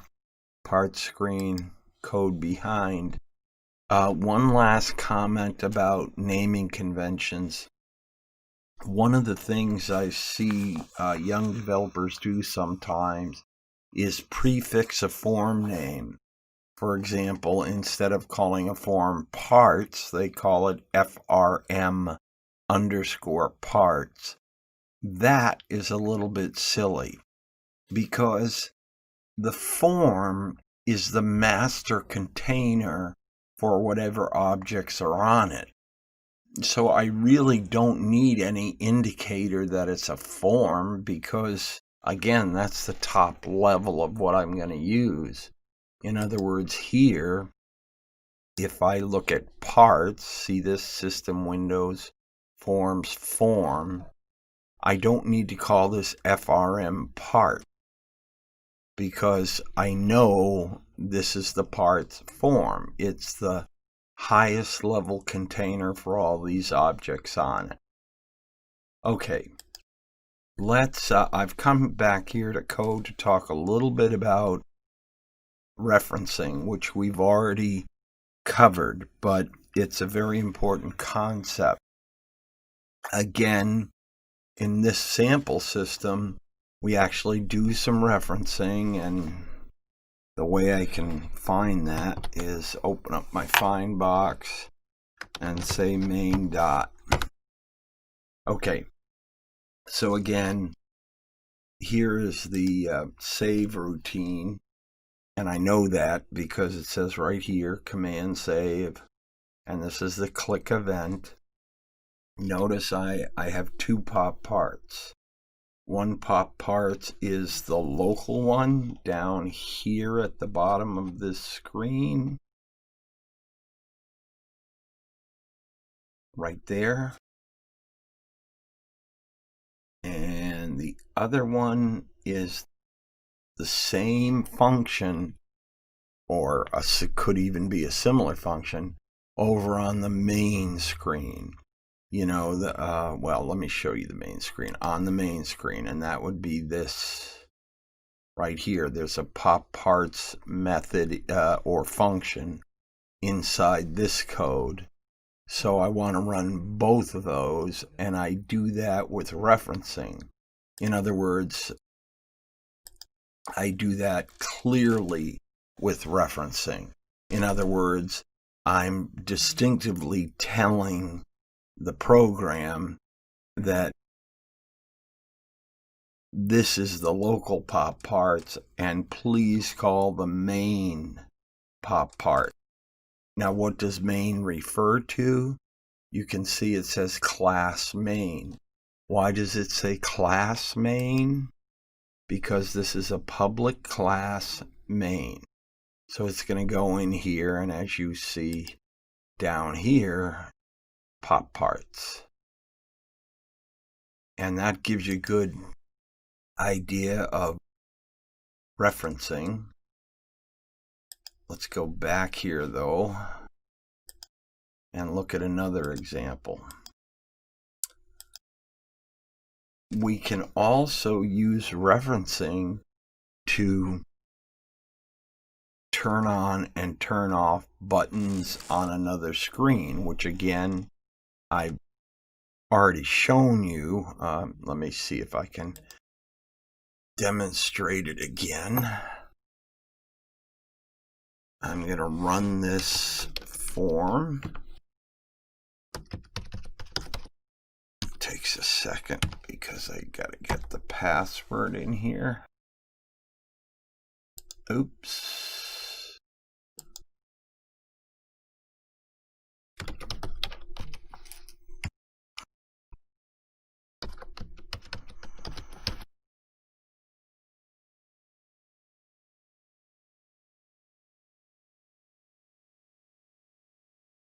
And I'll move it into the viewable space.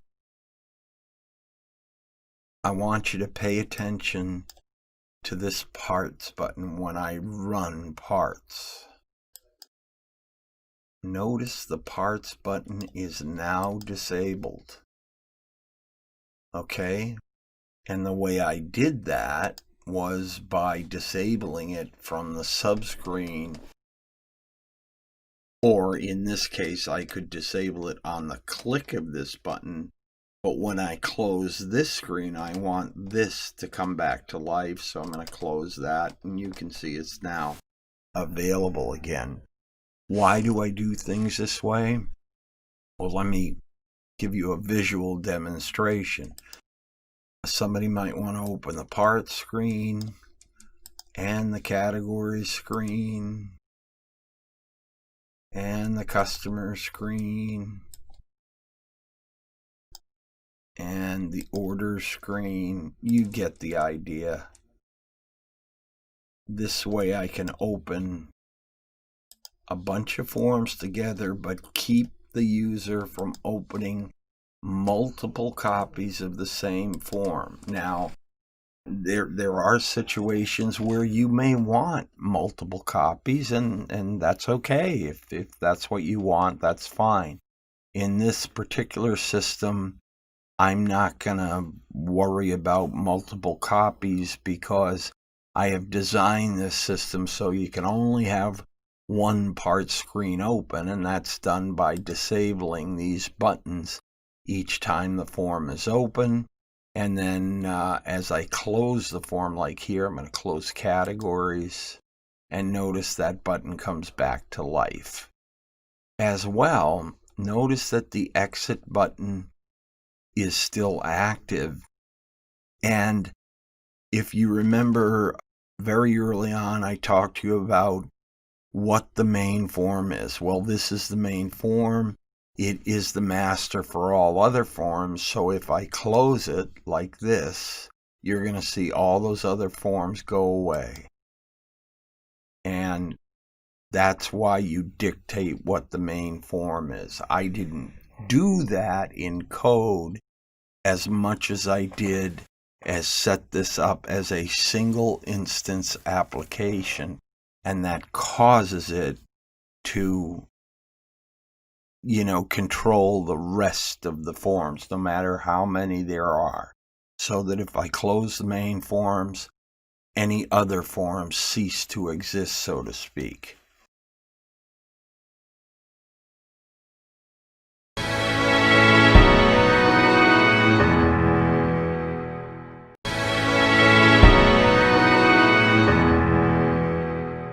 All right, I'm going to talk a little bit about building our application, and then in the next section talk about debugging. And that is a little backwards, but again, it's the approach I want to take for a good reason. So for now, let's review. I have various system configurations, and when I'm starting out, I want to use debug. And if I go up here to the build menu, I can build a debug version. After I do this first build, and again, the only indicator you're going to get is down here at the lower left where it says build succeeded. I could also then do a rebuild. And you can see it does much the same thing. And then when I've got my application or my system pretty tight and pretty ready to go, I'm going to switch over to release and go and do that same thing again. And once again, I could use rebuild if I've already done a release build, but just for illustration purposes, I'll build. And you can see it says build succeeded. Or I'll rebuild. And you notice here, rebuild all succeeded.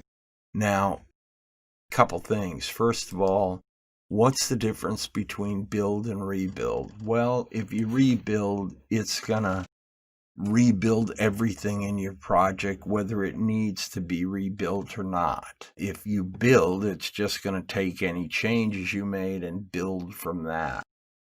You'll notice also that I have two other selections. Clean, which is right here if I want to clean my application, and publish if I want to publish my application to the web. Clean, I personally do not use clean, but it will clean up your code a little bit. And it will also produce warnings or what might be referred to as soft errors. If you have a variable or something that could be declared at a better spot, that might become a warning.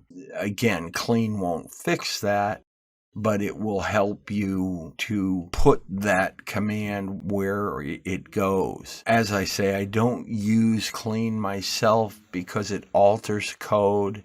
And I don't want code altered other than, a bug that I can fix myself. However, you can certainly use that if you find you like it. Publish, I don't care to publish this application to the web because, again, it's a Windows Forms application, but I could do that. Remember, this does not make a Windows Form application become a website. It doesn't work like that. It just puts the exe somewhere up on the web, presuming that somebody's going to download it. And you'll notice there's another selection, Configuration Manager. I would first study this a little bit and decide the platform you're going to use. For example, let me drop you have an x86, which is a 32-bit computer. You have a 64, which is for 64-bit computers. And you also have a selection called any CPU. And let me show you also another place these are kept together.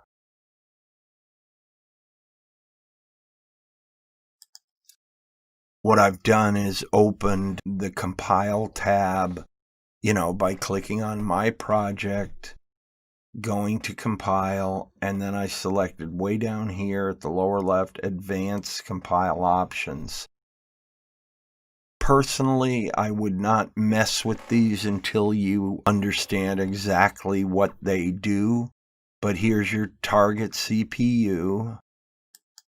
And you'll notice there's any CPU, x86 or x64. I would recommend that you not use any CPU.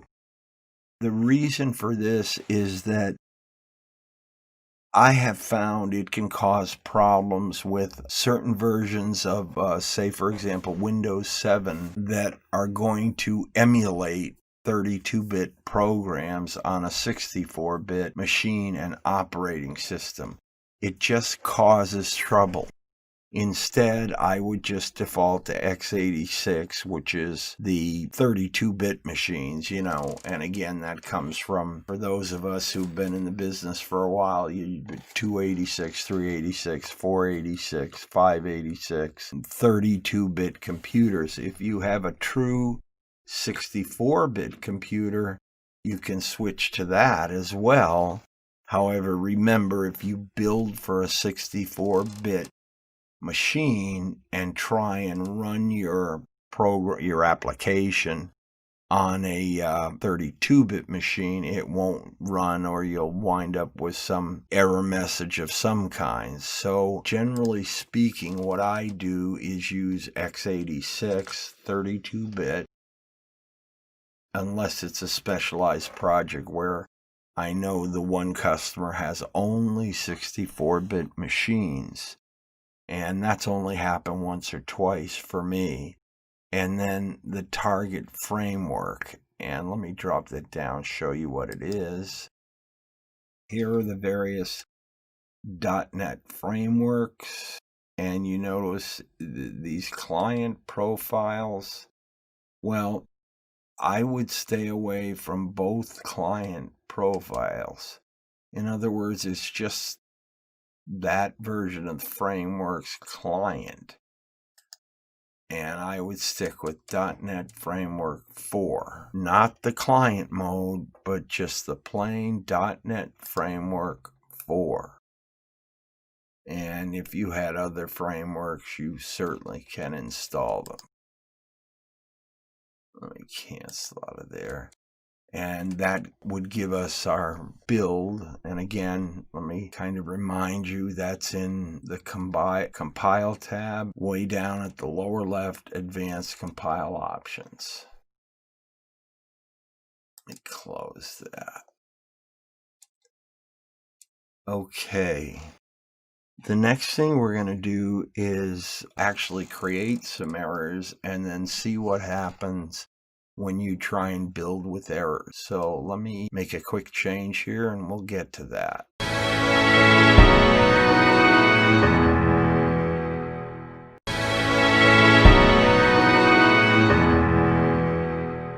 When you are developing, whether you're developing Windows Forms, Windows Presentation Foundation, websites, whatever, obviously no one's perfect, and you're going to have errors from time to time. I want to give you a little background on how Visual Studio will handle those errors. And the quickest way to do that is to do something we did earlier on, which is just comment out one of the libraries that I know is needed. I'm going to keep myself in release mode, but I'm going to do a build. And you'll notice this time an error list pops up. And let me bring that up a little bit. Okay. All these errors, by the way, are generated by me commenting that out, but it's purely for example's sake. There are also warnings. There are certainly warnings which, you should pay attention to. Others, it doesn't matter. So you can see on this warning, the type for variable X will not be inferred because it is bound to a field in an enclosing scope. And then it's telling me either change the name of X or use the fully qualified name. Any error or warning in the list will show you what file it's in, the line, the column, and what project.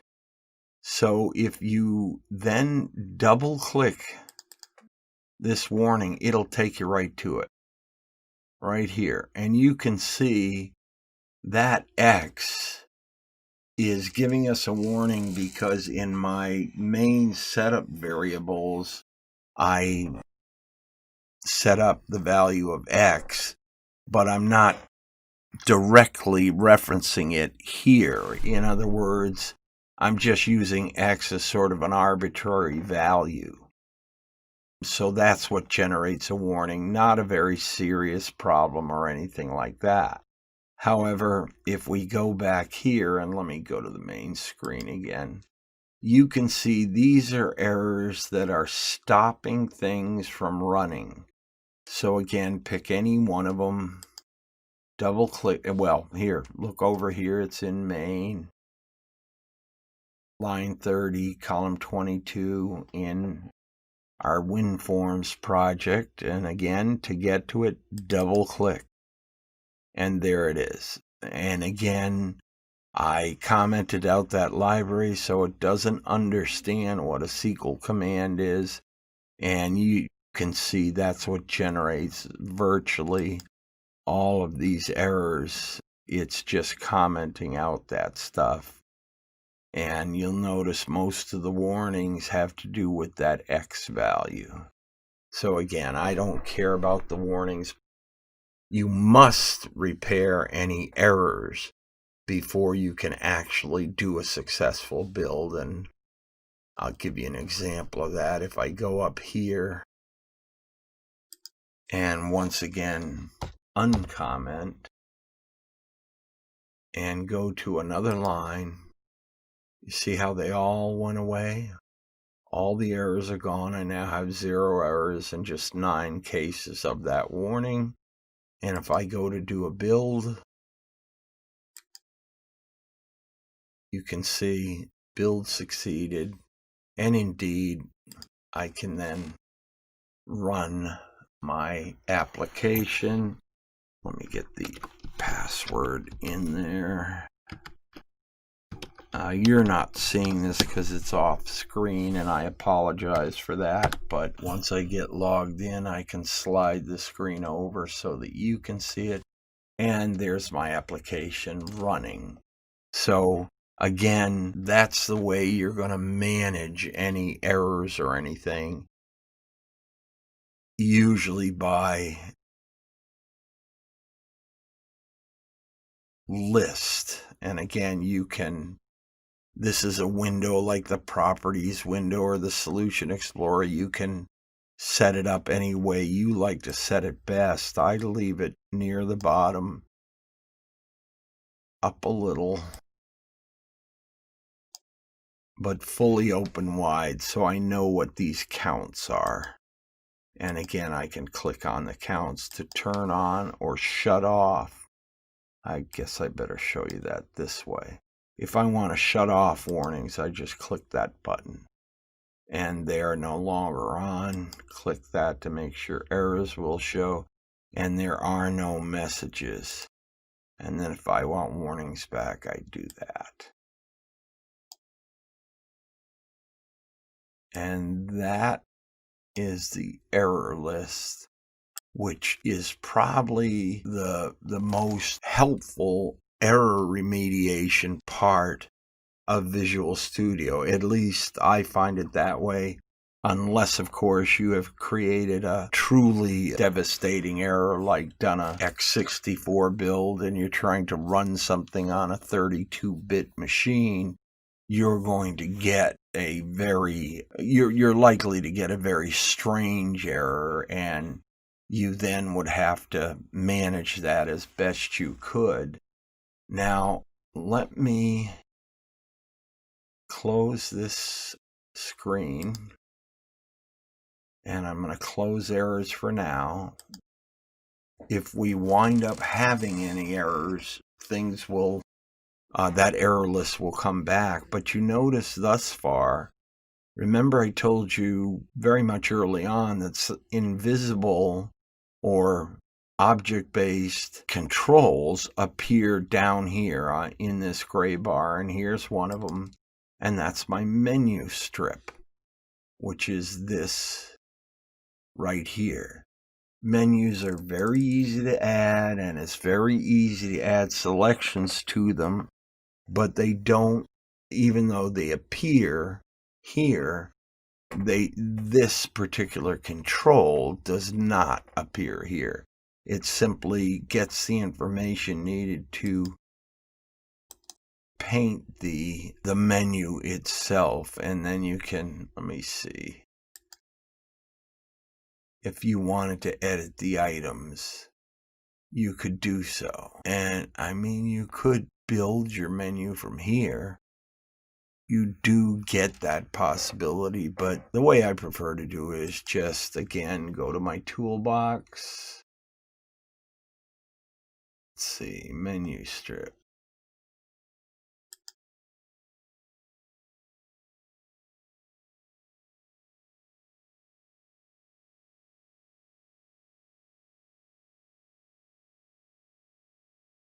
We need to find the menu.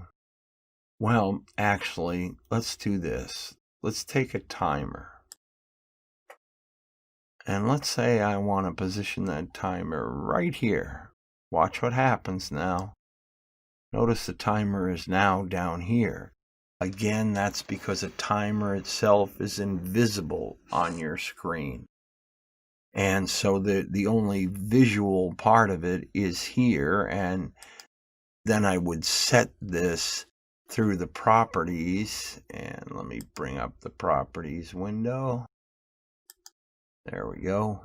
And you can see my timer has the elements I need. The interval timers run in milliseconds, so 1,000 milliseconds is 1 second. So when you set a timer, what you're looking to do, there's a tick event. Again, think of that like a clock. Every time the clock ticks, you're going to do whatever it is you want to do. So if I wanted to set something, let's say every hour, I would take 1,000 times 60, and that'll give me a minute, times 60 again, that'll give me an hour. And that's obviously going to be a lot of milliseconds, but that's how it works. The one thing you don't want to do with the timer is set the interval so low that the timer runs over itself. In other words, if you're using a timer to, check for a file or whatever it is, you don't want that timer to be in the midst of checking for the file when it fires again. This can cause a machine to really slow down. Okay.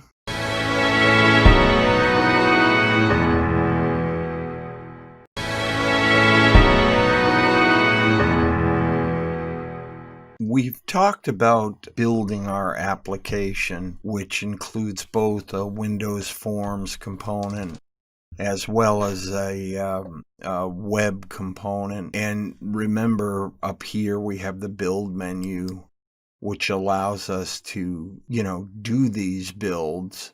What I want to show you is where this final code goes. So what I've done is I've done a build of each component in our project. For example, here's the website, and then I did one of the Windows Forms component. So let me drop this down, and we'll take a look first at how you lay out your folders. Now, a few things about this. Visual Studio tends to put stuff up in my documents, and you can see right here I've got various versions of Visual Studio, earlier versions that I did things in But you can see under like the Visual Studio 2010, this will put some backup files, project settings.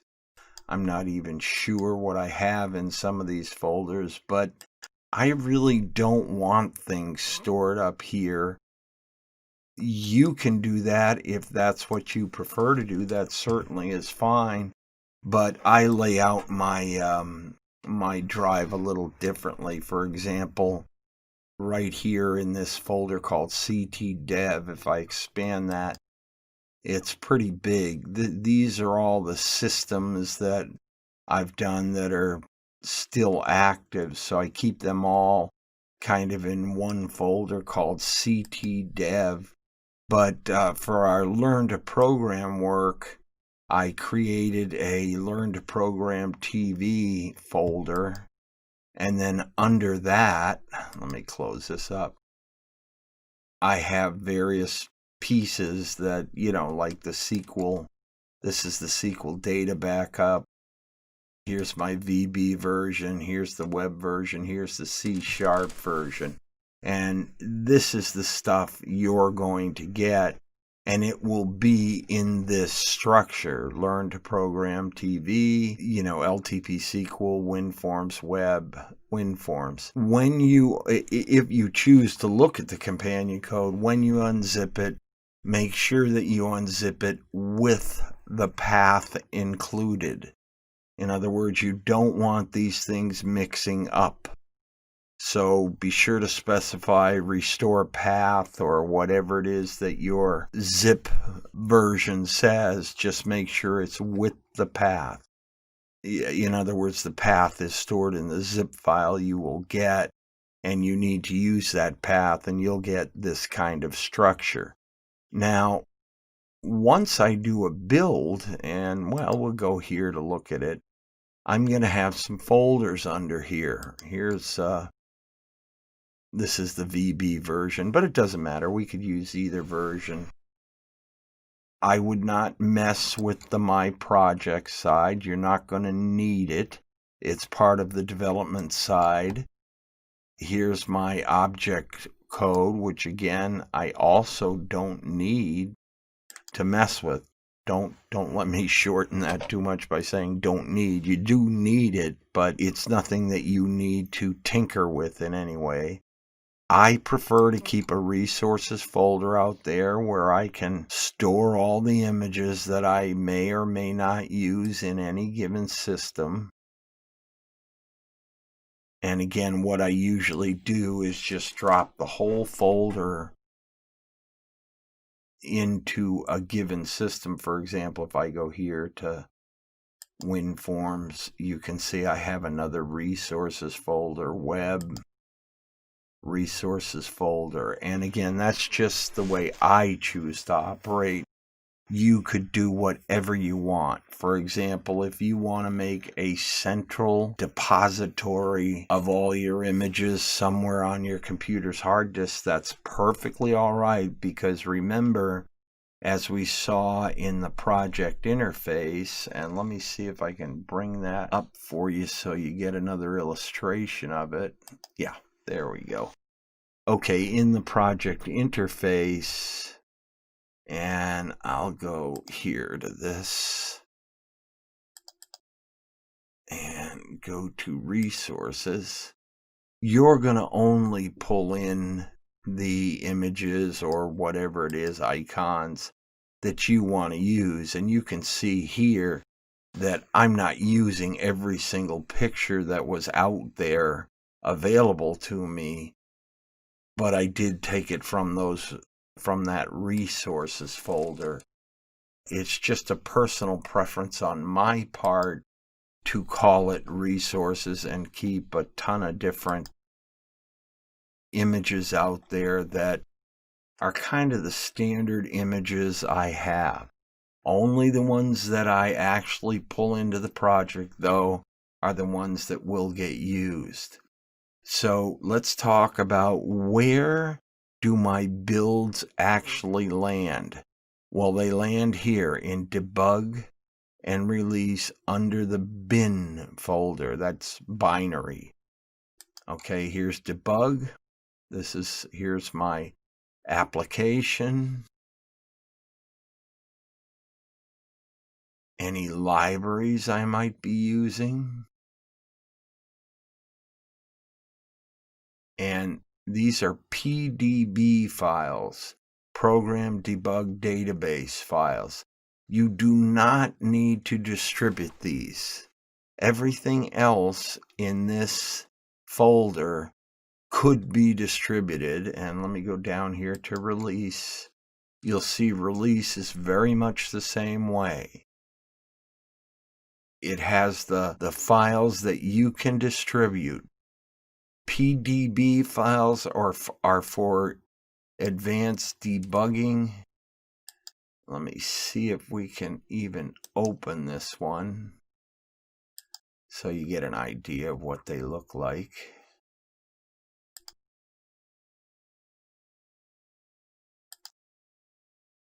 And I don't want to say always use this, but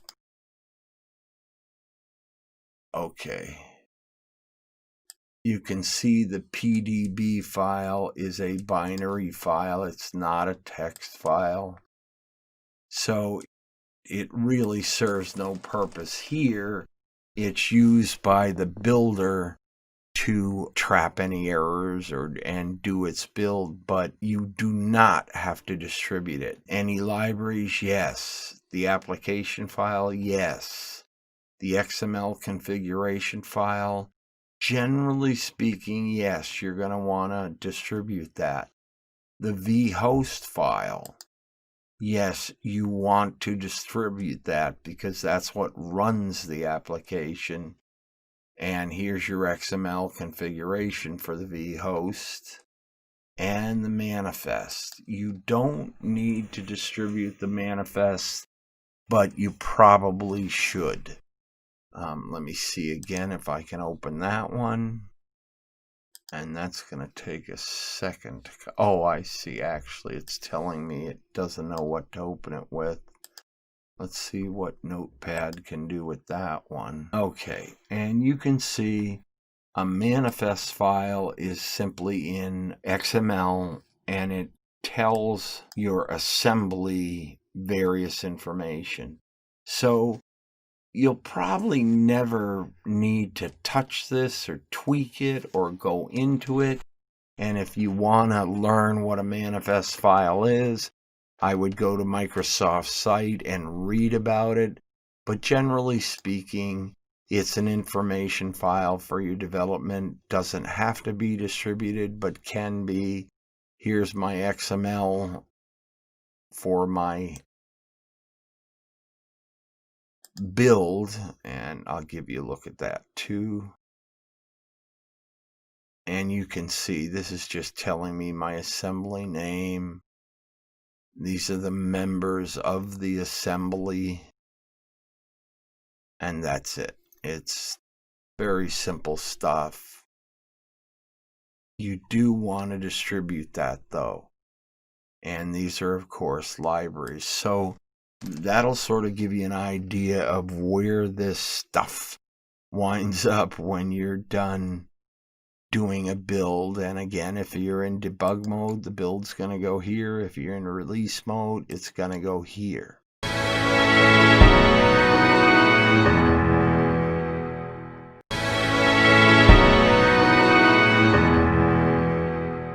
As I said, doing the website of things is quite a bit different. You can see that. Let me close our WinForms, and here's our web project. I have done a build on this, and you do need to do builds, but websites don't have a single executable as Windows Forms project has. So when you go to distribute files, you can see there's a lot of stuff out here. There's some empty directories in the bin where we got stuff for an exe file or a WinForms project. There was a lot more than just the DLL. Here's the object code and, the various versions of it. Geez, you might be thinking, What do I distribute? Well, here's properties, just show you again all these folders. Again, you remember my resources are my pictures. I use them in the website just as I did in the Windows Forms project. And then there are scripts. These are all jQuery scripts done in JavaScript, and styles, which is my site CSS. You can see that here, site CSS document. So when I build a website, I'm not really going to wind up with a folder that contains, a handful of files that I can then post to the web. Really, what you want to do is publish a website. Let's face it, if you're building Windows Forms applications, it's fine to deliver those to your customers, on CD or some sort of media, even over the web. But you'll probably need to write a setup project either in Visual Studio or Install Shield or InstallAware in a third party or additional product that then builds a setup file for you to distribute to your customers and then run. Whereas with the web, we basically just publish a site.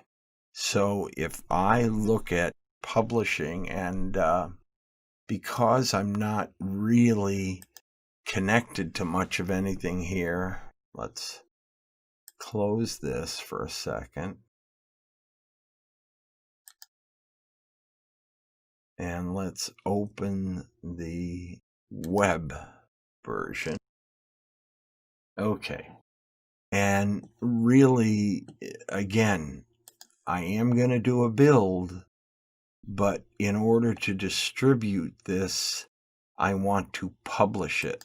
So I'm going to click publish, and then this allows me to publish based on, the publishing method, which is deploy it to the web. And you can see there's a bunch of ways to do it. You can do it with FTP, a file system transfer, or FSPE, or indeed web deploy. And we need to get certain information to the publishing process. So here, for example, here's the service URL.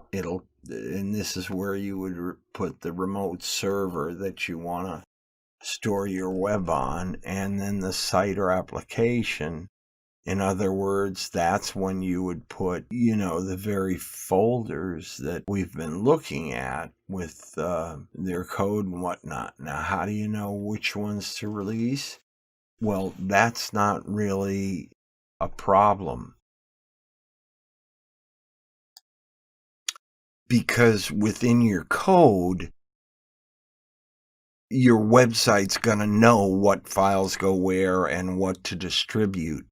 So you can, use these options, mark as an IIS application on destination, and leave extra files on destination, do not delete. And these are good things to do, and allow untrusted certificate. In other words, that would allow somebody to play with your stuff up on the web. So again, you could go up, select a publishing profile, and then publish your site directly to the web.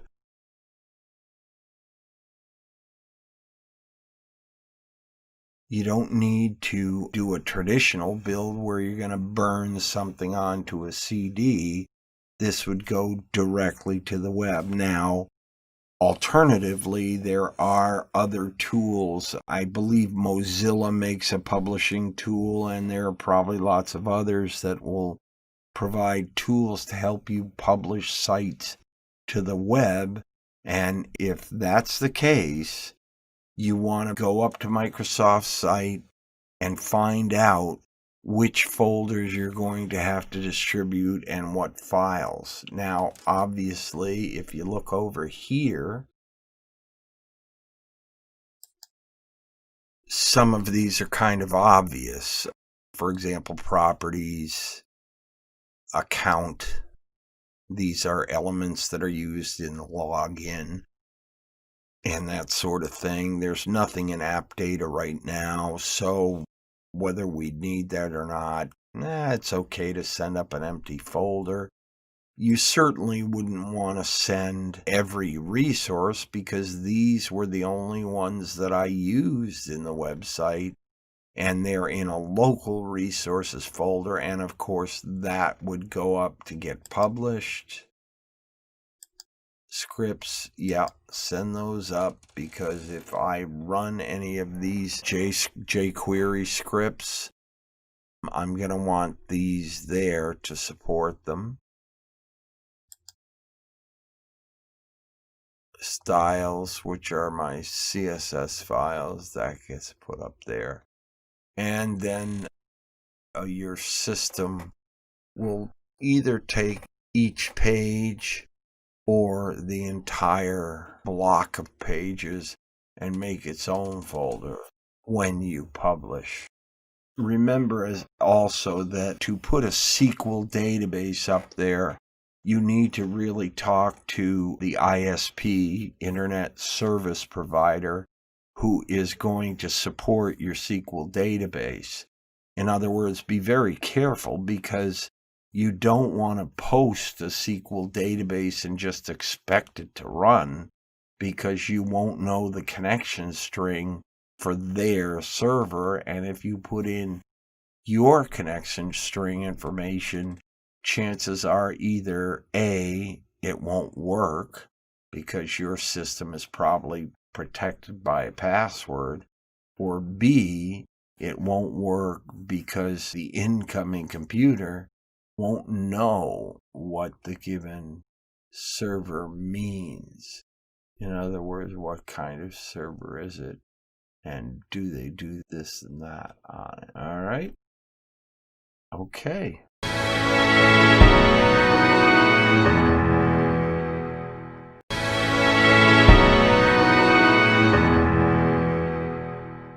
In this section, we learned about good naming conventions and why they are important, as well as some more advanced referencing tools and techniques.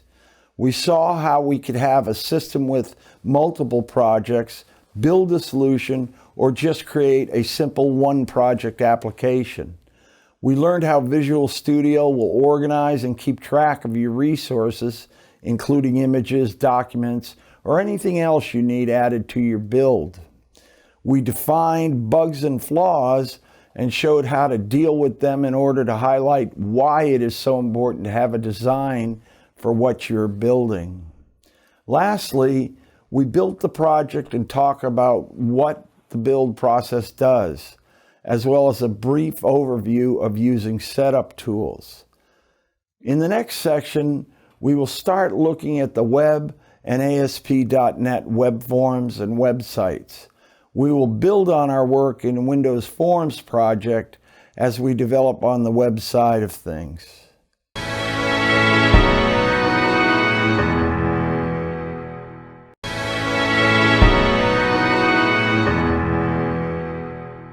In this section, we are going to shift from a Windows Form project to an ASP.NET web project.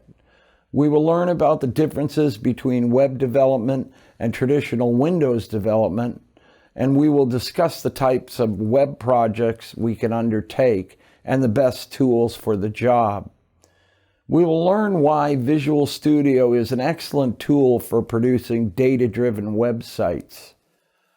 Consider our sample inventory system and imagine how it would integrate with a website that would allow employees to view and add data. This is a common practice in business. So let's begin with a more in-depth discussion about web development with Visual Studio.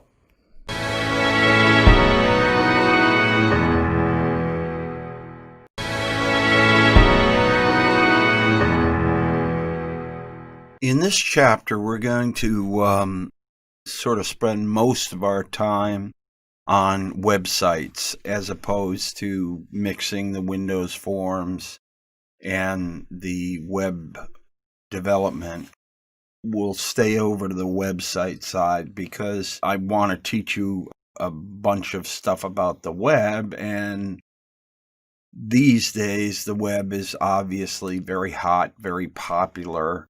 Windows Forms still exists and is still very valid. But again, most of the young developers I meet want to do web type work as opposed to Windows Forms work. So you've already seen our website here and actually I can run it so we can see it.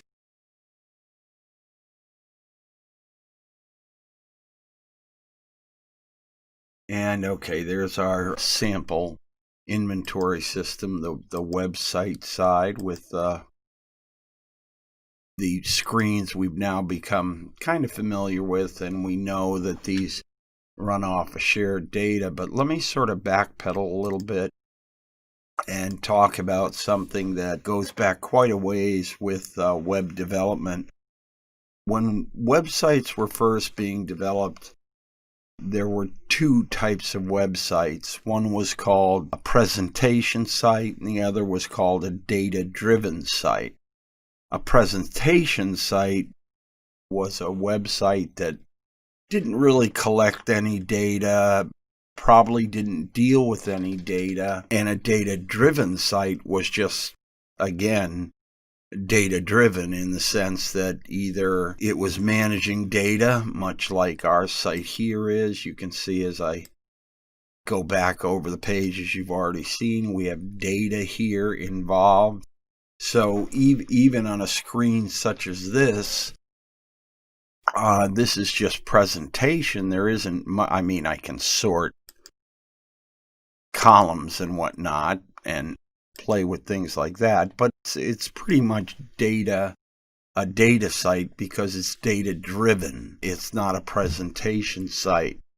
This way of referring to websites has kind of faded a little bit because as website development grows, presentation sites and data-driven sites are not really sites we have to refer to one over the other.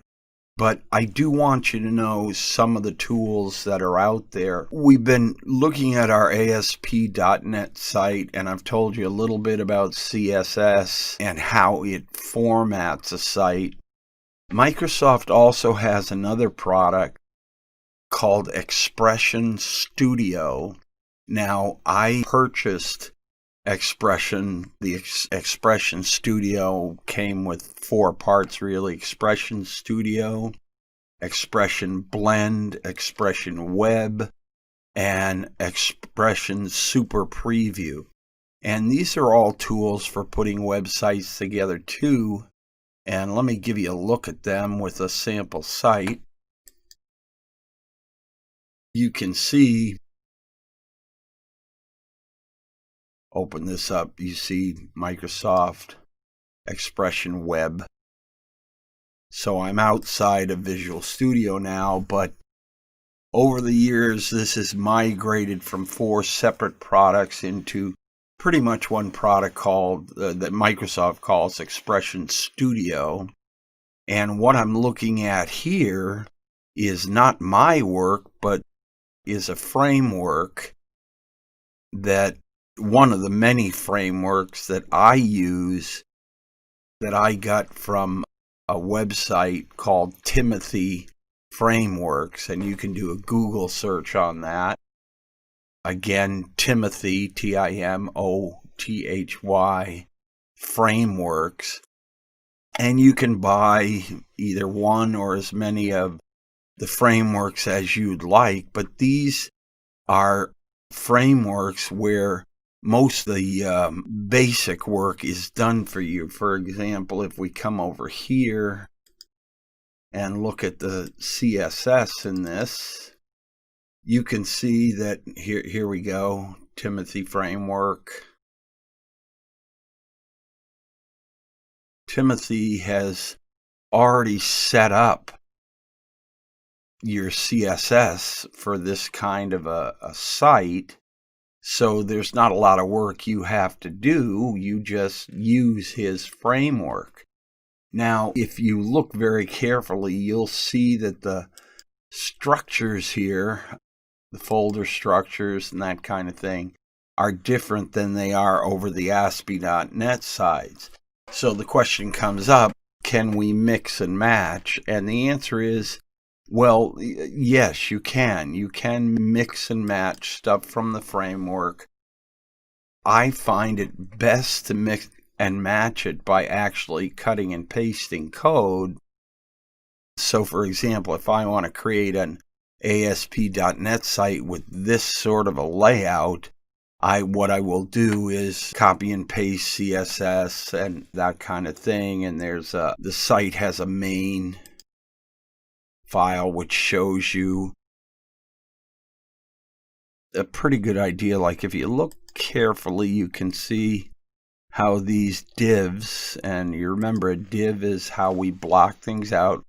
These divs are preset for you, and you can then alter them to meet whatever your needs are. I often use these frameworks when I'm doing presentation websites. And again, those are sites that I'm not really collecting any information. Let me try and run this so you get a better feel for what I'm talking about. I'm going to expand this browser window so you can see the whole site. But again, you can see the layout. The menuing system is right here. And really the only place in this framework that any data is involved is on the contact page, which can be used with text boxes for the user to enter their name. I don't have a sample of that right now in this one, but even when we use those things, it's not going to a SQL database. More often than not, it's going to an Excel file. It can be wired into SQL, but again, even though this is a phony site for a phony company, and you can see that the text here is all just sort of gibberish text, these frameworks are nice for presentation type websites. And again, you can mix and match them for other purposes as well. But I would not, and again, when I say I would not, I mean me personally, I would not do half my work over here in Microsoft Expression Web and then, try and just instantly transition over to Visual Studio, which is here. Because if I'm doing a data-driven site, again, you can see there are different folder layouts and that kind of thing. It's just easier to choose the ASP.NET side of things over here and bring any code or what have you in as a cut and paste, or even as a drag and drop one page. For example, I added a page right here called test, and this is what it looks like. And I'm going to use that in just a couple of minutes to show you how to put together some of these things. But again, presentation versus data driven, is not really applicable. However, you'll notice in these hyperlink tags, they say ASP : grid view. That means I'm calling the active server page, and that's up on the server. And you can see down here I have run at server. A presentation site done with the framework I was just showing you would not have that kind of stuff.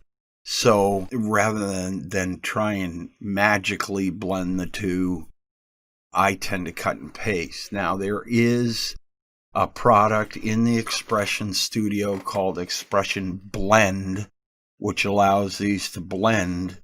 But at this point, I don't think that product, or the latest version I've seen, is not quite ready yet, not mature enough to handle everything. So I don't try and use that. But what we'll do here, again, is work on this side, the Visual Studio side, to make a data-driven website, and I'm going to kind of walk you through some of the tools that are there for you to use to accomplish those kind of things.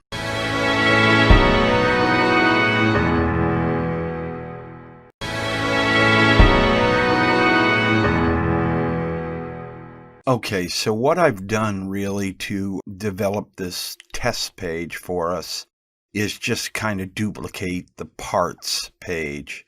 And I want to be careful because if you've never worked in Visual Studio on an ASP.NET site, you can highlight a screen and copy and then paste it, but you're also going to have to modify some code within.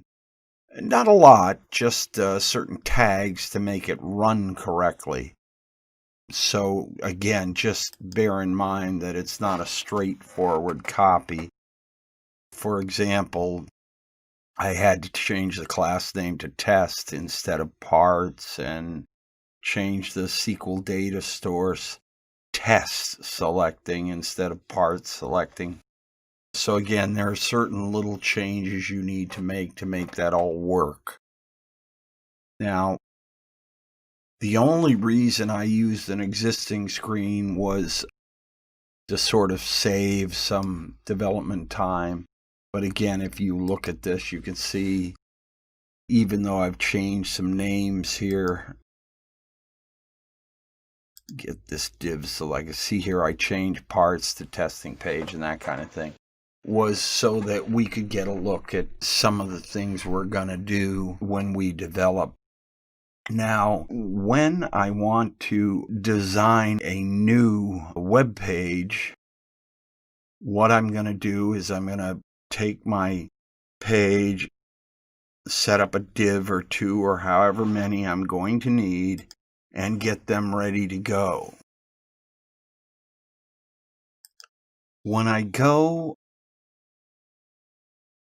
into design mode, and that, if you remember down here, we have the design, split, and source. I don't use split, which puts them both on the screen, but I like to use design or source. Gives me more space.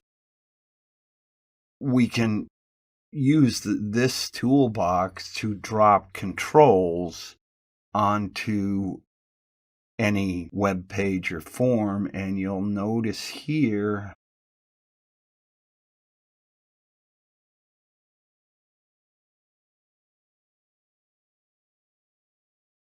and right here we have grid views. So I would take a grid view, bring it up here and drop it in, but of course I've already done that. So again, what we're going to do now is just set up a SQL data source and then get our grid view here to work with that. But as you can see, this is sort of very similar to the way we do Windows Forms, although this is a web page, so there are certain controls you won't have, in the web, and certain controls that are unique to the web and you wouldn't have over a Windows form, in a Windows Form type project. But here, this is the SQL data source is, of course, an invisible control. It's shown here in development, but when I run, it's not there. But let's get that set up by selecting configure data source. We already know our personal connection is being used. There it is. And that's the correct connection. And in this case, we're using the parts table, but I could drop this down and use whatever table I want. So let's switch over to, say, file types. And we'll include the file extension, the vendor, the application, the file type, and the description. And we'll say order by file extension, and then application. Let's choose that. So you see this has written all the SQL for me. And when I say OK, and again, I can go further than this if I want to, but this is kind of what I want.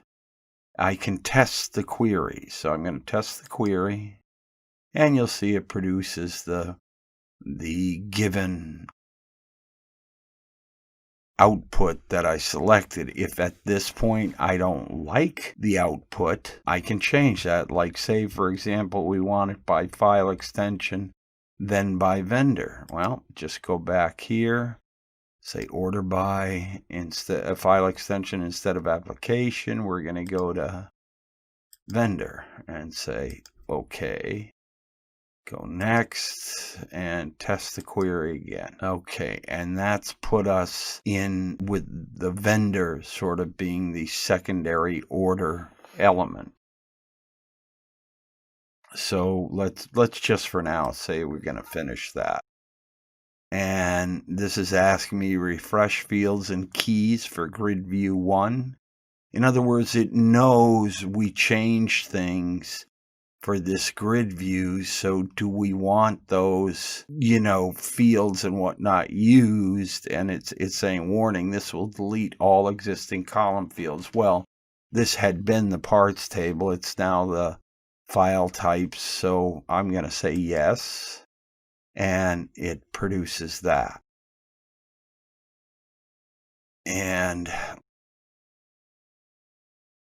let's also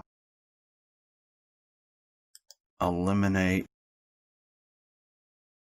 our div there because we don't need those buttons.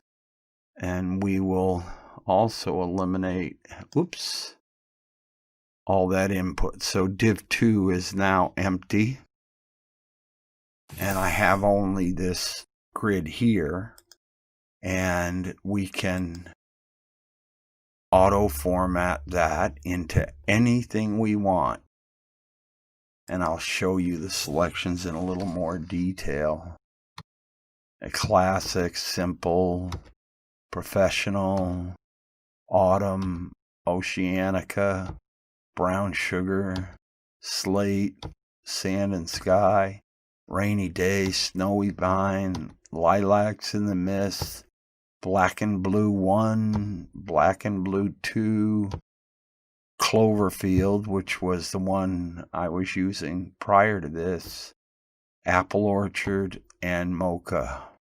Or I can say remove formatting. So let's first remove formatting and say apply. Okay, and now we have this the way we want it. Now, you might say, well, okay, here's your data source. That's great. Do we need to refresh the schema? Well, we don't really need to at this point. Can I change the columns? Yes. And again, all I need to do there, you have an awful lot of control over the columns because any column you select will list its properties here. And unfortunately, as I've learned, most of the changing will be down here in these styles. So if I say item style, for example, I can change stuff here. For example, column headers. If we want the header text, you see how it says file extension? Let's change that to file space extension. And then I could, change a lot of other things. And that includes any control that would be in that grid. I can change its basic appearance elements. Any footer or header that's in there, I can change that. And the item refers to this. So I could change the given item properties as far as color and styling. But once I've got these laid out the way I like it, I'm going to click OK. I can actually add new columns. There are ways to move them around. Enable paging, that's what you see down here. Allow me to show records this way, and if we run into 2 or 3 more pages, we can do that. Enable sorting is good. That means I can click on any one of these to change that as the source, as the sort key, and I can say enable selection. Now, if I click that, you'll notice here I get a select column. In this circumstance, I don't want that, so I'm going to move that back like that. And let me just close up this task window, and we'll save this one, and let's take a look at what we've done. Got some build errors. Okay, and you can see what I ran into is right here. I don't actually have any of this stuff in there. And those are all because I pulled all the buttons out. So I'm going to have to remove all those, and that's easy enough to do, no problem. The way it's done is just, we'll keep the page load, but remove the buttons. There is no interactive change because I'm not selecting anything from the grid. I'm just really displaying. And here are the various add buttons, and these guys I can just pretty much get rid of because they don't have any buttons involved at all anyway. So just highlight those down to, I think, cancel. Come on. And that's it. Delete it. Okay, and I have one too many brackets, and you can tell that because, look, yeah. But I'm still getting 6 errors, and again, you can tell they're on these command buttons that are removed, so let's double click those. We don't care much about that. That's within a comment, so that should not be giving us trouble. Any more than that should... Oh! Test ASPS CS. Oh, right here. Let's get rid of that. And that'll take care of that. What I want to do, though, is move that back. And that should get us pretty much where we want to be. Let me build it just to see. Yeah. And we come up with 0 errors. So, always a good thing when you're working on a web project to build after you've managed errors, because you may have corrected them, but they may not have come through yet. Let's see what we got here. And there we go. Here's our testing page and the grid we set up. And you'll notice here are the page numbers. If we click one of them, it'll jump to that page. Okay, so let's close that down, and we'll take a look at some more facets of this in just a second as we approach the next section.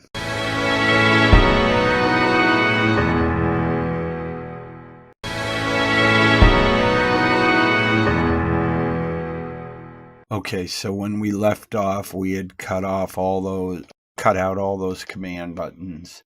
And let's go, let me lower the, well, I'll leave the error list where it is for now and just close it. And bring my properties window back.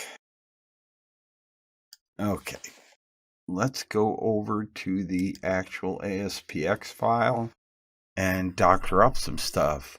Let's change that style. And I don't care what we give it. Let's say sand and sky. Apply. Okay. We don't need to change any columns at this point. Let's see what that looks like.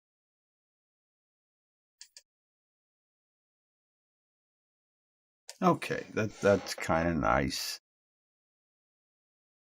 You can see how easy it is once you have a data source for a grid to change to whatever look suits you best.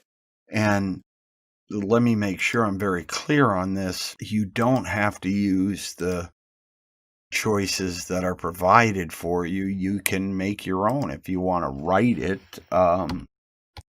I tend to stick with these pre-stocked ones because they have a lot of the features that I like. Like, for example, notice here we have horizontal and vertical lines. And that, to me, creates a nice appearance in a lot of the backgrounds I do. And I can just change that, fire up the page, and you can see what that produces. Okay, so again, the size of your grid or what have you is limited only by the site master and the div that it exists in. Let me say that again. By the site master and the size of the div that the given object, like this grid view, exists in. And that will determine how big it is. You can tell that this website is actually fairly small, but again, still works just fine.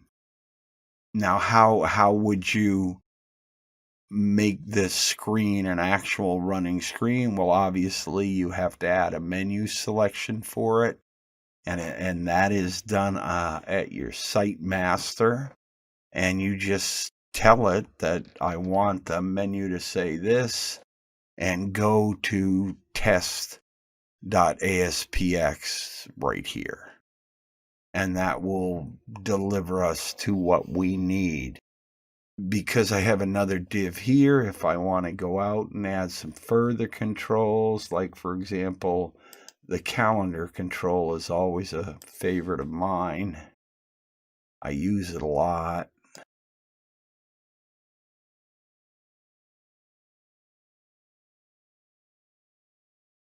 This is what's always tricky with web development, is getting stuff to land where you want it to land. Now you'll notice it's not landing within div, I believe that's div 2. Let me just double check it. Oops, that's div 1. Yeah, that's div 2. So how do I get it into div 2? No problem. Let's go to code. And there's div 2. There is nothing in there for div 2, so what I'm going to do is put it manually within div 2. Where's the calendar? The calendar. Oh, there it is. Okay, so I'm going to take the calendar line and just move it up there. Like so. And I'll clean up my code a little.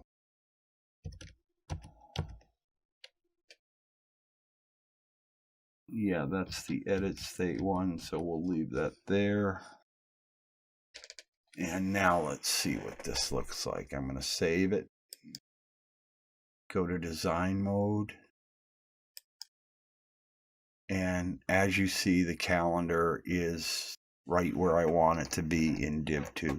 So sometimes with websites, depending upon how your divs are laid out, it's not always easy to visually lay out stuff like we did in Windows Forms. You may have to tinker a little bit of code to make it work, but once it's there, you can set it up the way you like it. And in this case, I'm going to make that calendar a little bit bigger, and away we go. So let's take a look at what that's going to look like. And there we go. There's my calendar. I could change the CSS or, I could change the CSS for the calendar or the div to give me the space I need between these two objects. But for now, we'll just do this.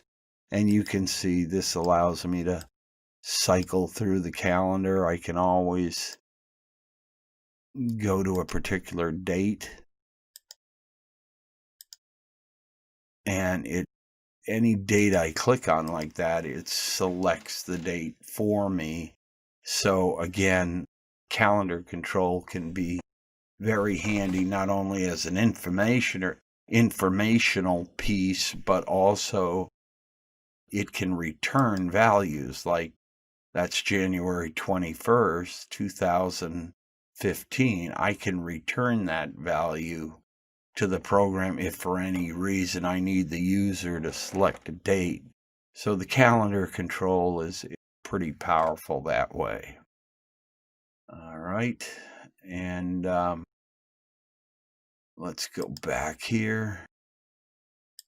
And just for fun, I'm going to delete that. And we'll take a look at another control or two.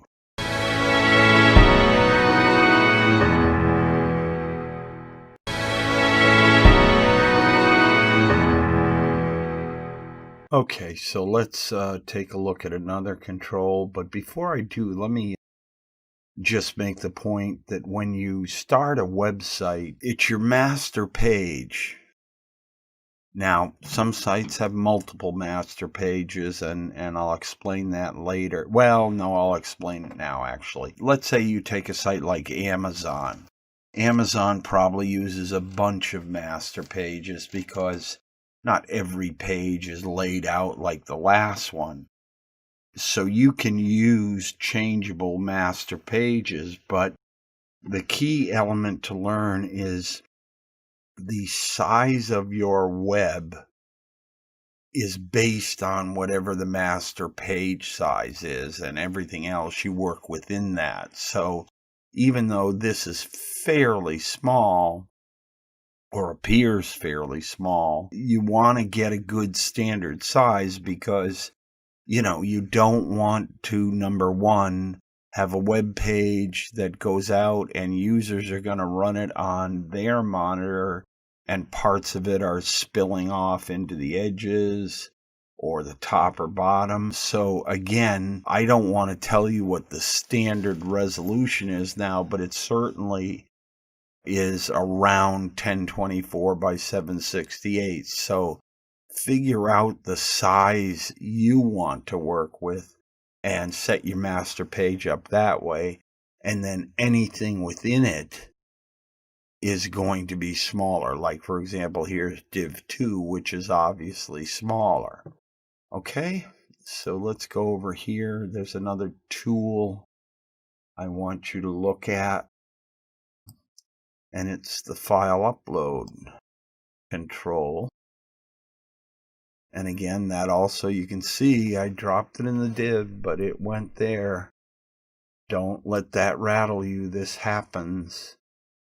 Just come into your code and drag and drop it up. Just like that. And sure enough, when you go back into design, there it is right there. Now, this is a great control because if you need to do file uploading, this comes sort of self-contained.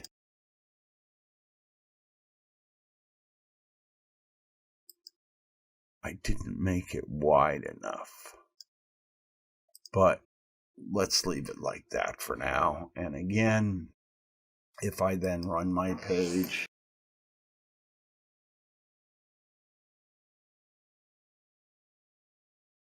you can see here it is right here.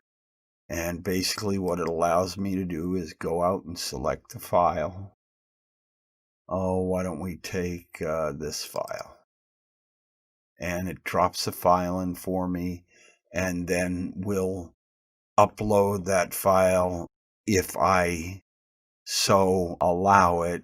And there are properties to this you need to set up before you can do that kind of thing. But you get the idea. The control is there. Let me see where those properties are. Yeah, right here.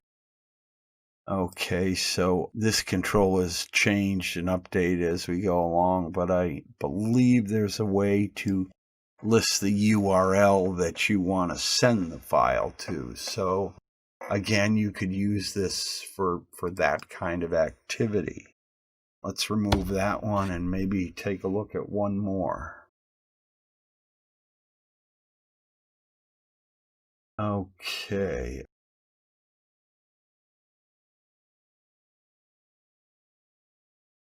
You can see in my toolbox here that my web controls are laid out, kind of subgrouped by what they do. Validation controls.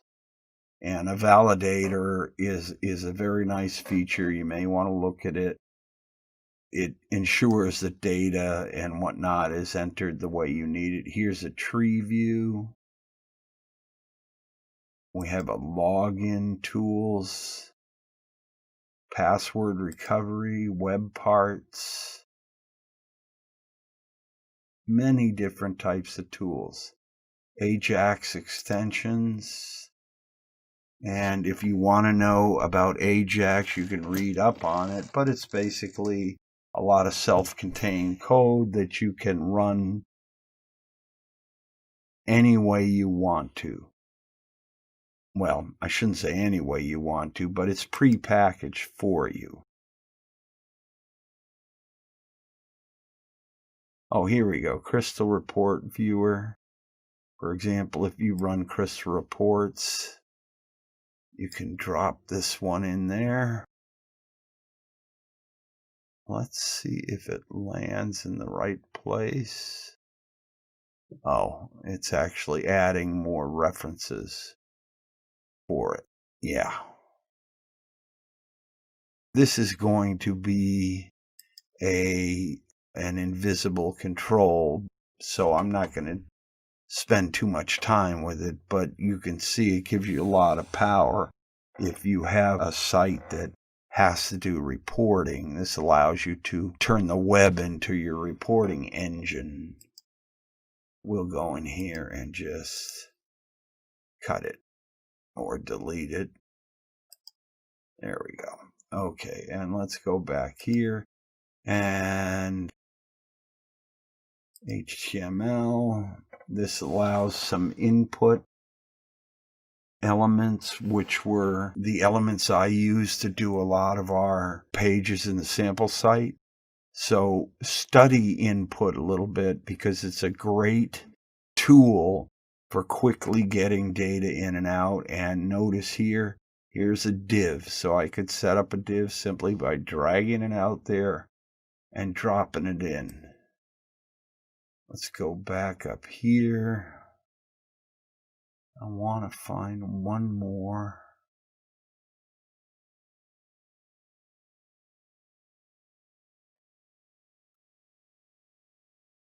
Oh, radio button list.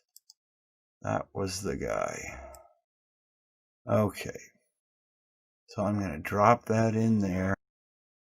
And the first thing I'm going to do, see where this says enable auto postback? I'm going to want that enabled. I want the control to post back and redisplay the screen wherever it goes. So notice it's located down here, not in our div. So I'm simply going to come in here, take this chunk, and let's give myself some space here. Again, this is a good example of why good clean code is better than messy code. And I would clean this up, but this is for us just a throwaway form that I'm using to show you a few things. So I really don't care about it. Now if I go into design, there we go.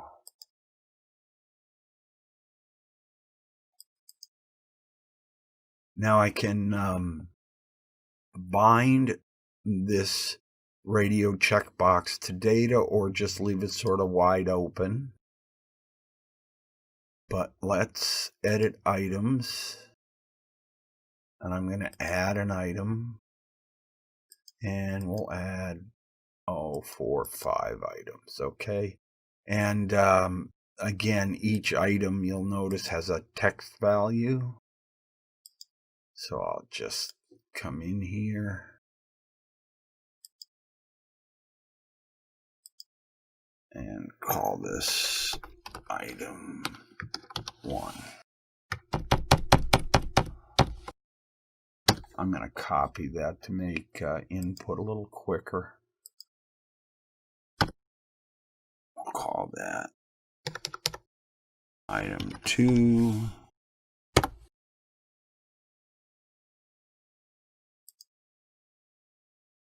And this would be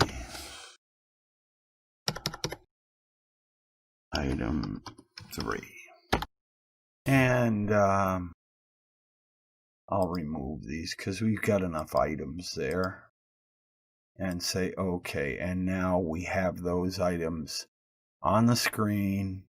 I can choose a data source to post them to, whatever I need to do. And let's try giving it a run. And you see what I get. And the nice thing about radio buttons is, remember, they check and uncheck automatically when you change the given selection. And there we go.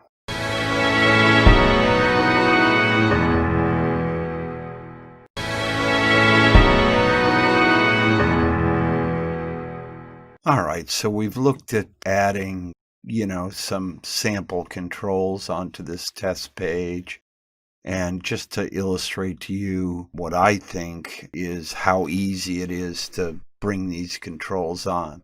This is not to say that writing the C# code to do things with this data or controls is necessarily easy, but if you do it enough, you get very good at it and it goes very quickly. And as I say, it can all be done simply with the tools provided. Visual Studio, and again, that's for doing an ASP.website. Now, one of the things I want to get into a little bit is how you actually start an ASP.NET website, and that is sort of very easy. So for the time being, what I'm going to do is I'm going to close this page.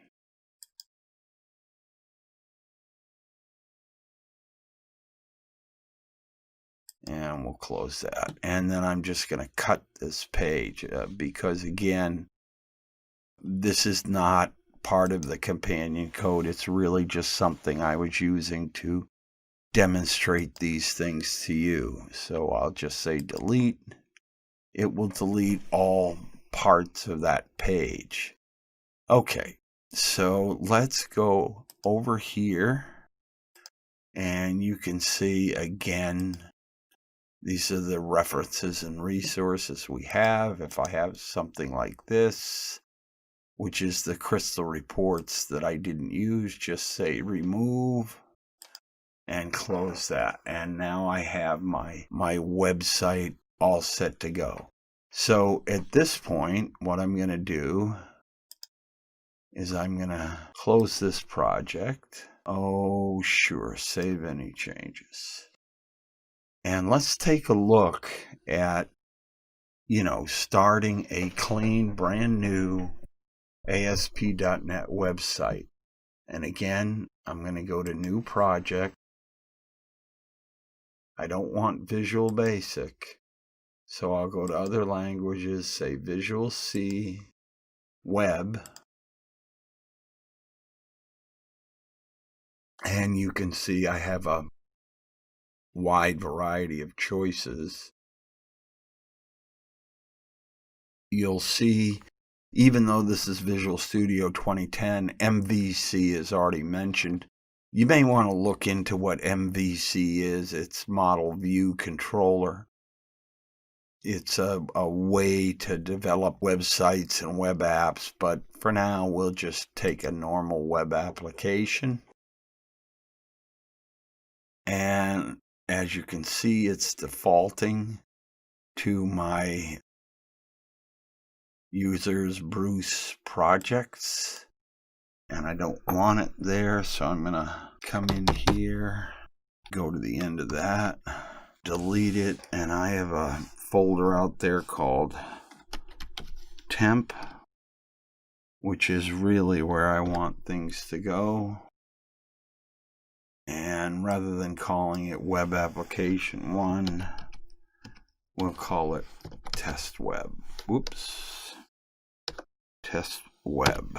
Okay. Now again, it's asked me to create a directory for the solution. I can say yes or no. In this case, I don't plan to write a solution with this, so I don't really need a directory for it, but I'm going to leave it there anyway. So I say okay. And let's watch Visual Studio sort of go to work. And that's pretty much it. Here's Visual Studio. When you do a non-empty website, we'll set this all up for you. As a matter of fact, I think I can run this. Yeah, it appears as though I can. And there it is.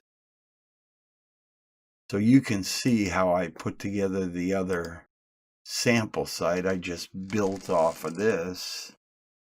And these elements such as login, they come pre-packaged for you to use, and actually they're stored. Let me show you where they're stored, in fact.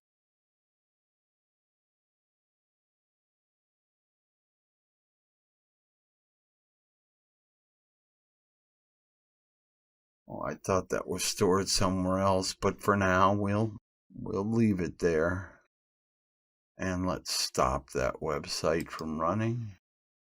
And you get the idea. And again, here is my master page with a very small div, with 3 very small divs, each just containing a header of some kind. And that's what gives me a head start on my ASP.NET website. So if you're starting your own, you may want to do it this way. And let's close this.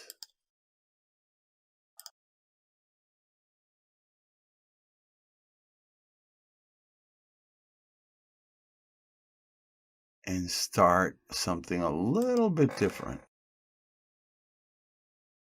Here's an empty web app. Now, you may say to yourself, well, isn't the other one empty that we just did? And yeah, I guess you could say it is, but it gave us some stuff nonetheless. If I choose this, it gives us virtually nothing. Just some bare minimum. You see there is no screen here, no nothing. So I generally don't use these, but I have used them in situations when I'm moving a lot of code from some framework that is not related to Visual Studio. Okay, and that's pretty much how I can start a website, an ASP.NET website, and what I can do with it.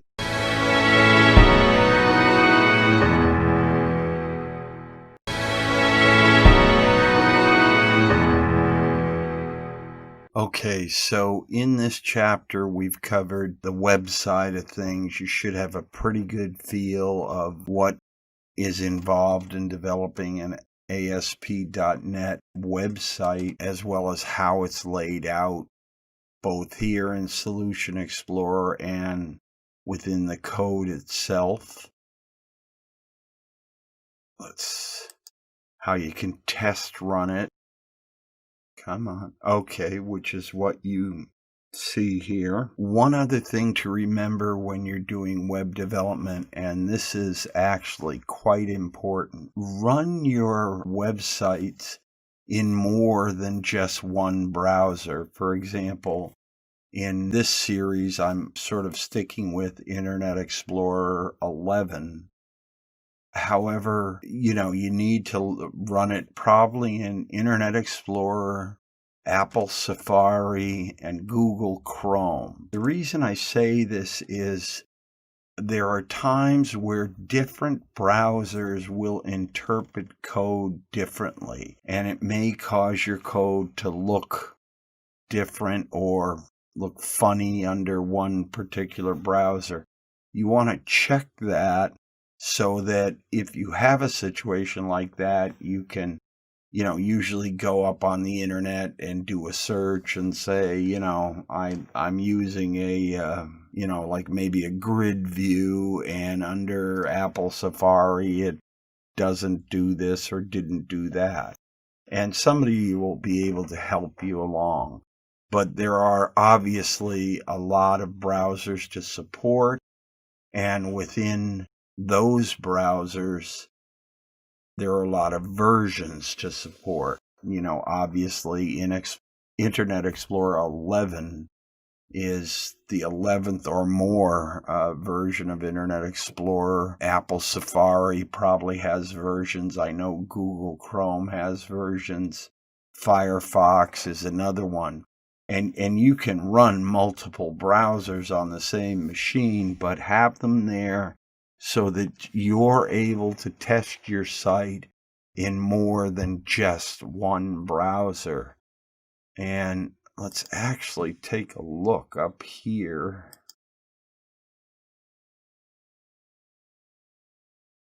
There used to be a selection that would say View in Browser. It may be in more current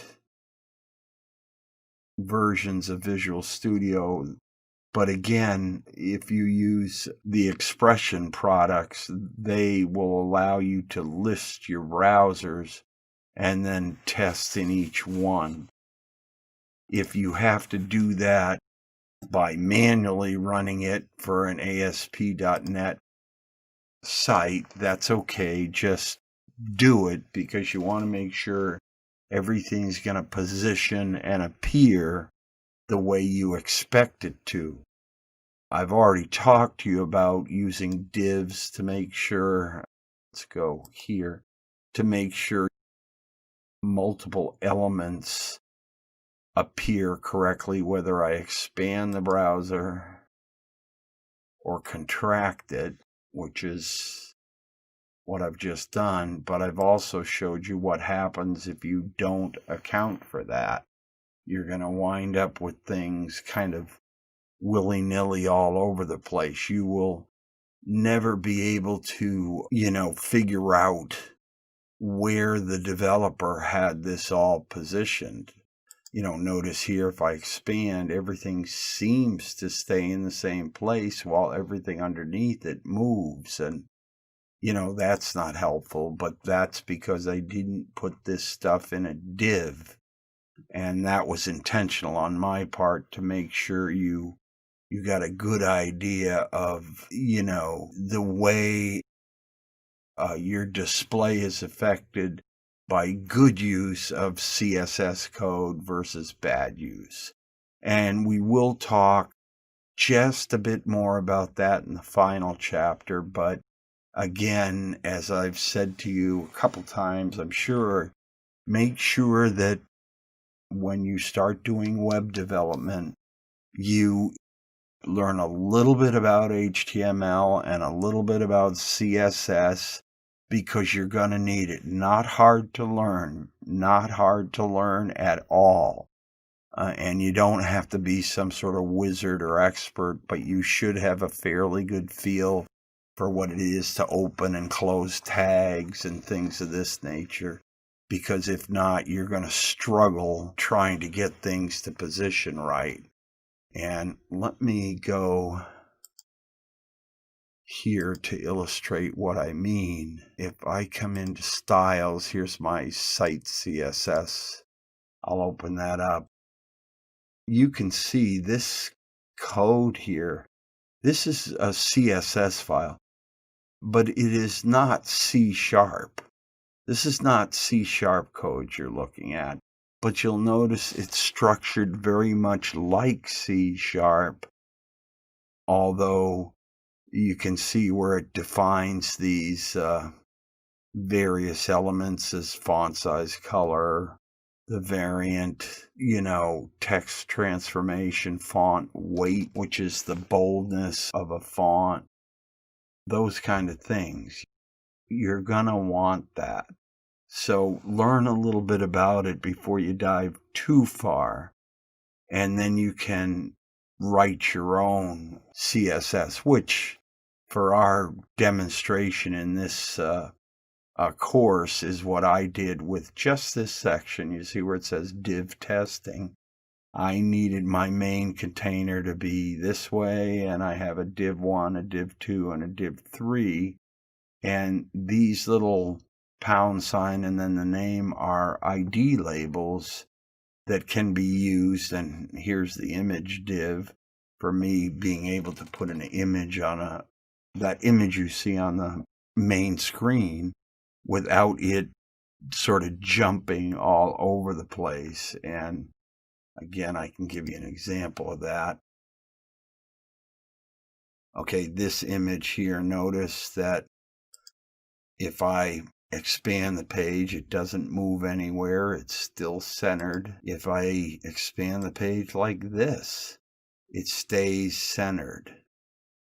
So again, that was done with a div for it specifically.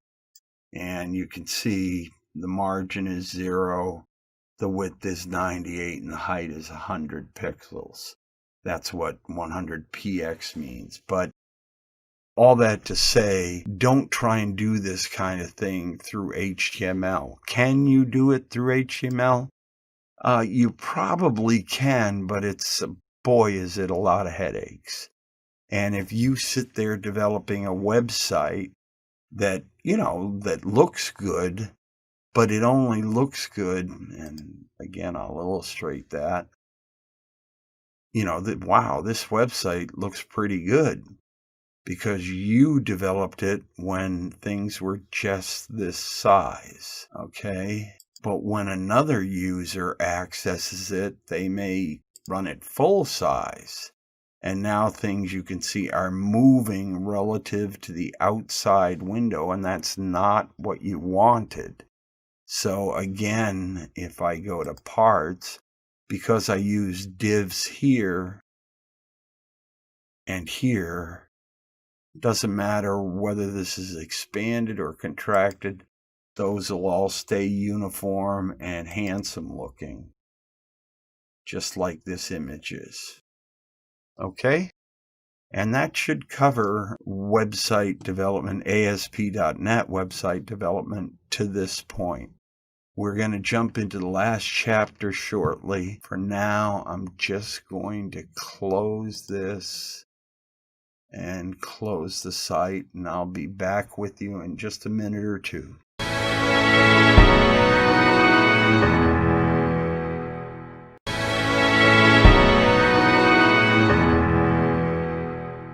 In this section, we started to explore web development with Visual Studio. You learn the difference between a presentation website and a data-driven website.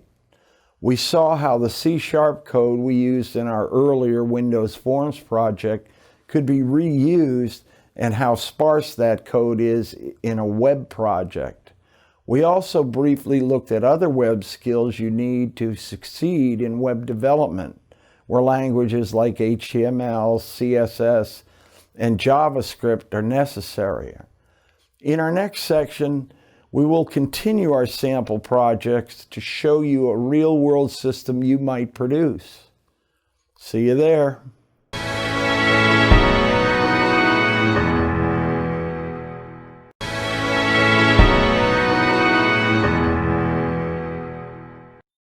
In this section, we will build on the previous section and further cover how C# works in a web project. We will learn how to tap into our data and how to design code that can show data in a variety of ways. We will further explain how a web form differs from a Windows form, and we will close this section by looking at how to build and publish a website. Let's begin by creating a new web project and then switch to our sample code to further our understanding of the website part of our project.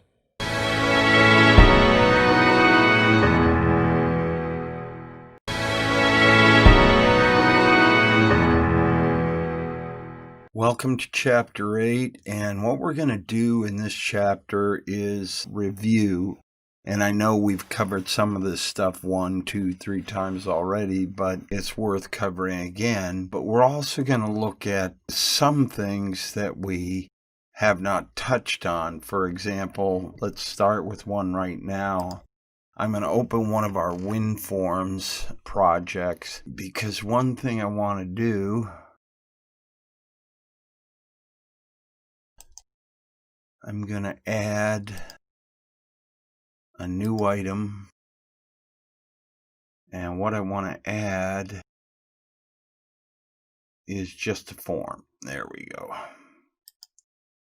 And why don't we call this test? Okay, and the reason I'm doing this is just to show you some of the tools that I want you to look at if you were doing a WinForms project. And WinForms is the short terminology for Windows Forms. So if I come in here and let's say I put a button out here, and then what I'm going to do is copy that button a few times. All right, there's 6, 7, 8, 9, 10. And if you remember in an earlier section, I told you about various formatting tools. For example, let's take these buttons, and you can see there are a lot of them, and let's align them all to the left, and then let's increase their vertical spacing. And you can see very quickly I took 10 buttons and got them all lined up, but you'll notice the space here isn't quite what I wanted. I want them all evenly spaced, and if you remember, I have this formatting toolbar that, let's see, I think it's this one. No, is it? Yeah, make vertical spacing equal. Now that'll give me equal spacing between each of these buttons.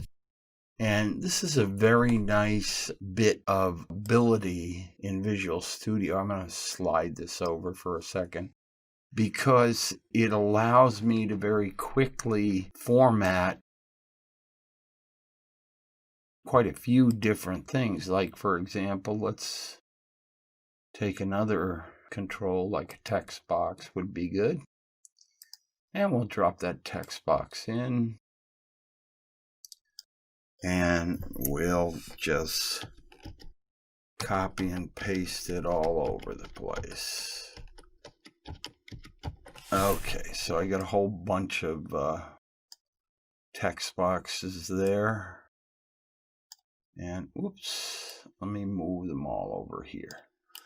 And again, you can see they're kind of helter-skelter all over the place. But if I take these and align them left, and I already have them the same size, So let's get vertical spacing equal. I forget which one it is. Let's make same size, horizontal. Here we go. Make vertical spacing equal.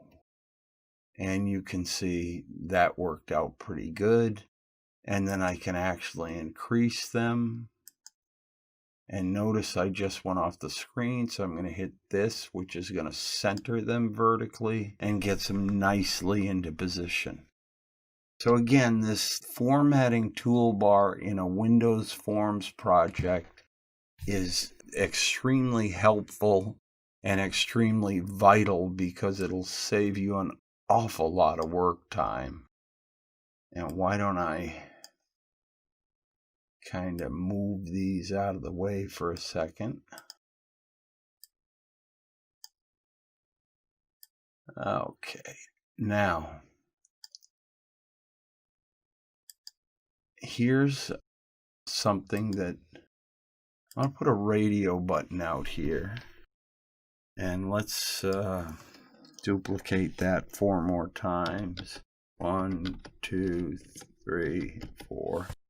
Okay, and now I'm going to space them up equally. And again, I'll do that with my formatting tools. Align their lefts. Increase or equalize vertical spacing. First, I'm going to increase it a little bit. Okay. And then make vertical spacing equal. Now, you might think that if I ran this form, these buttons would behave like your typical radio buttons, where if I click one, all the rest unclick, and I can't click more than one. But that's not really true. And the reason I can't do that at this point is because Visual Studio does not understand that these are all members of the same group. In other words, all members of the same input control. Now, the way to mitigate and manage that is with a container right here. And I'll take the container, I'll take a group box, and I'll put the group box, right there. Okay. Like so. And group boxes are kind of neat because you can put text in them. Here's the text that appears. Why don't we change that to my group box? Then, if I take the radio buttons and move them into this, and we could even clean this up a little bit, move it closer, move it up. Now Visual Studio will understand that these buttons should behave as selections of one control.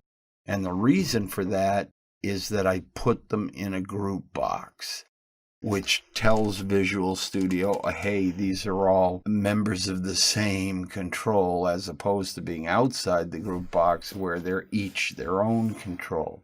So again, as a matter of fact, watch this. If I highlight the group box and go to move the group box, the radio buttons now come with it. Okay, so that's kind of a vital point you need to know, and that can hang up some developers because they think, oh, geez, I put those radio buttons out there, but they allow me to click 2 or 3 at the same time. Well, they won't if you put them in a container. And a container could be, let's go take a look again. Could be a group box, could be a panel, could be a tab control, or something of that nature. So again, anything that will help those be seen as one control is what we're after. Okay, and let's look at the date time picker, which is kind of an interesting control because it allows me to pick a date with a calendar built in. You wouldn't get this on a website quite the same way. And here I can change various elements to this. You know, what the maximum date is, what the minimum date is, what the value looks like. Okay. And there is a way to include the short date or the full long date. And let me take a look. I forget where that is. Oh, I think I know.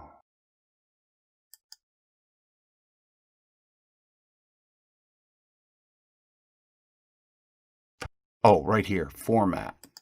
This is a long date right now, but if I drop this down, I can do it with a short date, and you'll notice that goes short.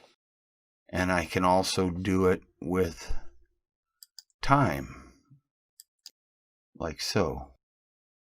So if I want to let somebody set the time, this control will support that as well. Let's put it to short date. And there's also a custom setting I can use, and then I can format whatever I want, so to speak. So that's a good control to know. And that just sort of gives you a look at some of the available Windows forms, toolbar activities, and more advanced controls.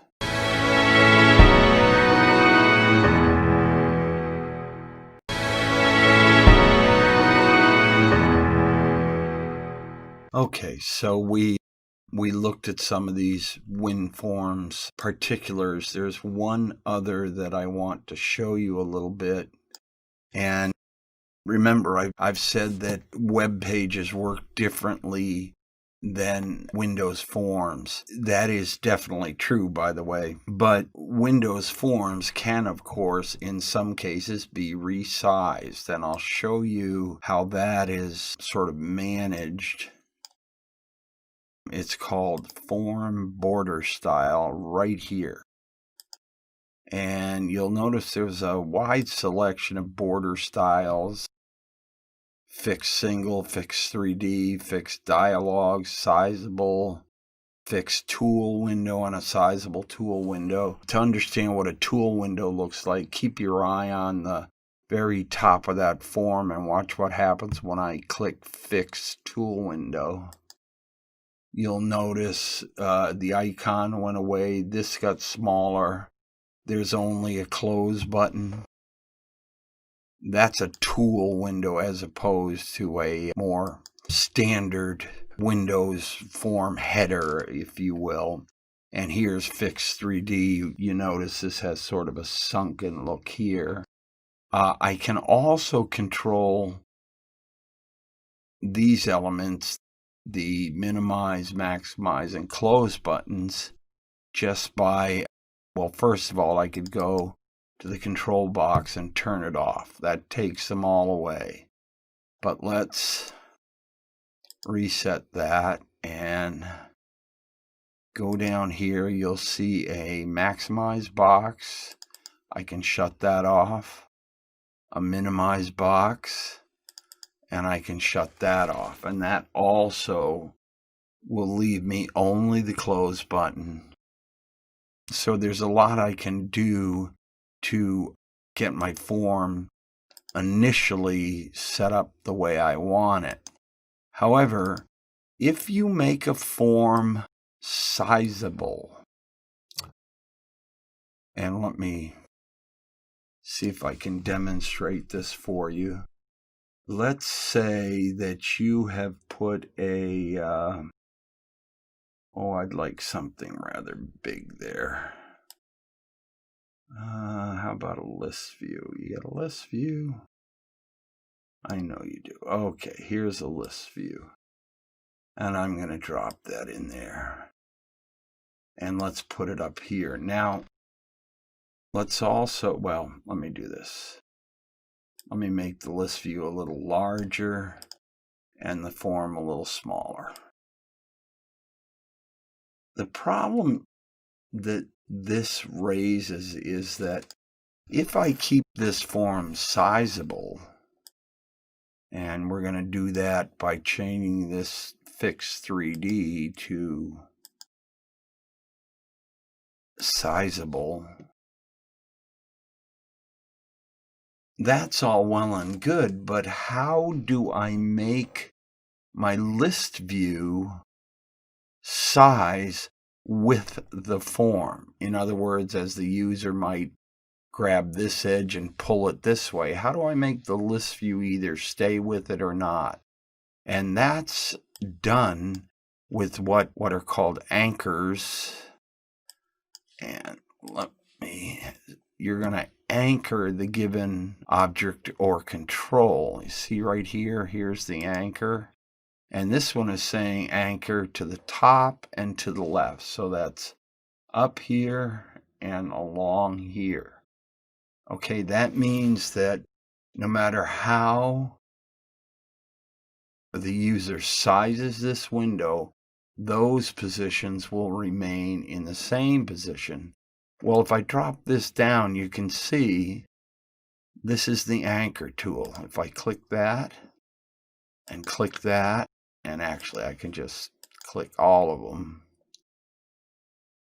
and say, okay, now I'm anchoring every side.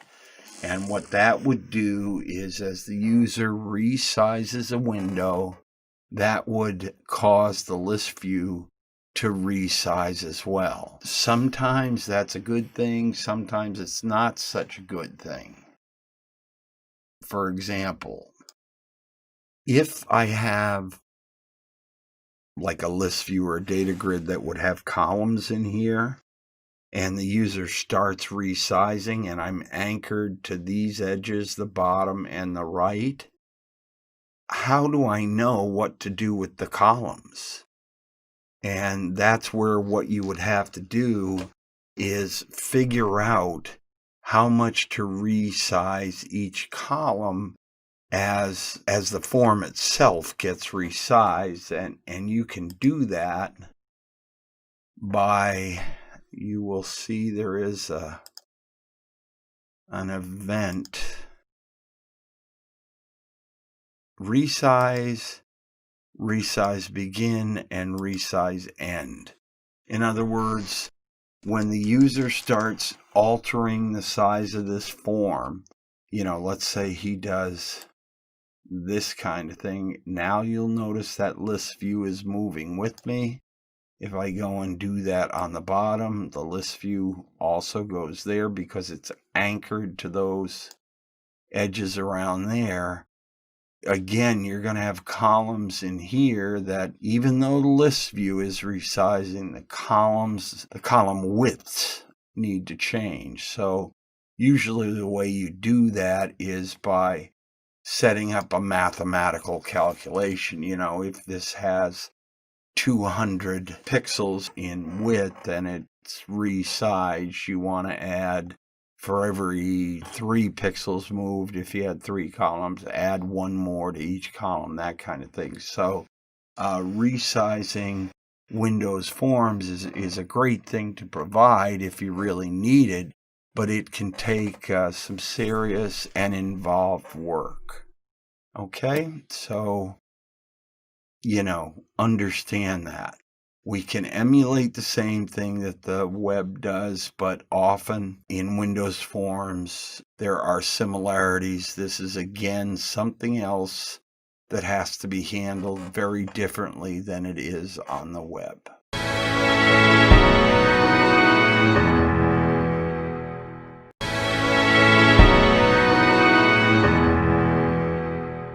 Okay, so you've seen a little bit about Windows forms and some of the things you have to do to manage things like radio buttons, some of the nice tools that you're given for formatting and that kind of thing, and then resizable or not windows. You'll notice here's a pretty good example.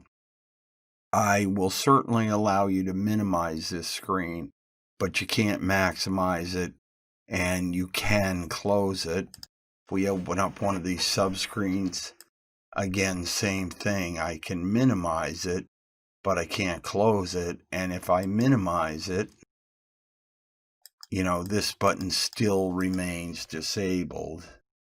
And I have to bring that, let me get it there. I have to bring that form up kind of manually again to do things with it. You'll notice that I do not use sizable borders very much at all in a Windows Forms project because it seems to just create trouble or a lot of work.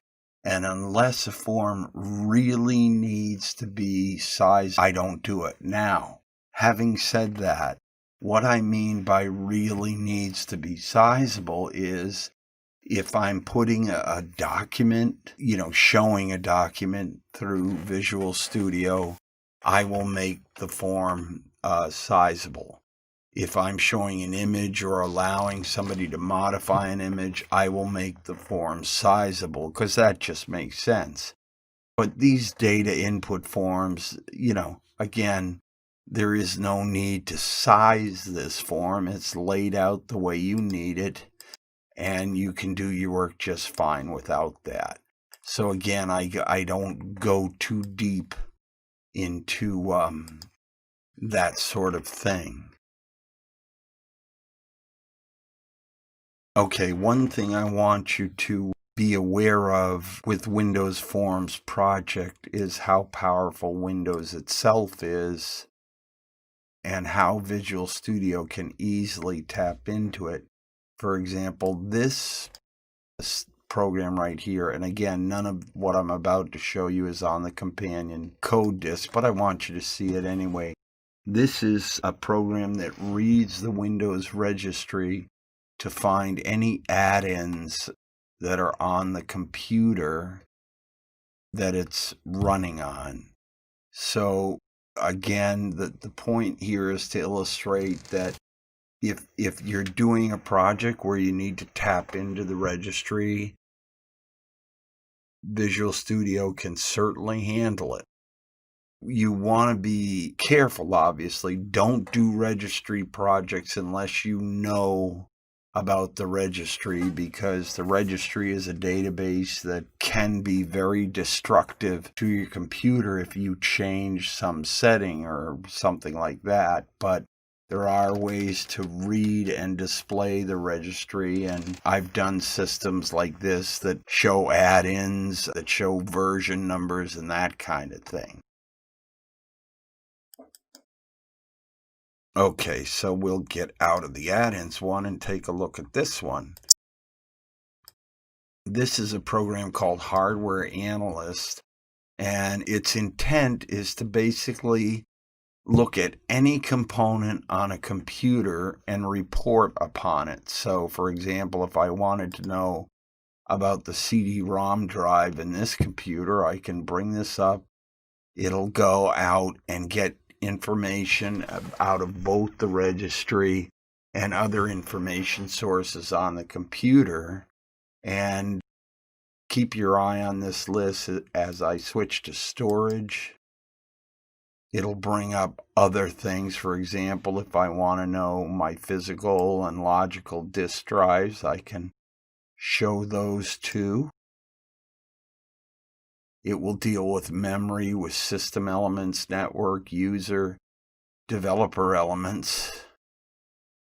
In other words, this is going to load up and show me what COM applications are running and so on and so forth. And the point here, again, is to just show you the power of Visual Studio. It can tap into just about anything. So that is a hardware analyst, and we'll get out of there. And this is a program that does reporting. And if you remember, I used this a while ago to show you the tree view, which is included in the source code, and you can program this sort of a display where you can check all, none, or whatever. And this also runs with Crystal Reports, which is, again, probably one of the more popular reporting tools. And I think I can actually demo a report or two for you. Why don't we go to the executive summary? And I've selected all file types, all company and projects, and I just say view. And this is going to take a minute or two to cook up a report, but we'll let that run. And here it comes. Crystal Reports distributes a viewer that can be put inside of a Windows form to allow you to view the resulting report. And indeed, in this system, some of the reports have thousands of pages, so you're not going to want to always, actually print them out on paper. You may want to look at them on screen. This also allows you to export reports to very popular styles such as PDF files, Adobe PDF files, and that kind of thing. It also supports Microsoft Word document files and that kind of thing. So you have that available to you to use as you need it to do your reporting for any system you develop. And again, we'll let this cook up for a second. Bear with me because the executive summary report that I'm generating is actually 9 reports in one, so it does take a minute. But with the Crystal Reports viewer, I can put up something like this. This is not something I wrote. This came in the viewer, and it gives the user the indication that something is happening in the background, and then we should see the report come up. We'll let that chug along, and while we do, let me come over here and just bring up Visual Studio again, because I want you to understand something about the .NET framework and the libraries included. And I guess the best way to illustrate it is this. What I'm going to do is I'm going to get to a library, and that's references. And let me say add a library. That's what. Oops, our report is finished. Let me drop this down, and there you can see. Let me go over here and just close that window telling us that it's ready, but you can see I've got it right there. Here's my executive summary, and I can sort of scroll down or go to, you see it's got 10 pages. I can go to each page. It has some nice charts. This is all coming out of Crystal Reports. This also allows me to export the report to a wide variety of types. There you can see them. Here's PDF, CSV, Microsoft Excel, rich text, XML, and so on. So Crystal Reports is the one I've used the most in my career, and it gives you some nice features that you can use to, do some pretty slick looking reports. And let me bring up Visual Studio one more time. And okay. And then in just a second, I want to show you something about the libraries. But for now, we'll sort of end this section here.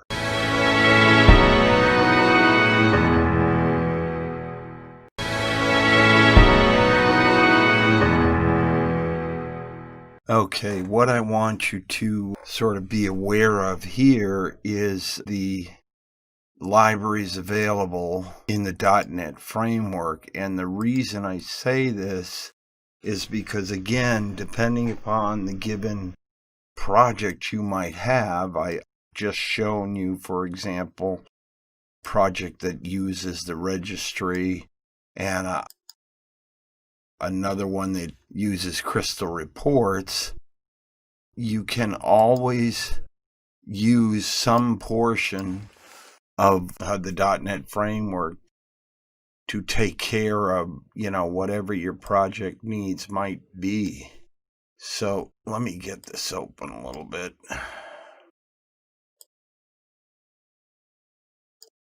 And really what I want to focus on here is the first column.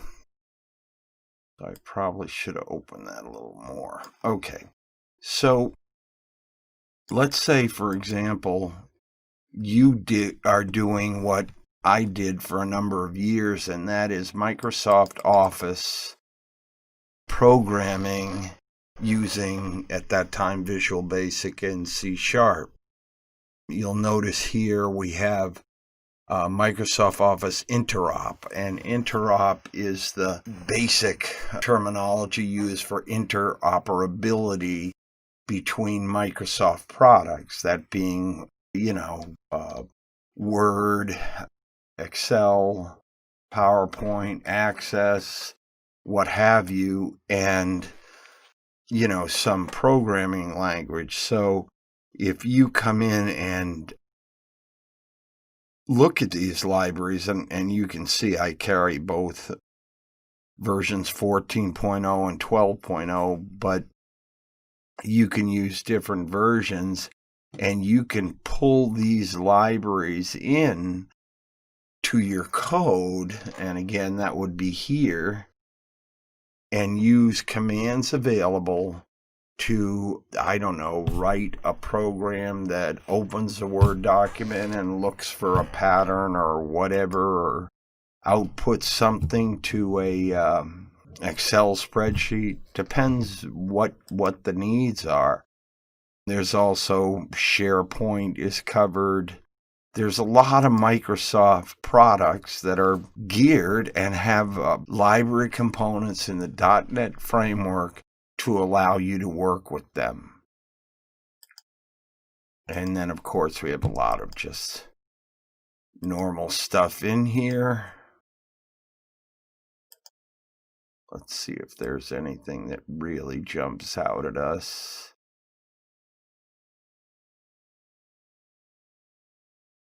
Depending upon what you need done, up on Microsoft's website, it will tell you, if you looked up, for example, Microsoft Office Interop Visio, it would tell you the commands and events and methods available in this sort of subsection of the .NET framework, so that you could then write some sort of application that works with Visio. And I just want you to know that's there, so that along with knowledge that you can work with the registry, you can work with virtually any component in Windows.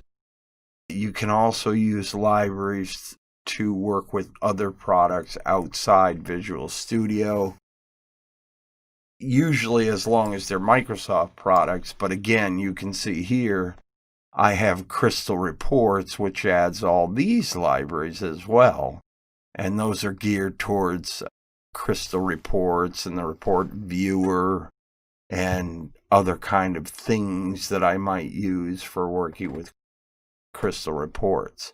So again, depending upon what you need, you would just add the library for it. And you can research that kind of stuff on the web so that you know what's there and know what's available for you to access and use. Okay. All right, we're getting close to the end here, but what we're going to do next is just talk one more time about C# and VB.net. So we'll get into that in just 1 second here.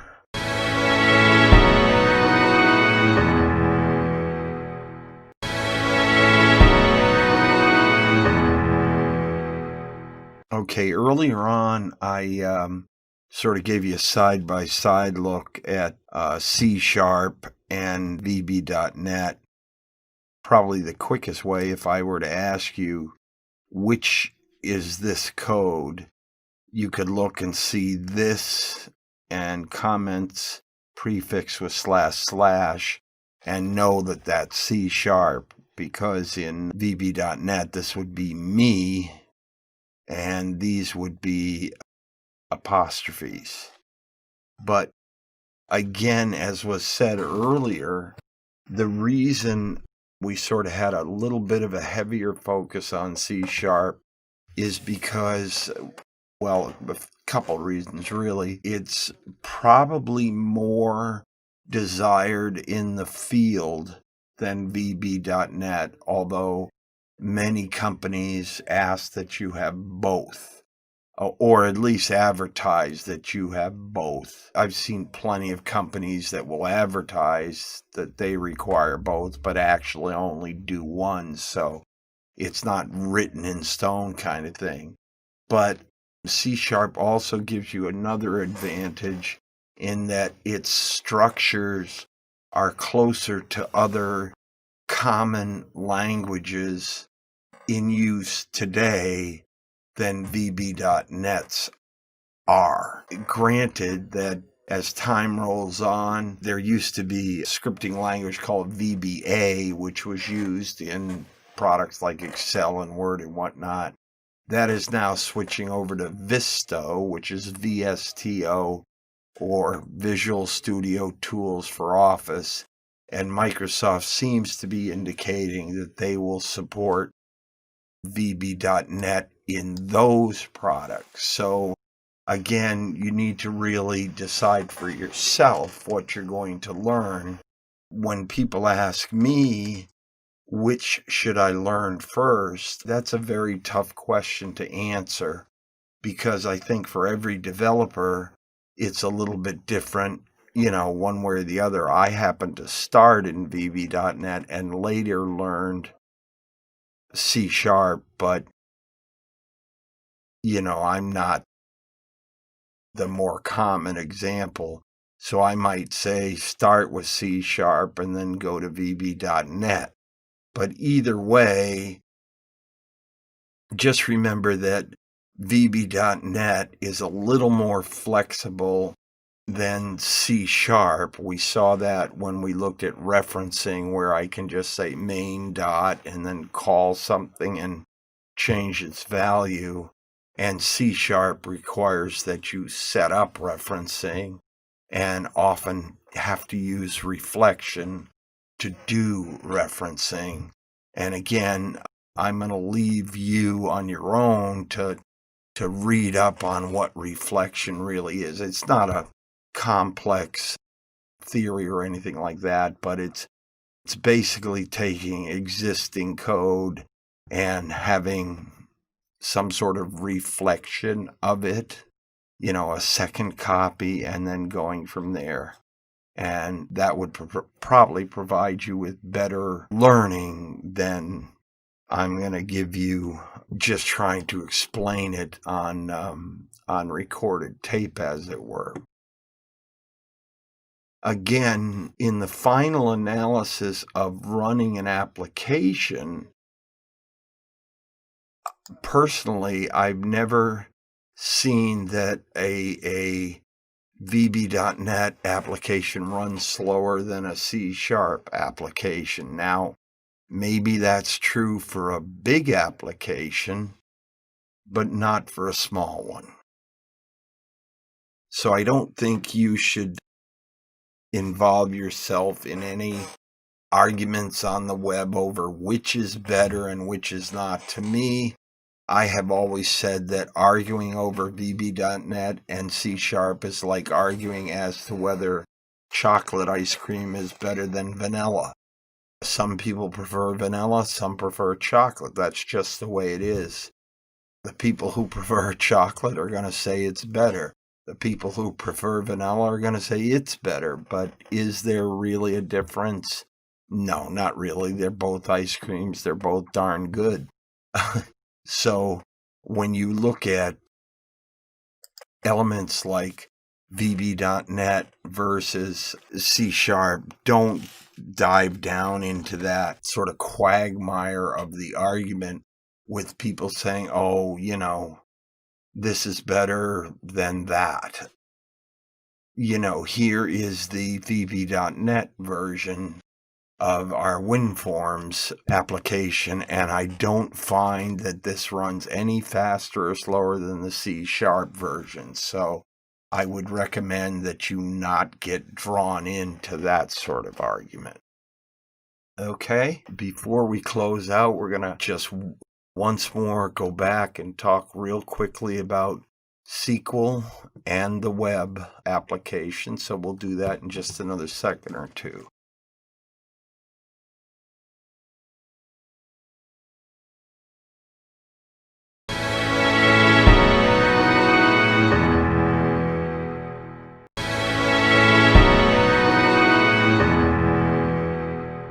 Okay, so here we are in SQL Server Management Studio.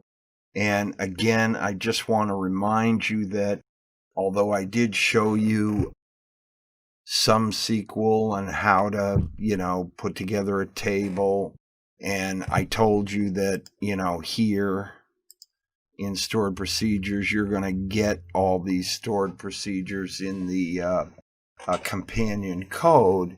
But it's still worth taking your SQL knowledge just a little bit further because, again, what I'm providing is just to support your, shall we say, learning or playing with the companion code in this series.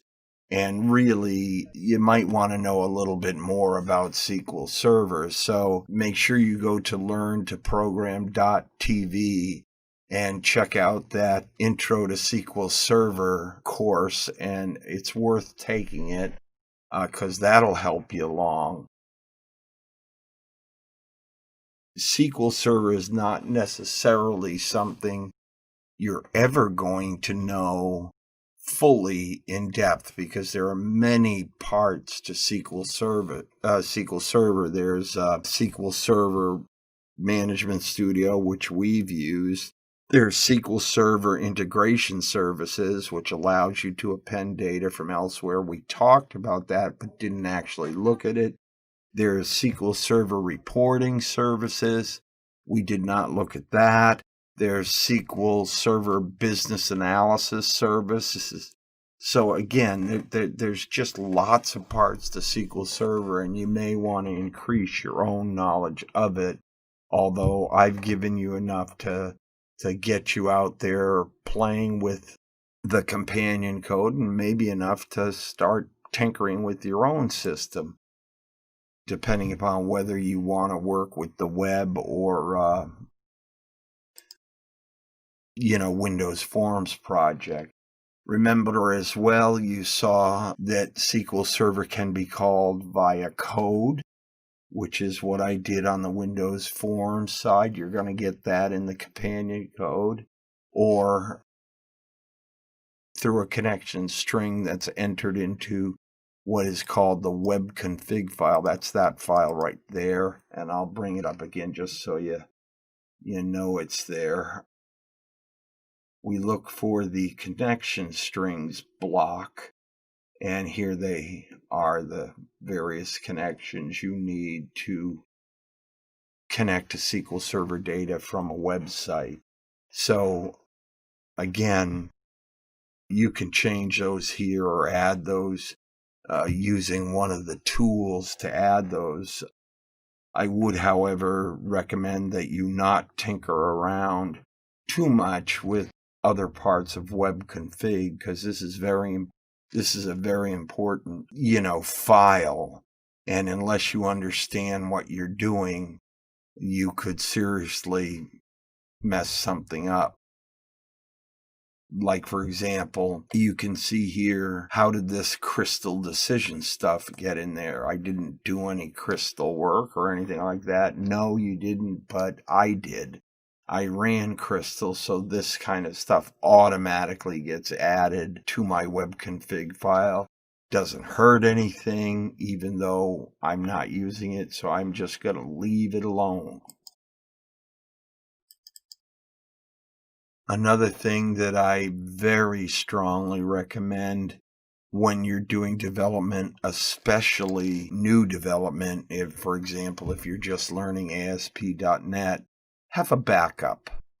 In other words, here's my own development folder, and here I have the same thing in backup. These are all systems that I wanted to back up as I went along, and really the way I do that is you can see right here, I make Windows command files. Again, files that used to be called batch files, but you can look up Windows command files. They end with a CMD or a BAT. You can still use the batch, and that allows you to very quickly back up your stuff, which is what you're going to want to do for two reasons. Obviously, reason one is in case your computer blows up or the dog, eats your keyboard or something. And the other is that one of the things I do is when I start developing, let's say I sit down at the desk at 8 in the morning and I start developing, as I go through my day, each time I get something done, ready, and I'm satisfied with it, I run one of these little backup batches and it backs it up so that as I move along, I can always go back to the last point where I was satisfied that things were working okay. And that's another good reason to do your backups. So, because you really don't want to lose your code or not back up to the point where one of the things I see happen at times is developers will not be interested in backing up, and they go and write great code, and then they say, oh, well, I'd like to try this, and they try something, and they mess up their system. Well, now they can't get back to the last time the system was stable, or however you want to phrase it, and they've got a lot of work to do to sort of unscrew themselves from problem they get into. So if you have a good solid backup, that makes a huge difference. And with that, I am going to say so long and close out the video end of things. I thank you for listening and staying with me through all this, and I hope you got something from it. Okay, bye-bye.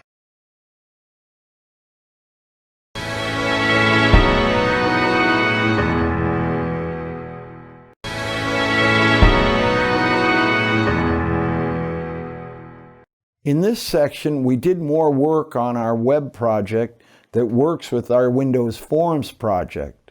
You learned how an ASP.NET web project can be started and what is in the template. We looked at the code and components behind our website. By now, you know why coding for websites is different than coding for other projects and have some understanding of HTML and CSS. We learned how to tap into our shared data and how to call that data when we need it. Finally, we showed how easy it is to build and publish our site.